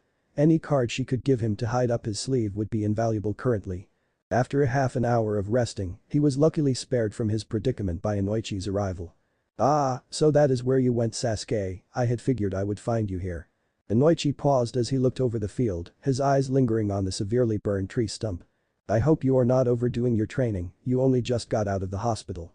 Though you were kept in shape by the hospital staff, you should take care not to cause too much undue strain," he said as he came up beside Sasuke. Kneeling down, he offered his hand to help Sasuke to his feet. Sasuke nodded gratefully, allowing Inoichi to help him rise. "It is nothing I cannot handle. That man was capable of far more at my age," Sasuke replied with a slight edge to his voice that he did not realize he had been suppressing. "Relationship loss prevented by desperado merit. For acting in your nature, you gain a beat." Inoichi raised his hands placatingly. "You are not your brother, Sasuke." Sasuke felt his eyes narrow but managed to suppress his snarl. Was he underestimating him too? Another of his brother's countless sycophants. Inoichi luckily seemed not to notice his thoughts or the barely concealed heat behind the boy's glare. "I mean that in the best way possible, Sasuke. It is my belief that Itachi only snapped because of his specific upbringing. He was exposed to violence and death at far too young an age, even younger than you in fact. Add into that the fact that he was an active shinobi at 6 years old and saw his teammate cut down in front of him on one of his first missions. This coupled with his duties to your clan and his service in the Anbu was likely too much for him to bear." Inoichi's words seemed to ease some of Sasuke's anger, but they did not douse it entirely. "I do not care about his psyche profile, Inoichi. He ensured personally that I experienced more pain than he ever did. Inoichi nodded his head before he could possibly offer a rebuttal. Sasuke continued. Some genin he knew for less than a year is not comparable to watching your entire family be slaughtered for hours on end. Itachi did not snap, he was not broken, he was a liar who killed his best friend and then murdered our entire clan with the power he held. Itachi made his own choices, he joined Anbu of his own volition. Everything he saw and endured was because of his own actions, I did not have that luxury. Sasuke said through gritted teeth as the memory of Itachi's betrayal once again filled his head, as if it were happening all over again. I am not like my brother, you have that part correct, I would never do what Itachi did to my family, to anyone, murdering children while they slept, scurrying about like an animal killing only for the thrill. I will not live in such a way. Sasuke stated firmly with a steely resolve. Though his tone did seem slightly off, under all that anger was something far more depressing. Inoichi was reminded that this was still a child, some did not appreciate that distinction, but Inoichi did. He was once again reminded of his daughter. How would she have reacted in this situation? The thought alone made the Jonin uncomfortable. If only you could have seen the look in his eyes when he attacked me, his eyes were dead. Inoichi, he stood over my mother's corpse and mocked me. Sasuke said with a growl. Inoichi was reminded of the look in Itachi's eyes through Sasuke's memories, a look of such emptiness, a cold sinister pit like a lifeless void. He almost shuddered when he remembered that he had seen through Sasuke's eyes. He had thought of sealing the memory, but had ultimately decided against it. Sasuke deserved to be able to come to terms with this himself, he needed to know. Sasuke grit his teeth, I tried to fight back, you know. The Tsukuyomi did not knock me out. Sasuke paused for a moment, Inoichi looked at him expectantly. I ran at him and said he was out of his mind. He hit me so hard that it felt like my entire body had been ripped apart. What chance does a gnat have against a dragon? I fell face first right in front of my parents' corpses. The boy looked aside for a moment, his expression downcast. The Uchiha clenched his fists. Then I tried to run, I begged for my life like a coward. He smiled at me and said it would be far too easy to kill me, but I was too pathetic, so he made me suffer instead. Then after that, I knew what it meant to be hurt. He admitted to killing Shisui-san, his best friend, all for the sake of advancing his own power. Then he hit me with that awful again. Sasuke continued, Inoichi listened without saying a word. I remember everything, I saw it so many times repeatedly on loop. Do you know how many hairs Itachi split from my mother when he slashed across her back? I do, 1493. I had more than enough time to count. Sasuke's voice was like ice as he recounted the brutal scene of his mother's murder. Inoichi swallowed back a lump in his throat as he could not help but think of what could have been done to prevent this tragedy. Even as an adult with what he had seen, he found it difficult to look at the boy. Sasuke's face twisted in rage. I have to get stronger, there is no other way for me to live my life now, I cannot afford to be weak. Not when he is still out there, likely hurting more people. Sasuke's voice was hard and cold as he stared at the ground, the sight of the scorched earth and ash all around them from the ninjutsu he had practiced seemed almost like a foreboding omen to Inoichi. He was the greatest therapist Konoha had since its founding, he would admit that with a small and in his opinion well-deserved bit of pride. He had helped many shinobi recuperate from horrific things, his most notable success being Anko Mitarashi, yet for the first time in his years he was uncertain, on one hand getting stronger could help Sasuke deal with his trauma by making him more sure of himself, and his strength would of course benefit Konoha. On the other hand, he was still a child, and if he failed to make adequate progress by whatever metric he was judging himself to, he could develop a severe inferiority complex and would likely become withdrawn if not outright antisocial towards those around him and possibly live the remainder of his days in dread. Inoichi looked down at the boy, there was an unspoken question on his face. Sasuke's eyes shifted back to him. Tell me, Sasuke, if you gained that strength and avenged your clan, what would you do afterwards? Inoichi asked curiously. Though he was not one to judge those who may be less than sane or stable, he did find himself concerned about what might happen if Sasuke took the wrong path after dealing with this. He needed to know where the boy's motives lay. Persuasion roll failure. Inoichi's stats are too low to influence you. 4 manipulation plus 5 persuasion minus 5 social penalty equals 4 vs 5 composure plus 4 subterfuge equals minus 5 successes. Sasuke almost bit his tongue. So that is how we are playing this? He thought darkly. He was more than a little peeved getting a psych evil right after his outburst, as the man was clearly trying to judge his motives even now. He needed to be sure he could pull this off. Inspect. Sasuke thought he only needed to see his social stats and basic overview. Name Yamanaka Inoichi. Age 33. Character. Professional. You are always proper and like to be viewed as a consummate professional. Urge. Doting father. You tend to dote on children, especially your own, you have a soft heart for kids and are thus more easily moved by them. Clan Yamanaka. Bloodline Mindwalker. Experience point 0. 805. Size 5 roughly in the 5-foot range. Health level 23, 18 from stamina, 5 from size. Chakra capacity 23,600 CP. Speed 42 run speed. 5 from size, 20 from dex, 15 from STR. Elite enhancement x 15 speed for 1500 CP per second. Defense rating 26 plus 12 if using speed enhancement. Armor rating 3A3L3B3 armor torso from vest. Soak 36B. Initiative modifier 25. Ninjutsu resistance 23. Ninjutsu bonus 9. Description: Yamanaka Inoichi is a Konohagakure and a well-renowned therapist. Inoichi has some dealings with T&I and is well respected by the shinobi forces whom he helps in information gathering and stress reduction. He is a member of the Ino Shikacho trio and is the best mindwalker in his clan. He has already played around in your head. Reputation, 6100 equals honored. 30 from sympathy, 20 from presence, 10 from speech checks. Inoichi is moved to sympathy for what you have endured -1 and is further softened since you are a child the same age as his young daughter -1, high affinity grants an additional -3. Resulting in social role difficulty being reduced by 5. He could do this based on what he was reading. He just had to play this right. Acting like he had given Inoichi's question proper weight and deliberation, he spoke. After Itachi is dealt with, I would begin the work of restoring my clan. I do not intend to let what Itachi did to me stand in the way of forging new bonds. I have no family left. I only hope in time that I will come to view Konoha itself as my new family. Sasuke began, ending on a hopeful note before continuing. I know it will never replace what I lost, but these are the lands of my people as much as they were the lands of the Senju. In time I hope to love the people of this village as much as I loved my kin. He overshadowed the hopefulness with a shade of melancholy and sentimentality, as one looking for answers so often would. I will be counting on you too, Inoichi. I do need help as I have no one left to rely on. The personal plea directed at one who wanted to help others, a stutter to show some vulnerability while highlighting the influence such a helpful person would have. Persuasion roll success.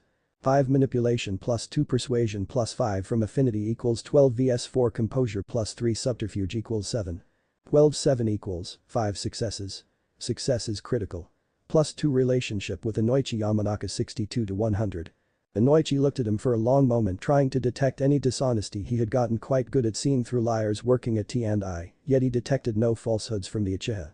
Not that he expected anything of the sort. Sasuke was just a kid that had been through something horrible, more than that he was for the most part a respectful boy. His attempts at being formal and courteous despite what he had went through showed a certain strength of character many shinobi lacked in his opinion. Giving the boy a small smile, he nodded. You are a very kind Sasuke. That is a beautiful goal. I hope you succeed. He replied with a warm voice as he placed a hand on his shoulder. Kind? Sasuke supposed he had been that once. He hadn't forgotten that this man standing before him had already rifled through his skull and seen what had made the old him tick. Pity that he was no longer that boy anymore. That naive child had in many ways died with the rest of his kin. Nodding his head, the ebon-haired youth gave a small smile to Inoichi. It may have been reassuring, but to Sasuke it was self-satisfied. I hope so too. He replied softly before giving a small bow. If one was wise enough, they would have noted it was ever so slightly mocking. Sasuke almost smirked. He had regained most of his chakra while resting, this would be no problem. Would you like to see what I have been working on? Sasuke asked. Inoichi was taken aback by the offer. Not too much time had passed since the massacre. He wondered what the boy could have accomplished in a day's time. As he was about to respond, Sasuke continued speaking as if he were reading his thoughts. I have been practicing with my clan's ninjutsu and have gotten a few new techniques down, including 2P rank. Plus 1 relationship with Yamanaka Inoichi 63 to 100.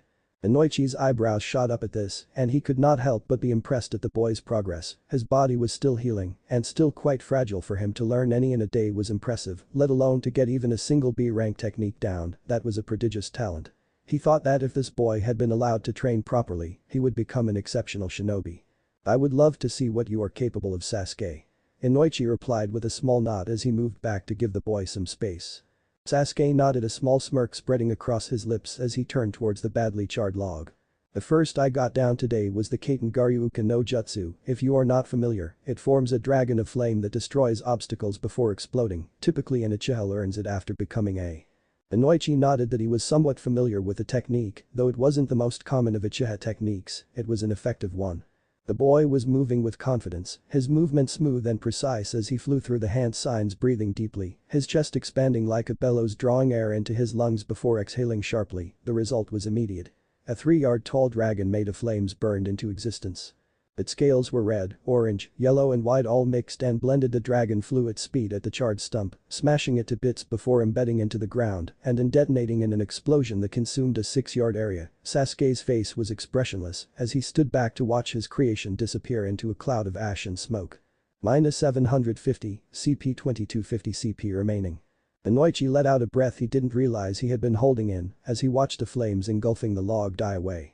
The boy was quite talented, if only he could be properly trained by the village, he could become a genuine asset in time. Sasuke, it would seem, was not done moving on to a fresh log. He ran some wire through a few shuriken before tossing it like a discus towards the log. The metal star spun through the air and struck the log with a thundering crack of breaking wood. The other 2 stars circled around the log and smashed into the wood with similar results.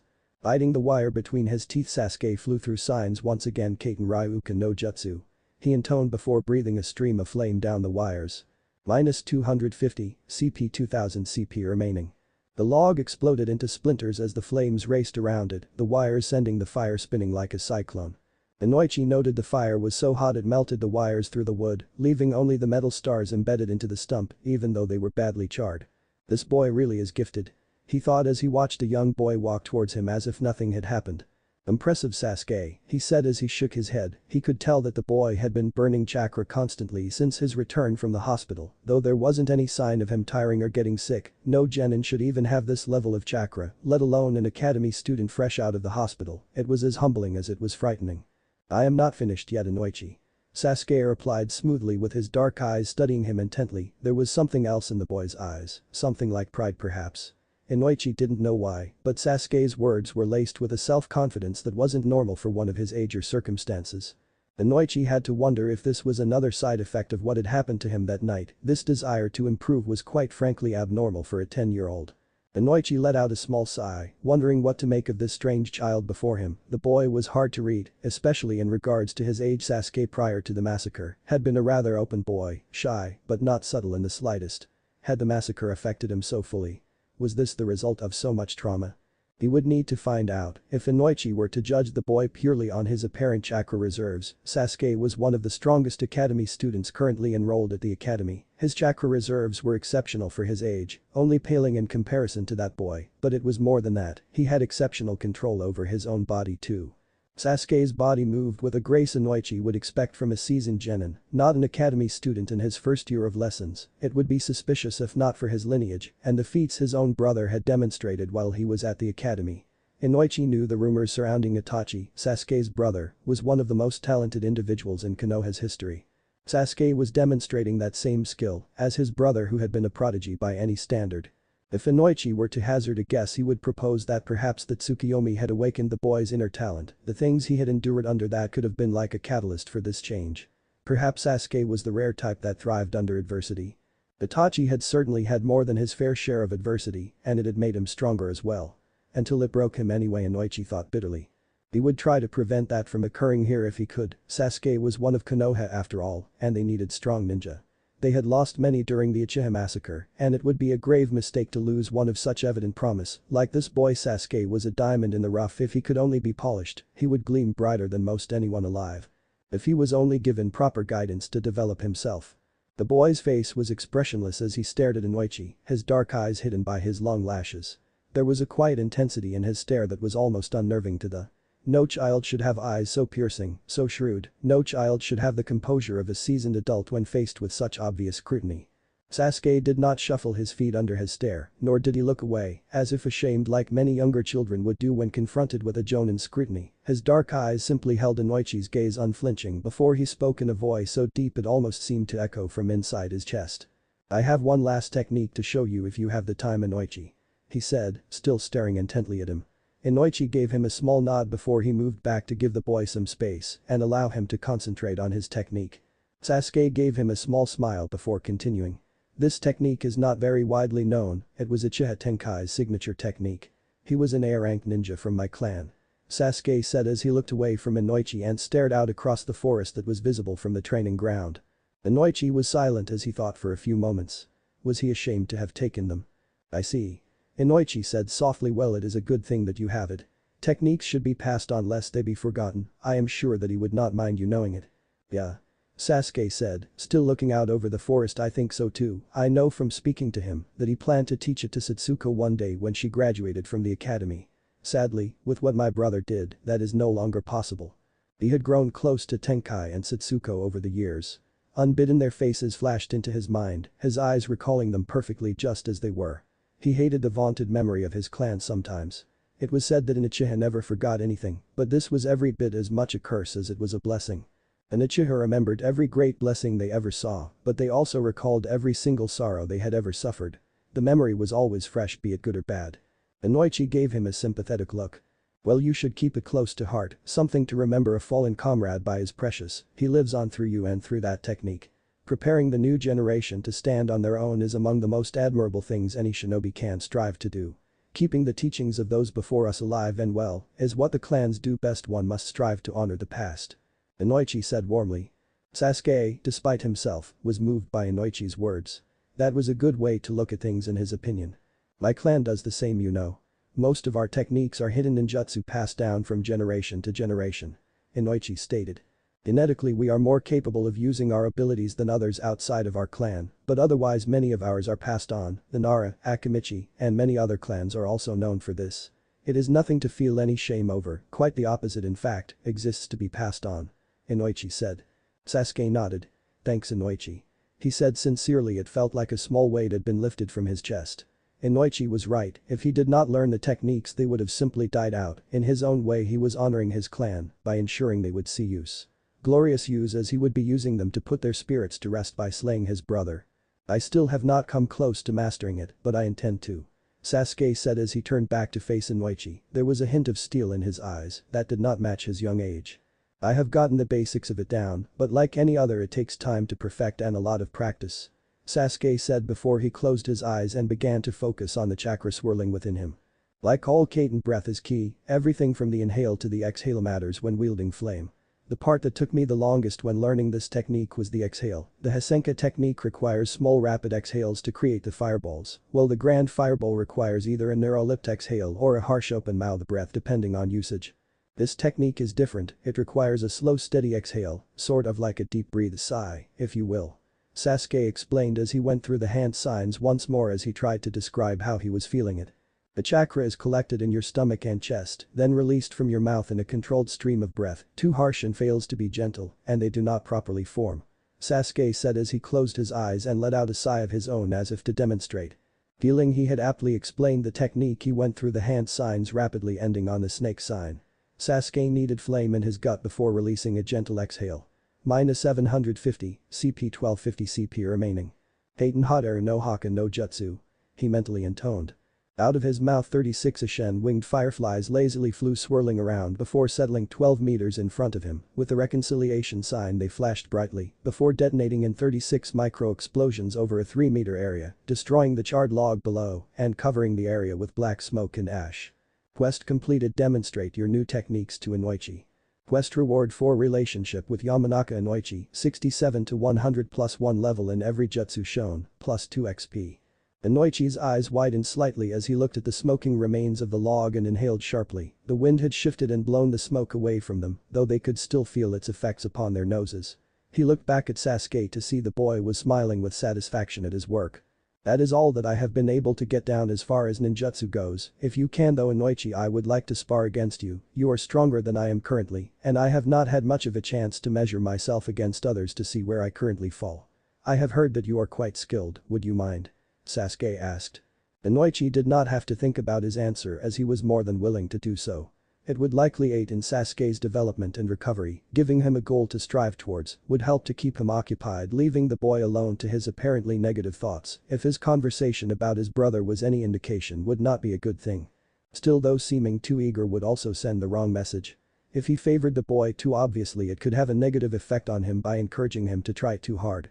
But that in mind, Inoichi regarded the boy silently for a moment. I would be willing to do so, Sasuke, on one condition. After the funeral is held for your clan, you will come to eat with my family. Ino has been asking about you, she is rather worried, you see, and having you visit would ease her mind a bit.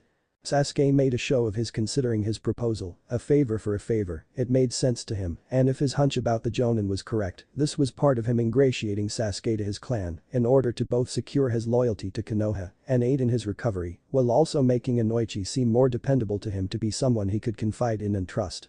The Hokage's plan was all too obvious to him, and without this power he would have doubtlessly been completely unaware of the manipulation involved. Giving Jonin a small smile, he nodded his assent. "I can agree with Inoichi, I would like to meet your family." "Good."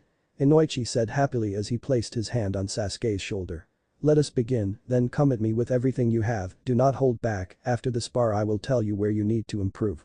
With that said, the man took several steps away from Sasuke and nodded his head.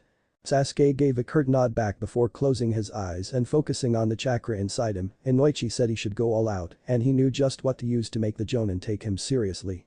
Focusing his chakra behind his eyes, his Sharingan spun to life. He could see through his closed eyes, perfectly Inoichi, all too clear to his perfect eyes. He opened his eyes, emblazoning Inoichi's shocked expression into his mind forever, before he charged forward at speed that would make the average genin envious. Inoichi was caught by surprise by the sudden charge and his awakened Taijutsu. He had expected the boy to take his time and gauge his opponent's movements before trying anything like that. He was not ready for such an attack at all. Still, he was not a Jonin without reason, and though Sasuke admittedly was far faster than he had expected, his speed was not on his level. Inoichi could not dodge. If he were to move at that speed, he would be off balance. Still though, if he could not dodge, he could block. Bringing up both arms in a simple cross block, he caught the boy's foot as he came at him with a running kick. Grasping the boy's leg, he spun Sasuke away from him. X5 plus BWL2 plus, Sharingan 6 equals 13 vs defense 26 equals 13 defense exceeds. Sasuke spun away in shock. He was completely outclassed, just as he had expected. Correcting himself mid-flight, he landed on his feet several yards away from Inoichi, who was regarding him with a slight smile. Ensuring his footing was stable, he charged forward again, but was preempted by Inoichi lashing out at him with a kick. X20 plus BWL5 equals 25 vs defense 16 equals 9 defense fails. His eyes saw the kick coming all too clearly, yet he lacked the speed to avoid it, only barely managing to bring up a single hand to block the kick coming at his gut. The force of it slammed his forearm into his gut, with force raising him into the air and forcing him back. STR 17 plus MA 5 plus, successes 5 equals 27 quartered due to Inoichi holding back 6.75 rounded to 7. 714 soaks equals 7 soaks left. Sasuke once again found himself spinning through the air before landing hard on his feet. He had no chance at all, did he? Inoichi had held back greatly, and even so his arm was nearly numb from that kick. Even with all that though, Sasuke still felt like he had gotten the better of it. His counter was almost instantaneous. Despite his lack of speed, he was still able to counter Inoichi's kick slightly, all due to his eyes. Sasuke's arm aches slightly as he corrects his stance before charging forward once more. He launched a full combo against Inoichi, leading with a left jab and following with a right straight. Inoichi deflected all of his blows with startling ease, though it seemed to be almost effortless to him. His eyes moved from left to right and then back again as he studied Inoichi's every move, absorbing every movement he demonstrated into his memory. He could feel himself improving, incorporating Inoichi's style into his own. +1 to brawl from Sharingan mimicry. Ho. That was new. Not bad. Inoichi said as Sasuke gained more and more speed with his blows, but Inoichi continued to block them without even seeming to be exerting himself all that much. Sasuke could not believe the amount of strength and power he was demonstrating, though not on Itachi's level. Inoichi had certainly earned his best. "Your defense is still not where it should be, but you are improving," he said with a hint of pride in his voice as Sasuke continued to attack him with more and more blows until Inoichi caught his arm as he swung it at him. Sasuke's blow stopped dead in its tracks, as though he had hit a solid wall. Inoichi followed through with this, his other hand lashing out and striking the boy in his gut. Rippus 26 defense vs dex 5 plus, BWL 3 plus, Sharingan 6 equals 14 26 14 equals 12 1 equals 11 damage. 11 damage 7 soak equals 4 damage dealt. 3 health remaining. Sasuke gasped, his feet lifting from the ground at the force of the counter. Inoichi let go of his hand as he stumbled, falling to his knees and nearly losing his lunch. "I think we should call this here, Sasuke-kun, though your speed is impressive especially for one of your age," Inoichi said with a smile. Sasuke nodded weakly as Inoichi walked over to him. Reaching down, Inoichi helped Sasuke back to his feet. "I am sorry if I hurt you, you are stronger than you look and I forgot myself for a moment. I did not expect you to be this fast," Inoichi said apologetically. Sasuke shook his head. "Don't apologize, I am glad you chose not to hold back, it showed me how far I still have to go." Sasuke admitted plainly. Inoichi smiled widely, he liked the boy's attitude. That view will take you far, Sasuke, far too many would be discouraged by a loss. As you stand now, I feel Fugenin would be a challenge to you. You have potential, Sasuke, don't waste it. Sasuke gave a small nod. I have been training since I could walk, I will not stop now. Inoichi nodded. That is all any of us can do, keep at it. Pausing for a moment, Inoichi raised a question. If I may ask, when did you awaken your Sharingan? That took me by surprise. Inoichi asked curiously. The boy paused, a dark look overcoming his eyes. I gained it during the massacre, seeing the deaths of those I loved over and over again awakened it. The eye was awakened by extreme emotion from what my father told me. He answered simply, his eyes becoming cold and distant. Inoichi could tell the subject of his family was painful to him, he respected that. Inoichi decided to change the subject. The only good thing that came out of that night. I am sorry I brought it up. Inoichi apologized. Sasuke waved his apology off to Inoichi's relief. I saw what you did, you copied my movements, in the future take care when doing that to an ally. Some shinobi do not take kindly to such things. Inoichi chided gently. Sasuke looked away, he would not apologize, he needed any edge he could get, but he could tell the man meant well. I do not mind personally, but it is important that you know to avoid incidents in the future. Some shinobi are very secretive with their techniques and styles and may take offense if they are copied or mimicked. Though if done in the heat of battle, and if the situation allows for it, then copying another ninja's movements can prove to be quite beneficial when dealing with enemies, and no one in the village would take issue with that. Sasuke stewed on that for a moment. I always came back to the village, didn't I? He thought darkly. He was old enough to remember the tension and distrust the villagers had for his clan and the suspicion they endured by shinobi and civilians following the Kyuubi attack. He quite frankly did not give a damn about the opinions of civilians or ignorant shinobi. Shinobi were supposed to use every tool they had to gain power. His eyes were no different than any other bloodline advantage, talent, or only a fool would refuse to use them for something as frivolous as fair play. The world was not fair, many had advantages others lacked, why should they not use them? If the Inyazuka got to fight with their mutts without question, the Hyuga got to use their eyes without scrutiny, and the Senju got to benefit from a ridiculously hardy constitution and chakra, why then should he be denied the gift of his eyes? Life was not fair, he knew that quite well. Killing children in their sleep was not fair, massacring civilians was not fair, judging others on suspicion alone was not fair. He would be damned if he played fair, it was pointless, especially when no one else did. Did Hashirama turn off his healing factor when fighting his opponents in the interest of fairness? Did the Nidaime use a water gun instead of his incredible water affinity? Did the Yondaime slaughter hundreds of shinobi fairly without teleporting? No, he would use his power as he saw fit, power existed to be exercised, to do any less was a waste. Ally or enemy, it made no real difference to Sasuke. If the shinobi of Konoha were truly his comrades, they would aid him in his endeavors, wouldn't they? If he got stronger, did not the village also benefit? This secrecy and hiding of techniques hindered shinobi more than anything in his opinion. To say nothing of the academy, which apparently only taught basic chakra usage, which Sasuke had learned at 4 years old, and 3D rank techniques to genin hopefuls. The rest had to learn by themselves or gain from their senses. This was perfectly fine for the children of clans like himself who had libraries and clan techniques, but what of clanless shinobi or orphans like that annoying blonde one? That secrecy and jealous guarding of techniques had likely led to many young clanless shinobi getting slaughtered if a mission went sideways. And for what? The covetous nature of shinobi who jealously guarded their own power. I understand, thank you for the warning. He replied sincerely. He did understand, their envy and fear that is, and for now he would play ball. He did not need to reveal his Sharingan to copy others after all, and he would use whatever he could to become stronger, their feelings did not matter. Inoichi nodded, satisfied with his answer before he pressed on. At any rate, this visit today was not just a social call. The Hokage wants to meet with you this evening to cover the burial of your clan and to check up on you. Inoichi informed him. He wants to see me? Sasuke asked, surprised. Inoichi nodded. He is concerned for you and wants to make sure everything is alright. He also wants your input on how your clan should be buried and how you should like to proceed from there. Inoichi explained. Sasuke nodded and stood there a moment, a faraway look in his eyes, thinking of his clan, his kin who died that day. I will need to get ready. Sasuke said quietly. Inoichi nodded, he understood that the pain was still raw. Sasuke thought deeply for a moment. If he remembered correctly, the Uchiha clan's standard burial process was cremation by a fire technique to symbolize their connection to the element they all relied upon. Sasuke considered this. The Uchiha have since ancient times practiced cremation as a means of purifying the body and ensuring that our eyes do not fall into enemy hands. I would like to request that with separate urns for each of my clansmen. he explained. Konoha was his village, but the eyes of his people were a tempting target, a more conventional burial would put them at risk. Inoichi nodded in agreement. A sound suggestion, if you would like to suggest it to the third we can. Inoichi offered. Ah, so that was it. Sasuke thought as the pieces slowly fell into place. As Sasuke increased his social stats, he found himself more and more suspicious of those around him. Even though he liked Inoichi, he had been acting in a certain way since meeting him. He was no fool. Sasuke knew damn well that he had been assigned to watch him and see if he was a risk. Since his clan was destroyed, it is not like he had any particular reason to stay in Konoha, and the Hokage likely was aware of this. Until he got his hit he was a free man. He could legally leave Konoha at any time. He was no shinobi, he could not be labeled a missing nin, but he was not naive enough to do so.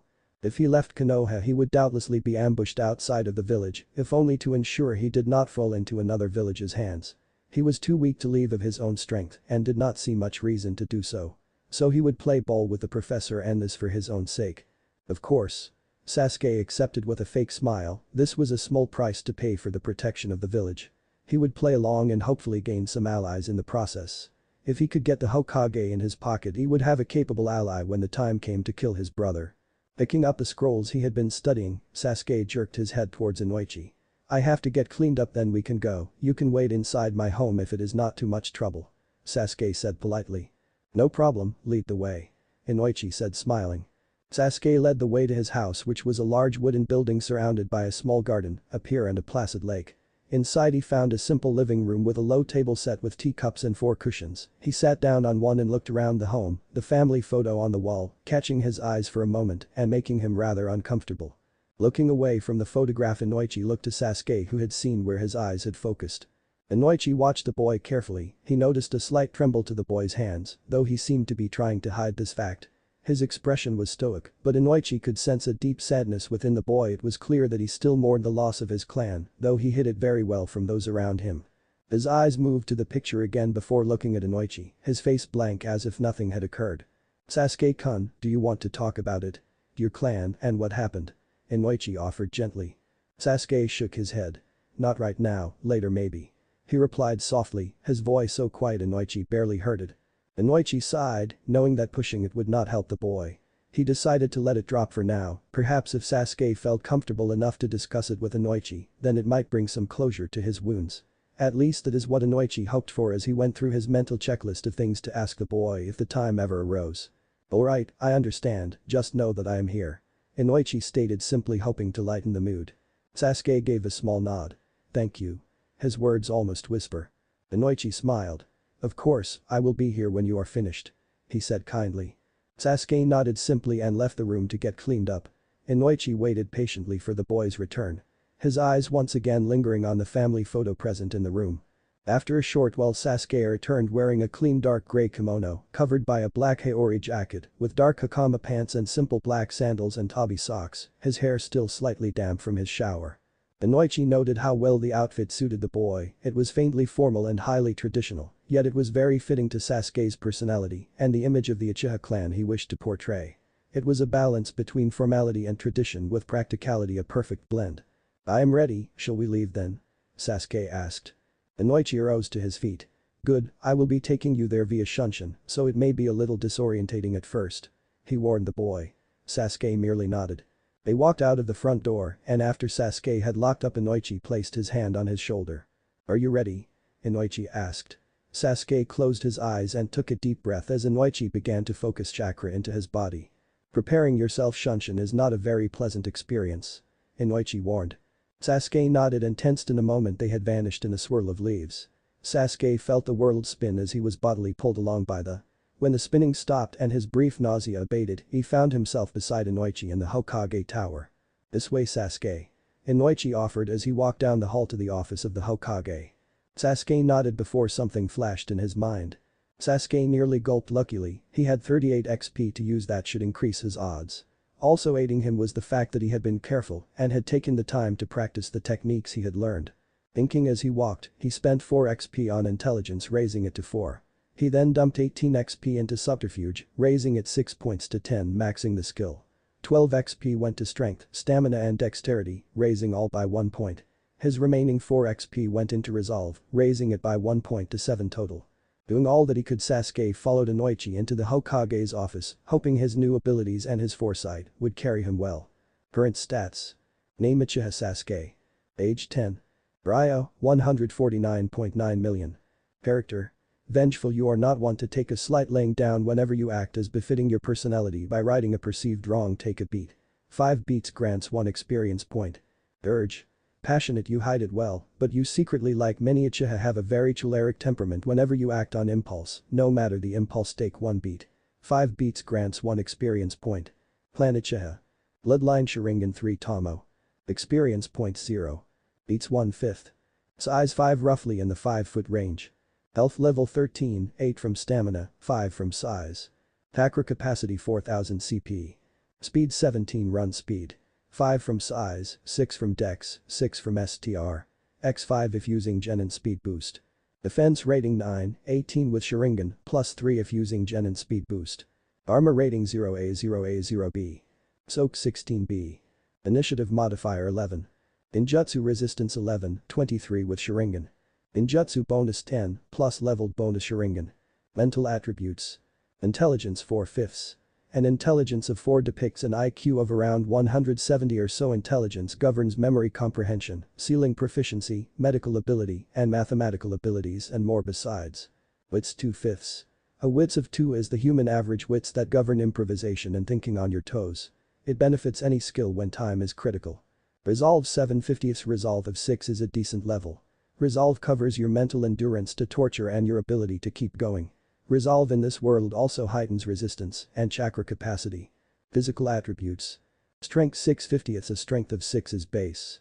Strength 6 allows one to lift 900 pounds above their head with great difficulty. Strength also governs the damage of physical attacks, along with weapon modifiers and martial arts skill. Strength along with dexterity raises speed. Dexterity 6/50. A dexterity of 6 is base. Dexterity raises the defense rating directly and contributes to the accuracy of physical attacks. Dexterity along with strength raise speed. Stamina 8/50. A stamina of 8 is solid in level. Stamina directly adds a level of health per level. Stamina also directly affects chakra capacity and raises your blunt soak, allowing you to survive more punishing blows from punches and kicks. Social attributes.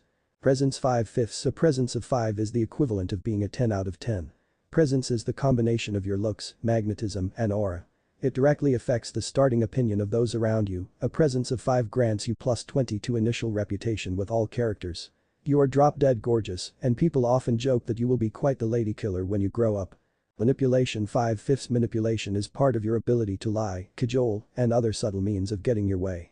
Manipulation affects the strength of being added as a bonus to rolls. A manipulation of 5 is the human peak. You are the most manipulative person that isn't your brother.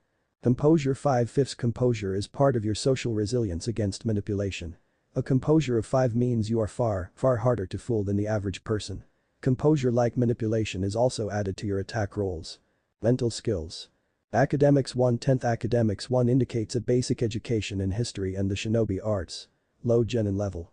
Ceiling 0/10. Ceiling indicates talent for using. 0 indicates no skill or training in the art. Crafting 0/10. Crafting is a wide skill covering talent in various works from building to blacksmithing. 0 indicates you are unskilled. Investigation 1/10. Investigation indicates an eye for detail and can help avoid ambushes or look underneath the underneath. Low genin level. Medical 0/10. Your talent with medical ninjutsu and other medicines, herbal and pharmaceutical. 0 indicates no skill. Occult 4/10. Occult is part of your resistance and it determines your ability to fight off illusions. Currently at a low level.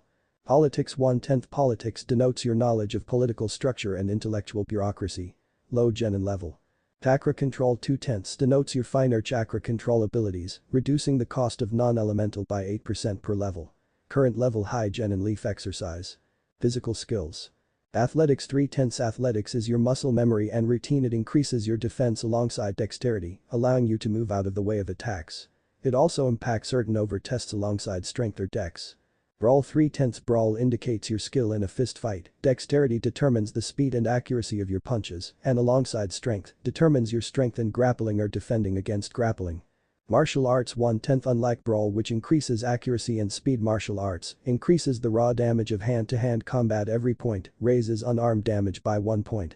Masters punch with fists stronger than many blades. Mechanica 010 determines your accuracy alongside dexterity for hitting targets with aimed mechanical weaponry, such as umbrellas, crossbows, and shuriken guns. Sleight of hand 1/10 indicates your skill with picking pockets or quickly drawing weapons and items alongside dexterity. In addition, with stealth, it can be used to surprise opponents in combat. If successful, it halves their defense next attack. This ability is challenged by the opponent's sleight of hand and investigation. Stealth 2/10 your skill of avoidance coupled with dexterity for graceful movement. Stealth determines how easy you can sneak, challenged by opponent's investigation and resolve. Survival 010 your skill of living off the land and prepping animals, plants, and water for consumption goes with wits to adapt to circumstances. Weaponry 4/10 your skill with thrown and hand-operated weapons like kunai, shuriken, and spears. Weapons with dexterity determines accuracy, while the weapon's damage is boosted by strength. Unless it is a bow. Social skills. Animal Ken 010 a prized skill of the Inyazuka Animal Ken increases your ability to tame animals and order them in combat or otherwise. Empathy 4/10 your ability to read others and put yourself into their situations and problems. Manipulation plus empathy versus composure and subterfuge. Expression 010 your ability to communicate thoughts and emotions clearly through acting, music, speaking or writing. Presence plus expression versus composure and subterfuge. Intimidation 010 your ability to coerce through force of personality, physicality and threats. Either strength plus intimidation or presence and intimidation.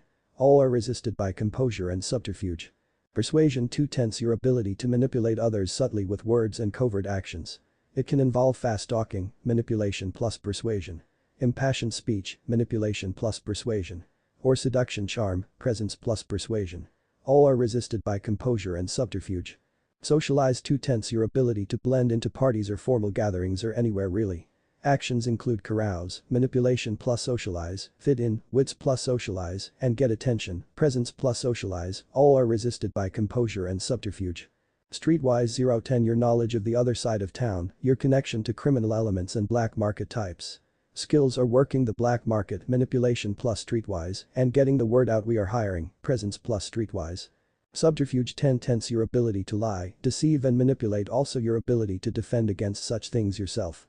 Lying is manipulation plus subterfuge, fake emotions are presence plus subterfuge. Other uses covered above. Subterfuge maxed. Additional merits available. Snake Charmer merit added. Techniques. Peiton Gakakyu Grand Fireball C rank 1000 CP 3/10, a signature technique of the Uchiha clan. At current mastery, the fireball has a range of 16 yards and a maximum area of effective 6 yards. It currently does 6 aggravated damage and requires 7 defense to avoid. Peiton Goryuka Great Dragon Fire B rank 3000 CP 3/10 a prized Uchiha technique capable of crushing through most barriers and then exploding in a blaze of agony. At current mastery, the dragon formed by this technique is 3 meters in size, ignores 9 points of armor from a structure, and explodes for 9 aggravated damage in a 9-meter radius. Maximum range is 18 meters. Peiton Hot Air No Haka Fire Style Grave of Fireflies B rank 3000 CP 2/10, the legacy of Uchiha Tenkai. This technique earned him the moniker of Light Bearer in his youth. At current level 72, small fireflies flutter out to a range of 18 yards before exploding for 6 aggravated damage in a 6-yard radius. Peiton Hasenka Phoenix Flower Jutsu C rank 1000 CP 2/10, a popular Uchiha technique. At current mastery, it launches 4 small fireballs to a max distance of 14 yards and affects a 4-yard area. Each fireball does 1 aggravated damage and requires 5 defense to avoid. Peiton Ryuka Dragonfire C rank 1000 CP 2/10, a popular Uchiha support technique utilizing shuriken and ninja wire as a guide at lower levels. At current mastery, it has a maximum distance of 12 yards and deals 4 aggravated damage. Oden no Niku Earth Style Stone Flesh C rank 1000 CP 1/10, an earth technique, well prized for its survival enhancing properties by Wagakure Shinobi. The technique at lowest level hardens the user's skin, but upon mastery and experience, it also hardens muscles, blood vessels, and bones for superior protection. 0.100 CP per minute. To maintain at level 1, it offers 2 armor against lethal, blunt, and aggravated damage and half of this rating against lightning. Odinishi no Torite Earth Style Fort of Stone C rank 1000 CP per meter length 1/10, creates a wall 1 foot thick and 3 meters tall at current level, can make slits walls and stone doors, as well above or below ground, a fort building technique. Raiden Yama no Yubi Lightning Style Fingers of the Mountain C rank 1000 CP 1/10, a potent swift moving bolt of lightning fired from 2 fingers.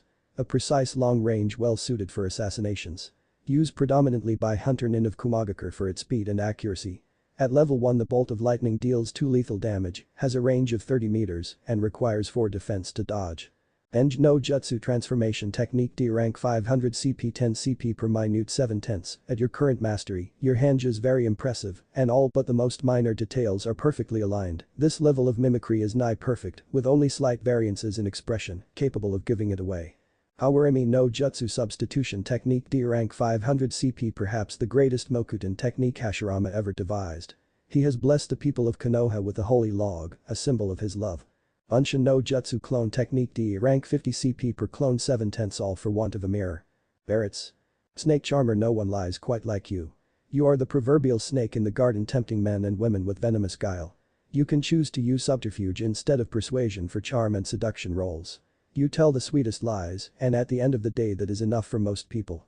Lying eyes a merit that conceals your Sharingan activation. Whenever you so choose you can use your without revealing it, granting all the advantages. Doubles chakra cost of Sharingan when used. Desperado, yours truly is a fool's quest, but you do not give up. You have a reputation as a desperately reckless sort, but in an almost admirable way. You suffer no relationship penalty for acting in your choleric nature. As an added benefit, when the chips are down and things are dire, take +1 to all physical stats. A desperado goes down fighting tooth and nail. Pain and hunger, you saw something few others could possibly relate to when you were little more than a child. You were tormented for weeks on end in a hellish that showed your beloved brother killing everyone you loved over and over again. You will not hesitate to kill if you cannot afford to. Take a +1 to hit rolls in life or death situations. Chakra Sense 1/10, you have gained the abilities of a sensor ninja. At this level you can sense the sex, bloodline, and chakra elemental type of anyone within 20 yards of you. Sharingan 3 Tomo, you have mastered the eyes of your vaunted clan at this level. The Sharingan grants double defense when active, +6 to your hit roll through prediction ability, and +12 to resistance rolls. In addition to these abilities, a fully evolved Sharingan allows you to memorize any scene technique, can see through mist, smoke and walls, can see through chakra, mist, smoke and earth, can permanently hypnotize people, and can cast any from D to A rank seamlessly and as if you were a grandmaster. These bonuses only apply when the Sharingan is active. 100 CP to activate +100 CP per minute. Eye of Insight tied to the Sharingan. This is the name for the predictive abilities granted. It enhances your perception of time, allows you to predict movement, read lips, and recall with clarity anything you see when using the Sharingan. This predictive ability is peerless when engaged in one-on-one combat and makes the Uchiha feared opponents in any duel. Eye of Hypnotism. The feared abilities of a mastered Sharingan are terrifying indeed, and none can be cast from your eyes up to and including A rank with no hand signs, and as if fully mastered. In addition to this, the Eye of Hypnotism grants hypnotic powers and the ability to read and influence thoughts. It can be used to suggest actions to an opponent and gain insight into them.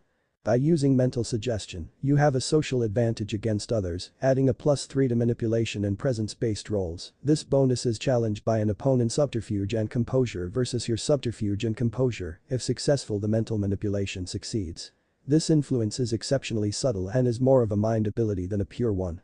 Can even read memories or alter them, though this ability takes time and is obvious to the person under it. Therefore, they need to be restrained or under. Eye of Twilight. The Sharingan has another vaunted ability, though the cost of its use is high at the cost of an eye, and Uchiha can escape death by rewriting reality itself for a few moments. Permanently blinds an eye when used. Izanagi takes his toll for the creation and preservation of life both. Godly Earth Affinity. Kaya no Hime favors you as the champion of the goddess of fields and medicine. You have gained her Earth Affinity. All earth costs 10% of what is shown, and stone can be used in any way imaginable. Make stone summoning and clones permanent if they are not already so, and allows rock clones and golems to repair themselves with natural energy. Peak Fire Affinity. Ember and Bone. Fire and Blood. The Uchiha were the Inferno given form. No other clan was as enamored with the frenzied flame as your own. All fires cost 25% the normal amount, and fire is very easy to control. An awakened Sharingan allows one to manipulate fire in enviable and deadly ways. High Lightning Affinity. Lightning techniques cost 50% less to cast. Sharingan allows lightning to be more focused. Curse of Hatred. Man studies the eyes of perhaps the most traumatized Uchiha in history and judges an entire clan from it. Pay it no mind. Just know that some others will blame trauma on your eyes rather than events that caused it. Chapter 7. The Root of the Problem. The door swung open as Inoichi walked through. The office of the third Hokage was exactly like he had expected, Sasuke noted with an expression that could have been described as bored or disinterested. It was a large half-circular room with several massive windows that had a rather stunning view of the village down below. The floors and walls were made of smooth-cut stone, and the room was dominated by a massive wooden desk that had the Konohagakure symbol emblazoned upon it. Behind the desk sat the aging god of shinobi in a high back chair, all but his upper torso obscured by the massive paperwork and other odds and ends that covered the desk surface. "Hokage-sama, Uchiha Sasuke is here to see you," Inoichi announced as they closed the door behind them. Hiruzen looked up from his desk, his expression brightening slightly. He was seated comfortably with his old pipe in his mouth and did not seem surprised or annoyed by the interruption. In fact, he appeared very pleased from what Sasuke could gather, though this may simply have been because Inoichi had interrupted his paperwork. "Ah yes," Hiruzen said, leaning back in his seat. "Sasuke-san, you may approach. I have been expecting you," he urged, gesturing in front of his desk in a casual gesture. Sasuke saw Inoichi lean back against the office wall out of the corner of his eye as he stepped forward. Bowing respectfully before the aging tyrant, Sasuke decided to approach this with a little tact. Throwing a tantrum and demanding answers would do him no good here, he knew that. Though his clan may be dead, the suspicion surrounding them was apparently alive and well. So showing deference and respect would likely serve him well. Inspect. Sasuke nearly balked. Even at his age, the third Hokage was powerful. He was so far out of his league it was nearly laughable. Those points about the Nidain worried him slightly, but he was already in this deep, nothing left but to push on. "Hokage-sama," Sasuke started, now standing at attention. "I thank you for taking the time out of your day to meet with me. I understand you want to discuss the burial of my clan." "Yes indeed, among other things." Hiruzen nodded, slowly looking up at Sasuke again after a few moments of silence. "You must forgive us if we seem slow-moving. We have much work to get done today, and there are still quite a number of matters requiring my attention. Please sit." He motioned to one of the chairs in front of his desk. Sasuke took the offered seat and waited patiently for the old man to continue speaking. "As you doubtlessly know, our village has recently suffered another great loss. The loss of the Uchiha clan will hurt Konoha deeply. Please understand, Sasuke-san, that you are not alone in your grief." Hiruzen paused, giving Sasuke a chance to say something, however, he remained silent. "Though many questions remain about the circumstances leading up to their deaths by your brother's hands, I cannot deny that he killed every single member of the clan, including infants and children. You are, as you doubtlessly must have feared, the last of your line." Hiruzen sighed heavily, shaking his head sadly. "What of Itachi then? Do you have any leads as to where he fled?" Sasuke asked immediately, sitting straighter in his seat. A faint hope rising within him, though he kept this to himself. Hiruzen shook his head once more. "No, unfortunately I have no leads. Two Anbu were tracking him. We found them dead, they had stabbed each other with their own swords," Hiruzen explained. Sasuke frowned, this news was hardly surprising to him. Itachi was unparalleled in his clan for his usage of. His ability to manipulate other minds was truly remarkable. "Ninjutsu then? They were foolish to look into his eyes," Sasuke commented bitterly. Hiruzen closed his eyes and took another draw from his pipe. "Yes, that is my suspicion as well, to progress into such a point and to use it so brutally, it matches Itachi to a T. All we know for sure is that he has fled the village. The Inuzuka have lost his scent somewhere along the border," Hiruzen admitted. Sasuke grit his teeth in frustration. Deep down he had known they would not have caught him. How could they when even the elite in his own clan had failed to stop him? "I see," Sasuke muttered, feeling utterly defeated. "What is to be done about him moving forward?" Sasuke pressed. If anything, he wanted to hear some words of comfort, but none came. Instead he got nothing but platitudes and empty promises. "He has already been labeled a missing ninja, a traitor. A bounty of 45 million ryo has been posted in the bingo books," Hiruzen replied calmly. "Is anyone currently looking for him?" Sasuke asked impatiently. Asking a question was better than letting his emotions run wild right now. He needed information on what was happening outside of the village, who was doing what to find him, who was hunting him. He needed to know. Hiruzen looked uncomfortable for just a moment, his eyes wincing ever so slightly. "No. At least not now, the village is far too insecure following the loss of your clan and the police force there, and for Konoha, crime is at an all-time high, and with the deaths of so many skilled shinobi, we haven't the manpower to spare on finding a missing ninja." 100 million ryo. $10 million roughly, Sasuke mumbled quietly under his breath. The reward was enough to buy a small country. Hiruzen looked at him as if Inoichi shifted uncomfortably. "Come again?" "I will pay 100 million ryo for his head, it is enough to start a small country," Sasuke stated bluntly. This was his only bargaining chip. No matter what else was going on, it was worth a risk to avenge his people. Shinobi at the end of the day were mercenaries, hired killers, nothing more nothing less. If one damn thing in this world spoke to them, it would be money.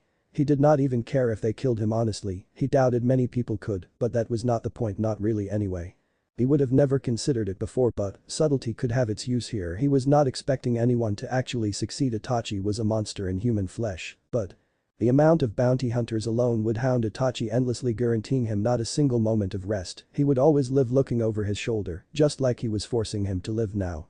He would live his life scurrying like a rat, just as he told Sasuke to live.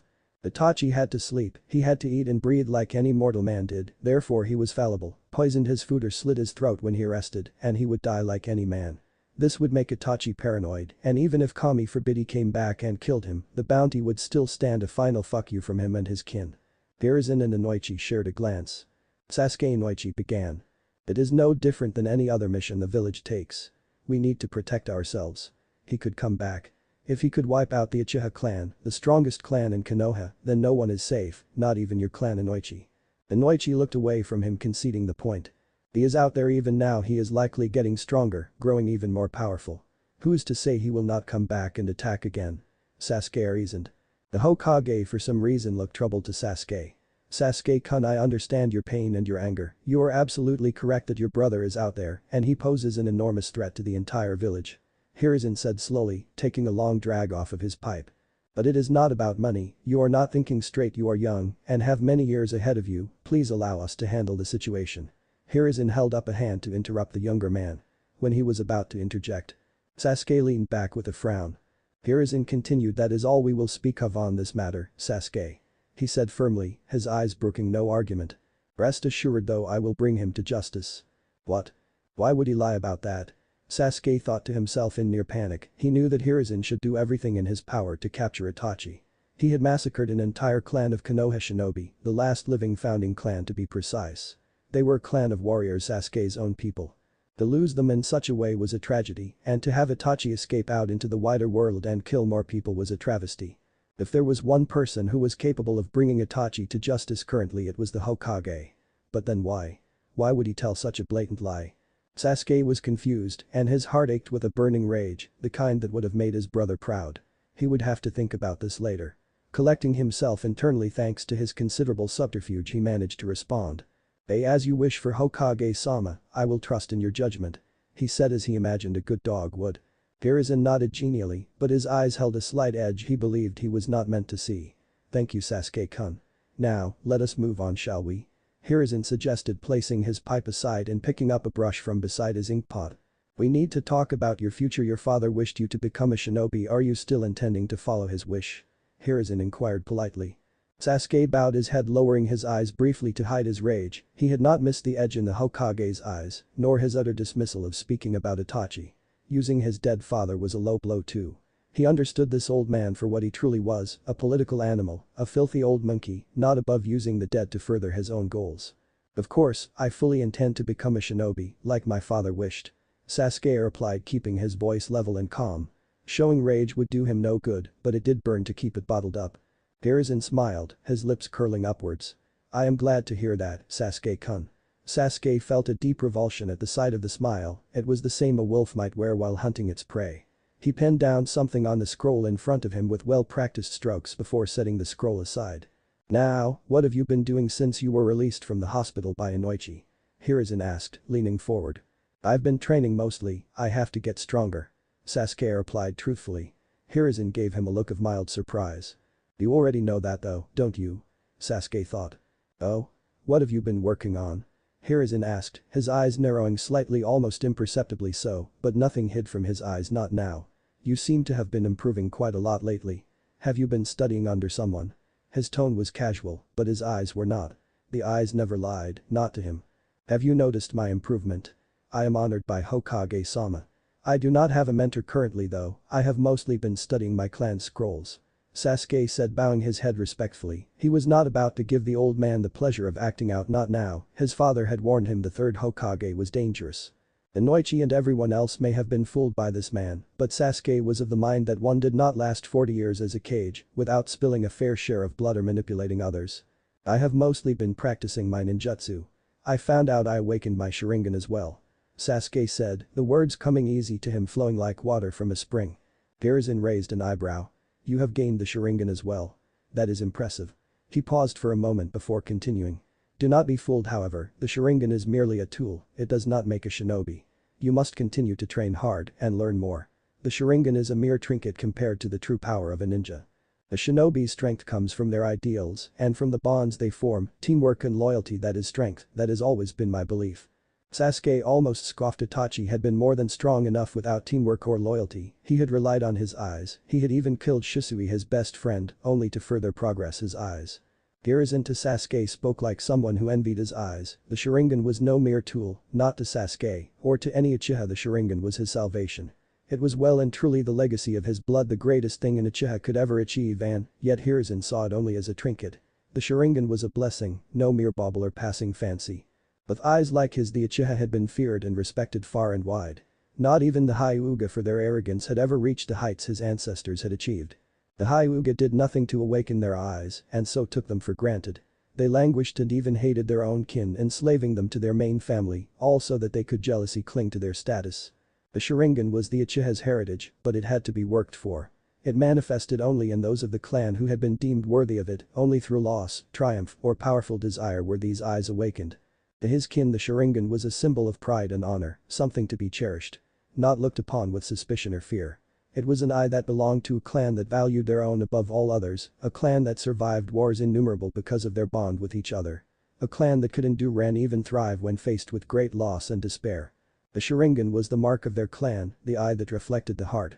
Its crimson hue dyed the same color of blood, both from the loss of it and the desire to protect it. Sasuke felt the urge to frown in annoyance, but his face did not even twitch. I will keep that in mind, Hokage-sama. In addition to that, I have been sparring. Just this day I sparred with a boy named Naruto, and then later on with Inoichi. +1 relationship with Sarutobi. Hiruzen 18 to 100. Truly? Hiruzen seemed surprised. It is good that you are branching out from Sasuke-kun, it is important to be able to work with people of different backgrounds. I'm sure you will find the experience invaluable. Sasuke nodded in agreement as the Hokage continued. I understand the pain of your loss is still all too raw, but I hope in time that you will come to rely on those around you and move forward and find a new family rather than dwelling in the past. Sasuke was silent for a long while, his emotions warred within him as he considered the Hokage's words. He detected no lies this time, which was truly what the Hokage wanted for him. He wanted him to move on, he wanted him to. He wants me to forget the Uchiha. Sasuke realized, his blood boiling. He did not want to forget the Uchiha, he wanted to avenge his mother and the rest of his clan, even now everything he did was for the dead, not for the living. He did not need to be told to grieve, he was already doing so. If the old man cared, he should be helping Sasuke with his quest. Instead, the old man was trying to dissuade him, to push him in a way that he wanted. Sasuke was not going to let himself be pushed like some pawn on a board. People only ever saw what they wanted to see, as long as he played to that he would succeed. I have to keep moving forward. You are right, Hokage-sama. I hope I can do so. Sasuke said simply, though inside he burned with rage and resentment. Hiruzen smiled at Sasuke, the kind of smile that almost made the Uchiha clench his fists and growl. It was the same smile a huntsman would give to his favorite hound. +1 relationship with Sarutobi. Hiruzen 19 to 100. That is the spirit, Sasuke-kun, you have made excellent strides recently in your training. Keep up the good work and do not hesitate to ask for help when you feel you are struggling. You may speak to either of us about anything. Konoha is a family, never forget that. Hiruzen said warmly.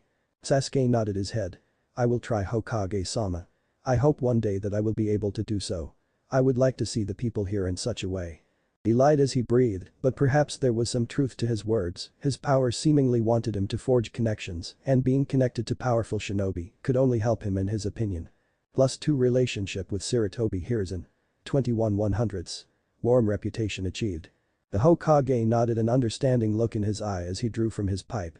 That is all I can ask, Sasuke-kun, just know that Konoha is your home and it is here for you.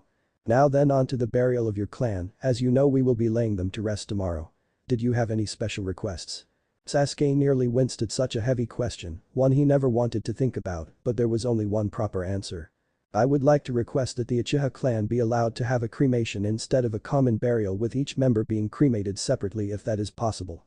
Sasuke requested. Hiruzen nodded, that's not a difficult request at all. Hiruzen responded thoughtfully. It is the tradition of your clan to be buried in such a manner, and the tradition is one I fully intend on keeping. Though I have to ask, who do you desire to carry out the cremation? Your clan insisted on letting their own do so, but if you would forgive me, that is no longer possible. Hiruzen stated gently, an uncomfortable look on his face. I have been practicing but I do not think I have the chakra necessary to do so for my entire clan in one funeral. I can currently use the technique 15 times before I am completely exhausted. Though it pains me to ask, I will need help in cremating the others. Sasuke bowed his head low in shame and regretted shaking his shoulders. Fake emotions roll success. Presence 5 plus subterfuge 10 equals 15 vs composure 5 subterfuge 7 equals 3 successes. Hiruzen was silent before a sorrowful look entered his eyes, but beneath it was a glimmer of what Sasuke thought was pride. That you can cast that so many times at your age is astounding, young Sasuke, you have nothing to be ashamed of. Hiruzen's voice was filled with emotion. That he was indirectly to blame for this child's suffering did not help matters at all. +3 relationship with Sarutobi. Hiruzen 24 to 100.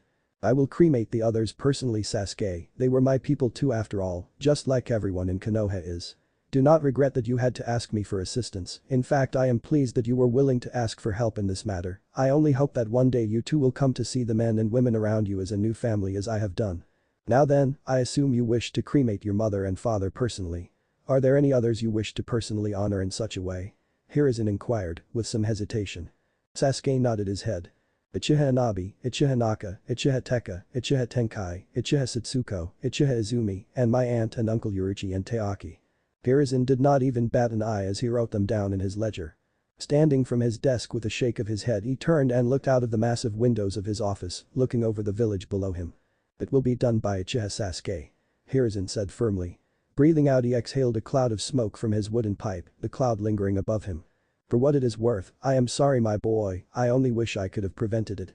The destruction of your clan will doubtlessly go down in history as one of our village's greatest failings, but even if your clan does not rise again, we will remember their loss, what you have lost.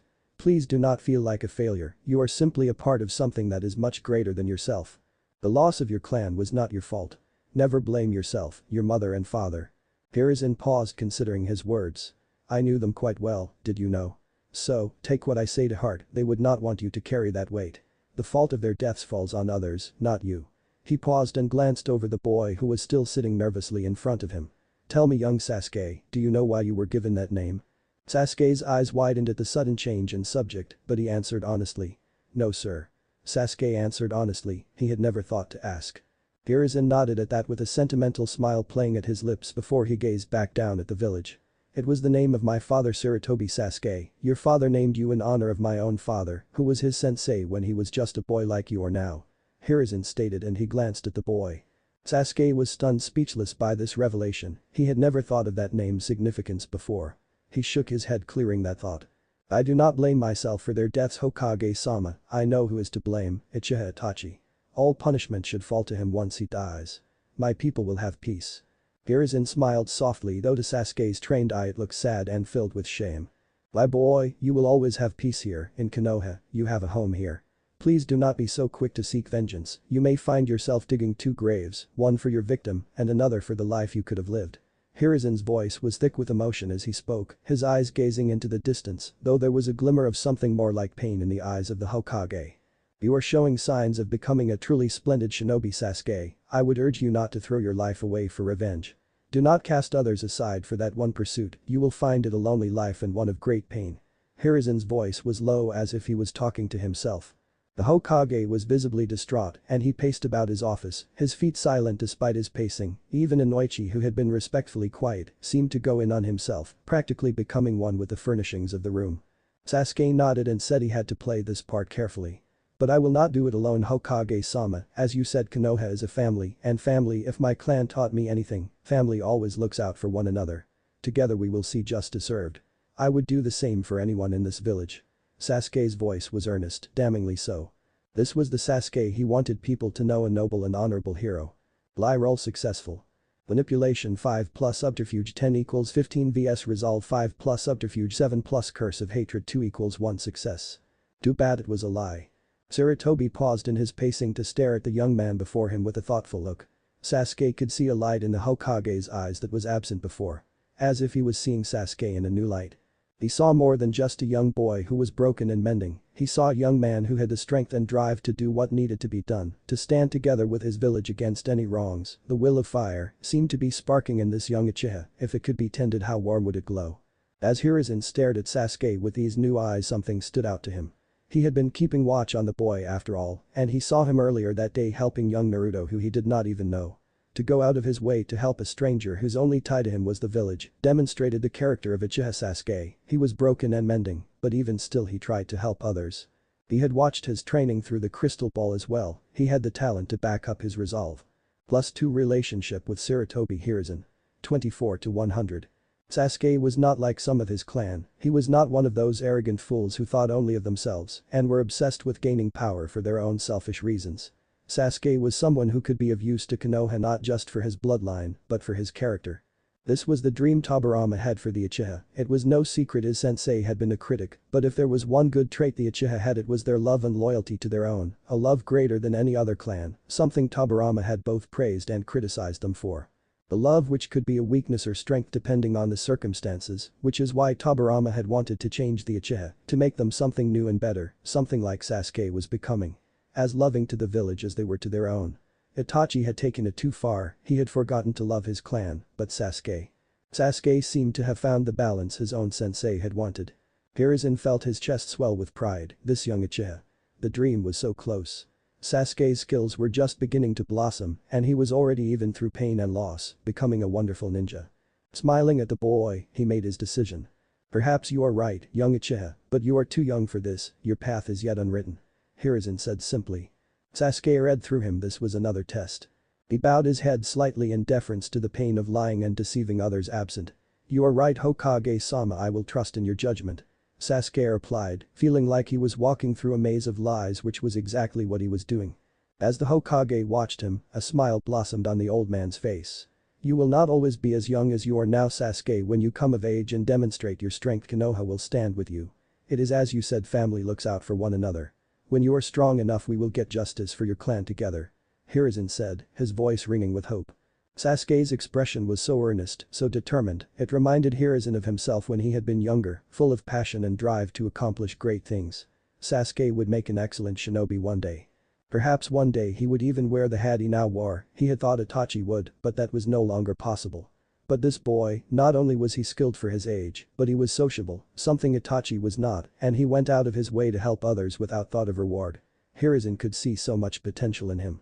I thank you for coming by Sasuke-kun, we will see each other again at the funeral ceremony tomorrow at noon, and lay your family to rest.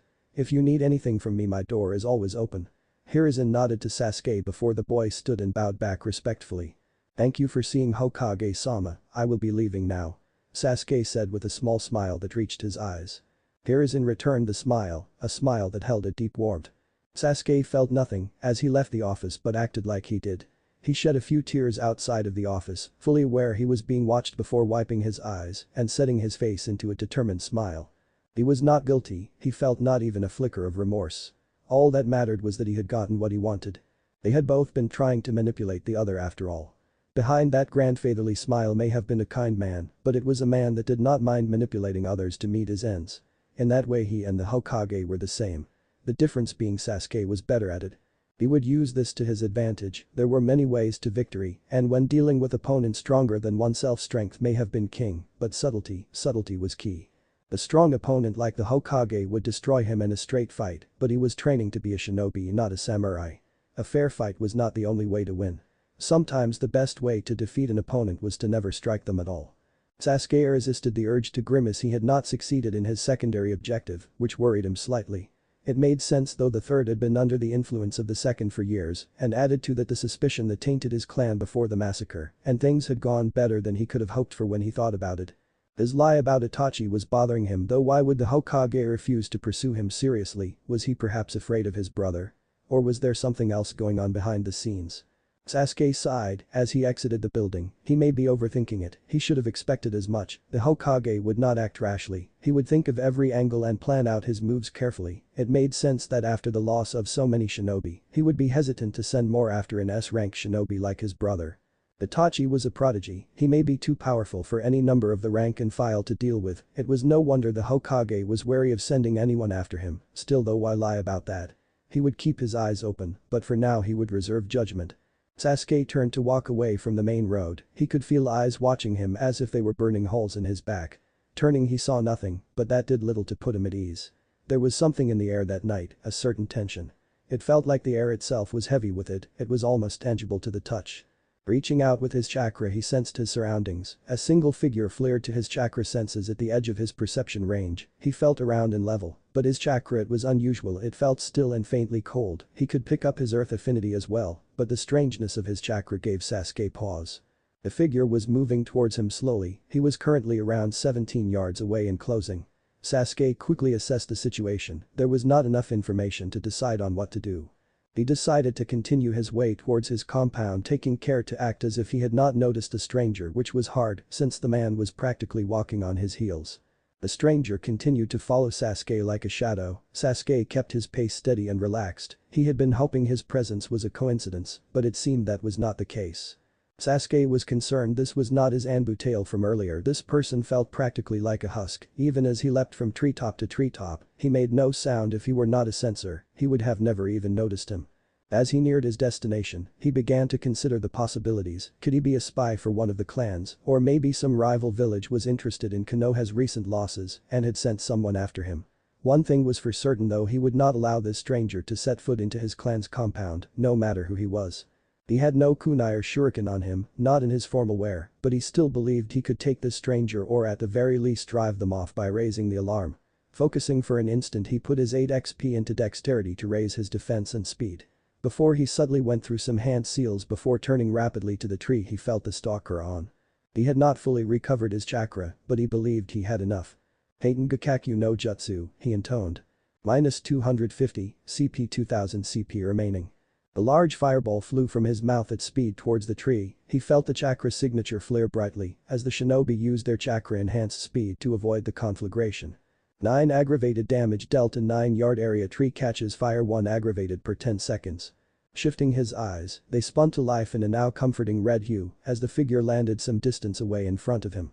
The man wore a concealing black robe the hilt of an injado jutting over his right shoulder, he wore a plain white face obscuring mask like an Anbu would wear that roughly resembled a bear. His hair and any defining feature obscured by the hood of his robes. "Who are you?" Sasuke demanded. "Why are you following me?" His tone was calm and collected, but his eyes were narrowed and dangerous. The stranger was silent for a moment, Sasuke's eyes scanned the trees and shadows for signs of other attackers. He was ready to defend himself against multiple foes. "How did you detect me?" The masked ninja asked me to be careful not to leave a trace. His voice was muffled by the mask, and Sasuke could not make out any emotion in his voice, not even confusion. "I am the one asking questions here, you are trespassing and have been following me. What is your purpose?" Sasuke said calmly, his body now at the ready, his breathing controlled. "That is not for you to know, you are dangerous, like all of your kin. I have come to apprehend you, nothing more nothing less." The man replied, the words coming out in a flat monotone. "Examine," Sasuke thought. "Brute. What is that?" Sasuke thought, his mind racing, he was not an Anbu, he had no defining village markings on him, nothing, not even a personality. The only thing he was sure of was that he was an enemy and he acted accordingly. "Surrender yourself to us and you will not be harmed," the stranger said, his voice like stone. Sasuke smirked. He could go all out here, time to test this power of his. From what he was reading, he could beat this man with his current stats. Even if he didn't, the fire he used should have drawn some attention. "Sorry, but that is my line. Give yourself up or I will burn you alive." Sasuke growled, he could feel the heat building in his gut. The root shinobi did not answer him, instead he simply moved to draw his sword. Sasuke flew through hand signs, Kaiten Goryuka no Jutsu. Minus 750, CP 1650 CP remaining. The flame dragon roared as it raced towards the shinobi who barely managed to avoid it by a burst of speed. As the dragon exploded on the street in a massive 12-yard wide explosion of fire and ash. Brute used speed enhancement minus 500 CP 4550 CP remaining.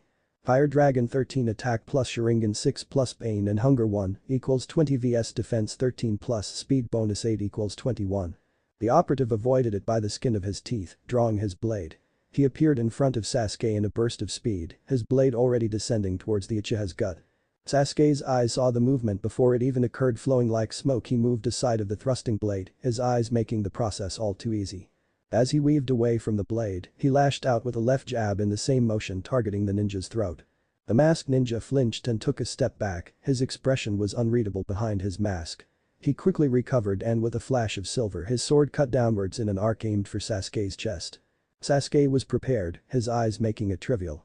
Moving around the blade once again with the same ease, he again immediately countered, driving his knee into the nin's side. Naruto gasped and stumbled backwards, clutching at his midsection. His blade cautiously held in front of him. Sasuke smiled to himself, he knew he had him now. He pressed his advantage. He made eye contact, which was his first and last mistake. Focusing on his eyes, Sasuke's Sharingan spun wildly, the Anbu staggered slightly, his footing becoming uncertain under the simple trick. Lashing out with speed, Sasuke avoided his bladed block and drove his sandaled foot into the stranger's throat. The root ninja fell to the ground, choking and gasping for air. He dropped his blade as he desperately clutched at his damaged throat. Sasuke had felt his windpipe crack beneath his sandaled foot. The root man writhed like a fish out of water, his eyes, what Sasuke could see of them, were wide in agony as blood began to spill from the edges of his mask. Sasuke almost winced, but then remembered this scumbag had tried to abduct him, so he let the feeling pass. Instead, Sasuke grabbed the discarded ninjato and pressed it against the man's neck. The man flailed in pain. "Stop struggling and tell me what you know. Who sent you to watch me? Why are they after me?" Sasuke asked. "I cannot." Sasuke sliced the mask off his face, revealing a young man perhaps 19 years old. His head was shaven and quite pale. He was not very attractive and his face was quite gaunt, the blood dribbling from his lips certainly did not help. "Who are you?" Sasuke demanded. "I cannot say." Sasuke lightly dragged the blade down his cheek. "Who sent you then?" "I can't." Sasuke glared down at him, his Sharingan spinning ominously. "Tell me." He urged his Tomo to twirl in a hypnotic pattern. He saw the power take hold as the shinobi stopped struggling. "I work for Lord." He trailed off and his body suddenly shook violently like a leaf in the wind. Blood spilled from his mouth and nose. A wet gurgling noise came out of his throat.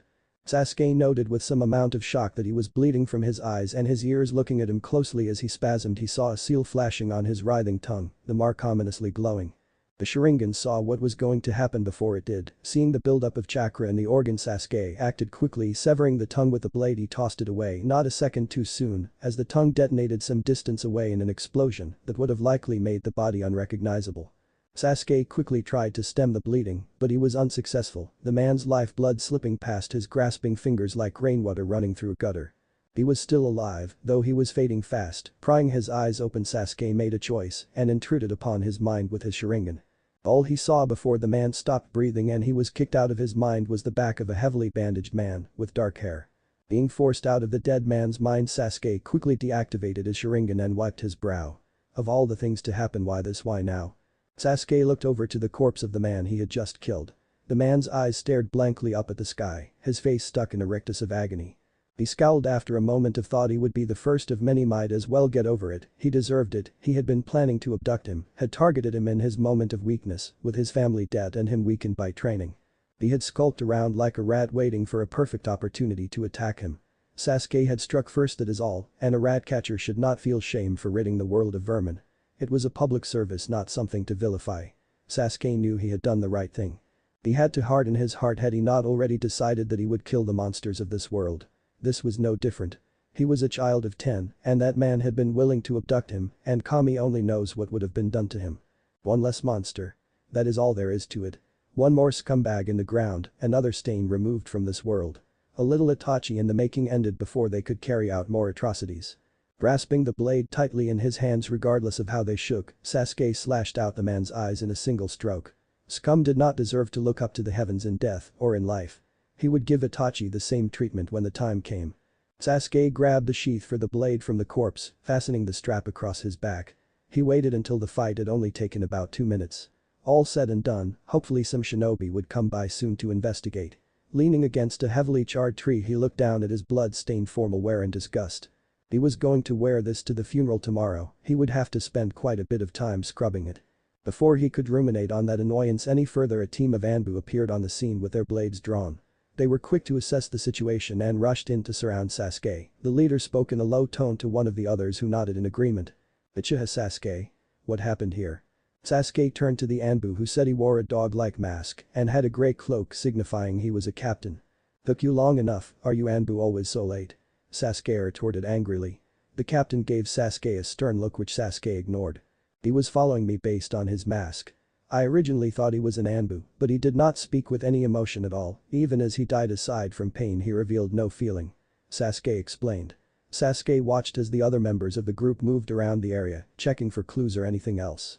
After they had finished their investigation, they collected the body and began to disperse except for the captain. "I am taking you to the Hokage to follow me," he ordered simply, Sasuke seeing no choice and wanting to get this over with as he was asked. Hiruzen Sarutobi was not having a very good night to say the least. He had just finished his conversation with Inoichi pertaining to Sasuke's development and newfound focus when he found the boy before him for the second time that night, an ninjato slung across his back and his formal kimono covered in blood. "In report," he ordered the Anbu captain accompanying the boy gruffly. "My team found Uchiha Sasuke outside of his clan compound covered in blood, the body of a non-identified shinobi dressed in Anbu gear some distance away. We have sealed off the clan compound, we are investigating the body for leads and to determine if any of them are missing clan members. The body of the unidentified person is being examined by the medical examiner." "Anything else?" Hiruzen asked, dreading the worst. The Anbu in question had a blank mask and wore black robes, sir, we were unable to find his tongue and his eyes had been slashed out. Hiruzen felt his blood chill. "Danzo, what are you playing at?" he thought. "You were ordered to leave the boy alone, did his progress startle you so much?" he thought to himself. "Sasuke told me what happened, you will be safe in the company of my men," he told the young Uchiha. "I noticed him following me shortly after I left our meeting in Hokage-sama.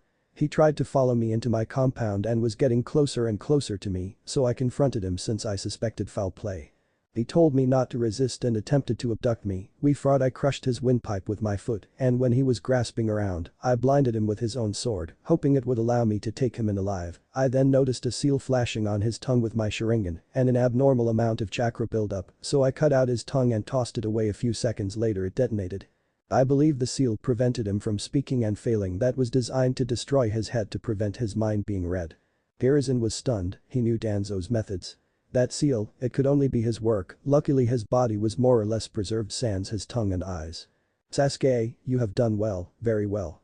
I cannot give you the details at this time as I do not have them all myself, but that body may be just what is needed to prove guilt in a long line of abductions."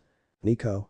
Sarutobi spoke simply. Suddenly in a flash of movement another Anbu was present, one Sasuke recognized from her chakra signature as his watcher. The purple-haired Anbu looked at the Hokage appraisingly. "You called Hokage-sama?" she inquired curiously. "Yes, Nico, please escort Uchiha Sasuke back to his quarters and make sure he is comfortable. He has had a trying evening and needs his rest, from now on you will be guarding him on a more permanent basis." "As you wish, Hokage-sama," she replied bowing. "Sasuke-kun, I hope you do not mind this admitted invasion of privacy, it is necessary for the sake of your safety and the villages. You are to stay within your compound for the next 3 days after tomorrow's funeral ceremony." Sasuke almost grits his teeth just when he thought he was free of this nonsense that had to happen and threw a wrench into his plans. "I do not mind the company, Hokage-sama, but I promised Inoichi I would eat with him and his family after the ceremony tomorrow. Is there any way I could still attend that?" The Hokage gave him a warm look. "Of course Sasuke-kun, one must always honor their promises to their comrades, I will not keep you from doing so." Sasuke nodded, seemingly lost in his thoughts. "Before I dismiss you Sasuke, I have to ask, how are you feeling?" the Hokage asked. It was quite a thing to take a life, especially before one was even a shinobi. I will manage, I am no stranger to seeing death, Hokage-sama, he was after me, it was him or me, I chose me. I will live with that choice," Sasuke said quietly. "Fake emotions roll successful." Hiruzen gave the boy a reassuring smile. "Good. That is all we can do, you did the right thing Sasuke, you protected yourself and aided your village.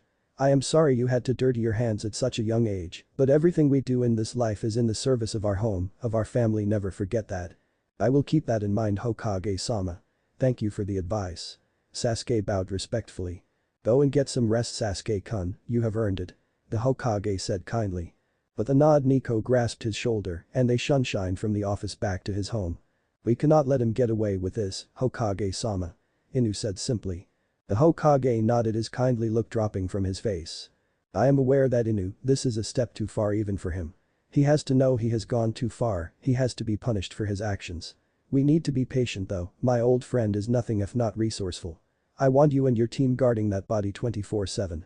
We cannot allow him to slip from our grasp again," he said resolutely. "Brute should have been torn down years ago to attack a child so recently robbed of everything he held dear, simply because he shows promise. Such a thing, Shadame-sama must be rolling in his grave. It was the very thing he had fought to stop." Sarutobi shook his head sadly, he had respected the man like a father and he could not bring himself to call him by name anymore. He had failed to uphold the way he first struggled with that shame every day. "It is not your fault, Hokage-sama." Inu spoke softly. The aged dictator once more shook his head. "No, it is solely my fault. I was the one who allowed him to gain his strength, the one that allowed him to take on the horrible tasks I was not willing to carry out myself. I am the one who put him on that path, and for that I will suffer eternally. If only I had stopped him earlier." Inu looked down at his feet, his drooping silver hair conveying his own sorrow well enough despite the mask that obscured his face. "It is not too late, Hokage-sama, you are the leader of the village, you can change things, you are not powerless. We are all in this together, you lead us, we follow you," he said with conviction. The Hokage smiled at the man. "Inu, your loyalty means more than you will ever know, for many I fear it is too late, but we can stop this from ever occurring again. Go now and watch the body. Tomorrow we will gather the Yamanaka and discover what we can from the corpse," he ordered simply. "As you wish, Hokage-sama." The man saluted. With a last glance to his cage he vanished from the room in a cloud of smoke. "One way or another, it is time that we end things with our old friends," the Hokage muttered to himself. Thanks for listening. I do hope you enjoy it. Turn on that bell notification. Like, subscribe and comment down below. And also check out the other videos I have created and enjoyed it. See you guys next video.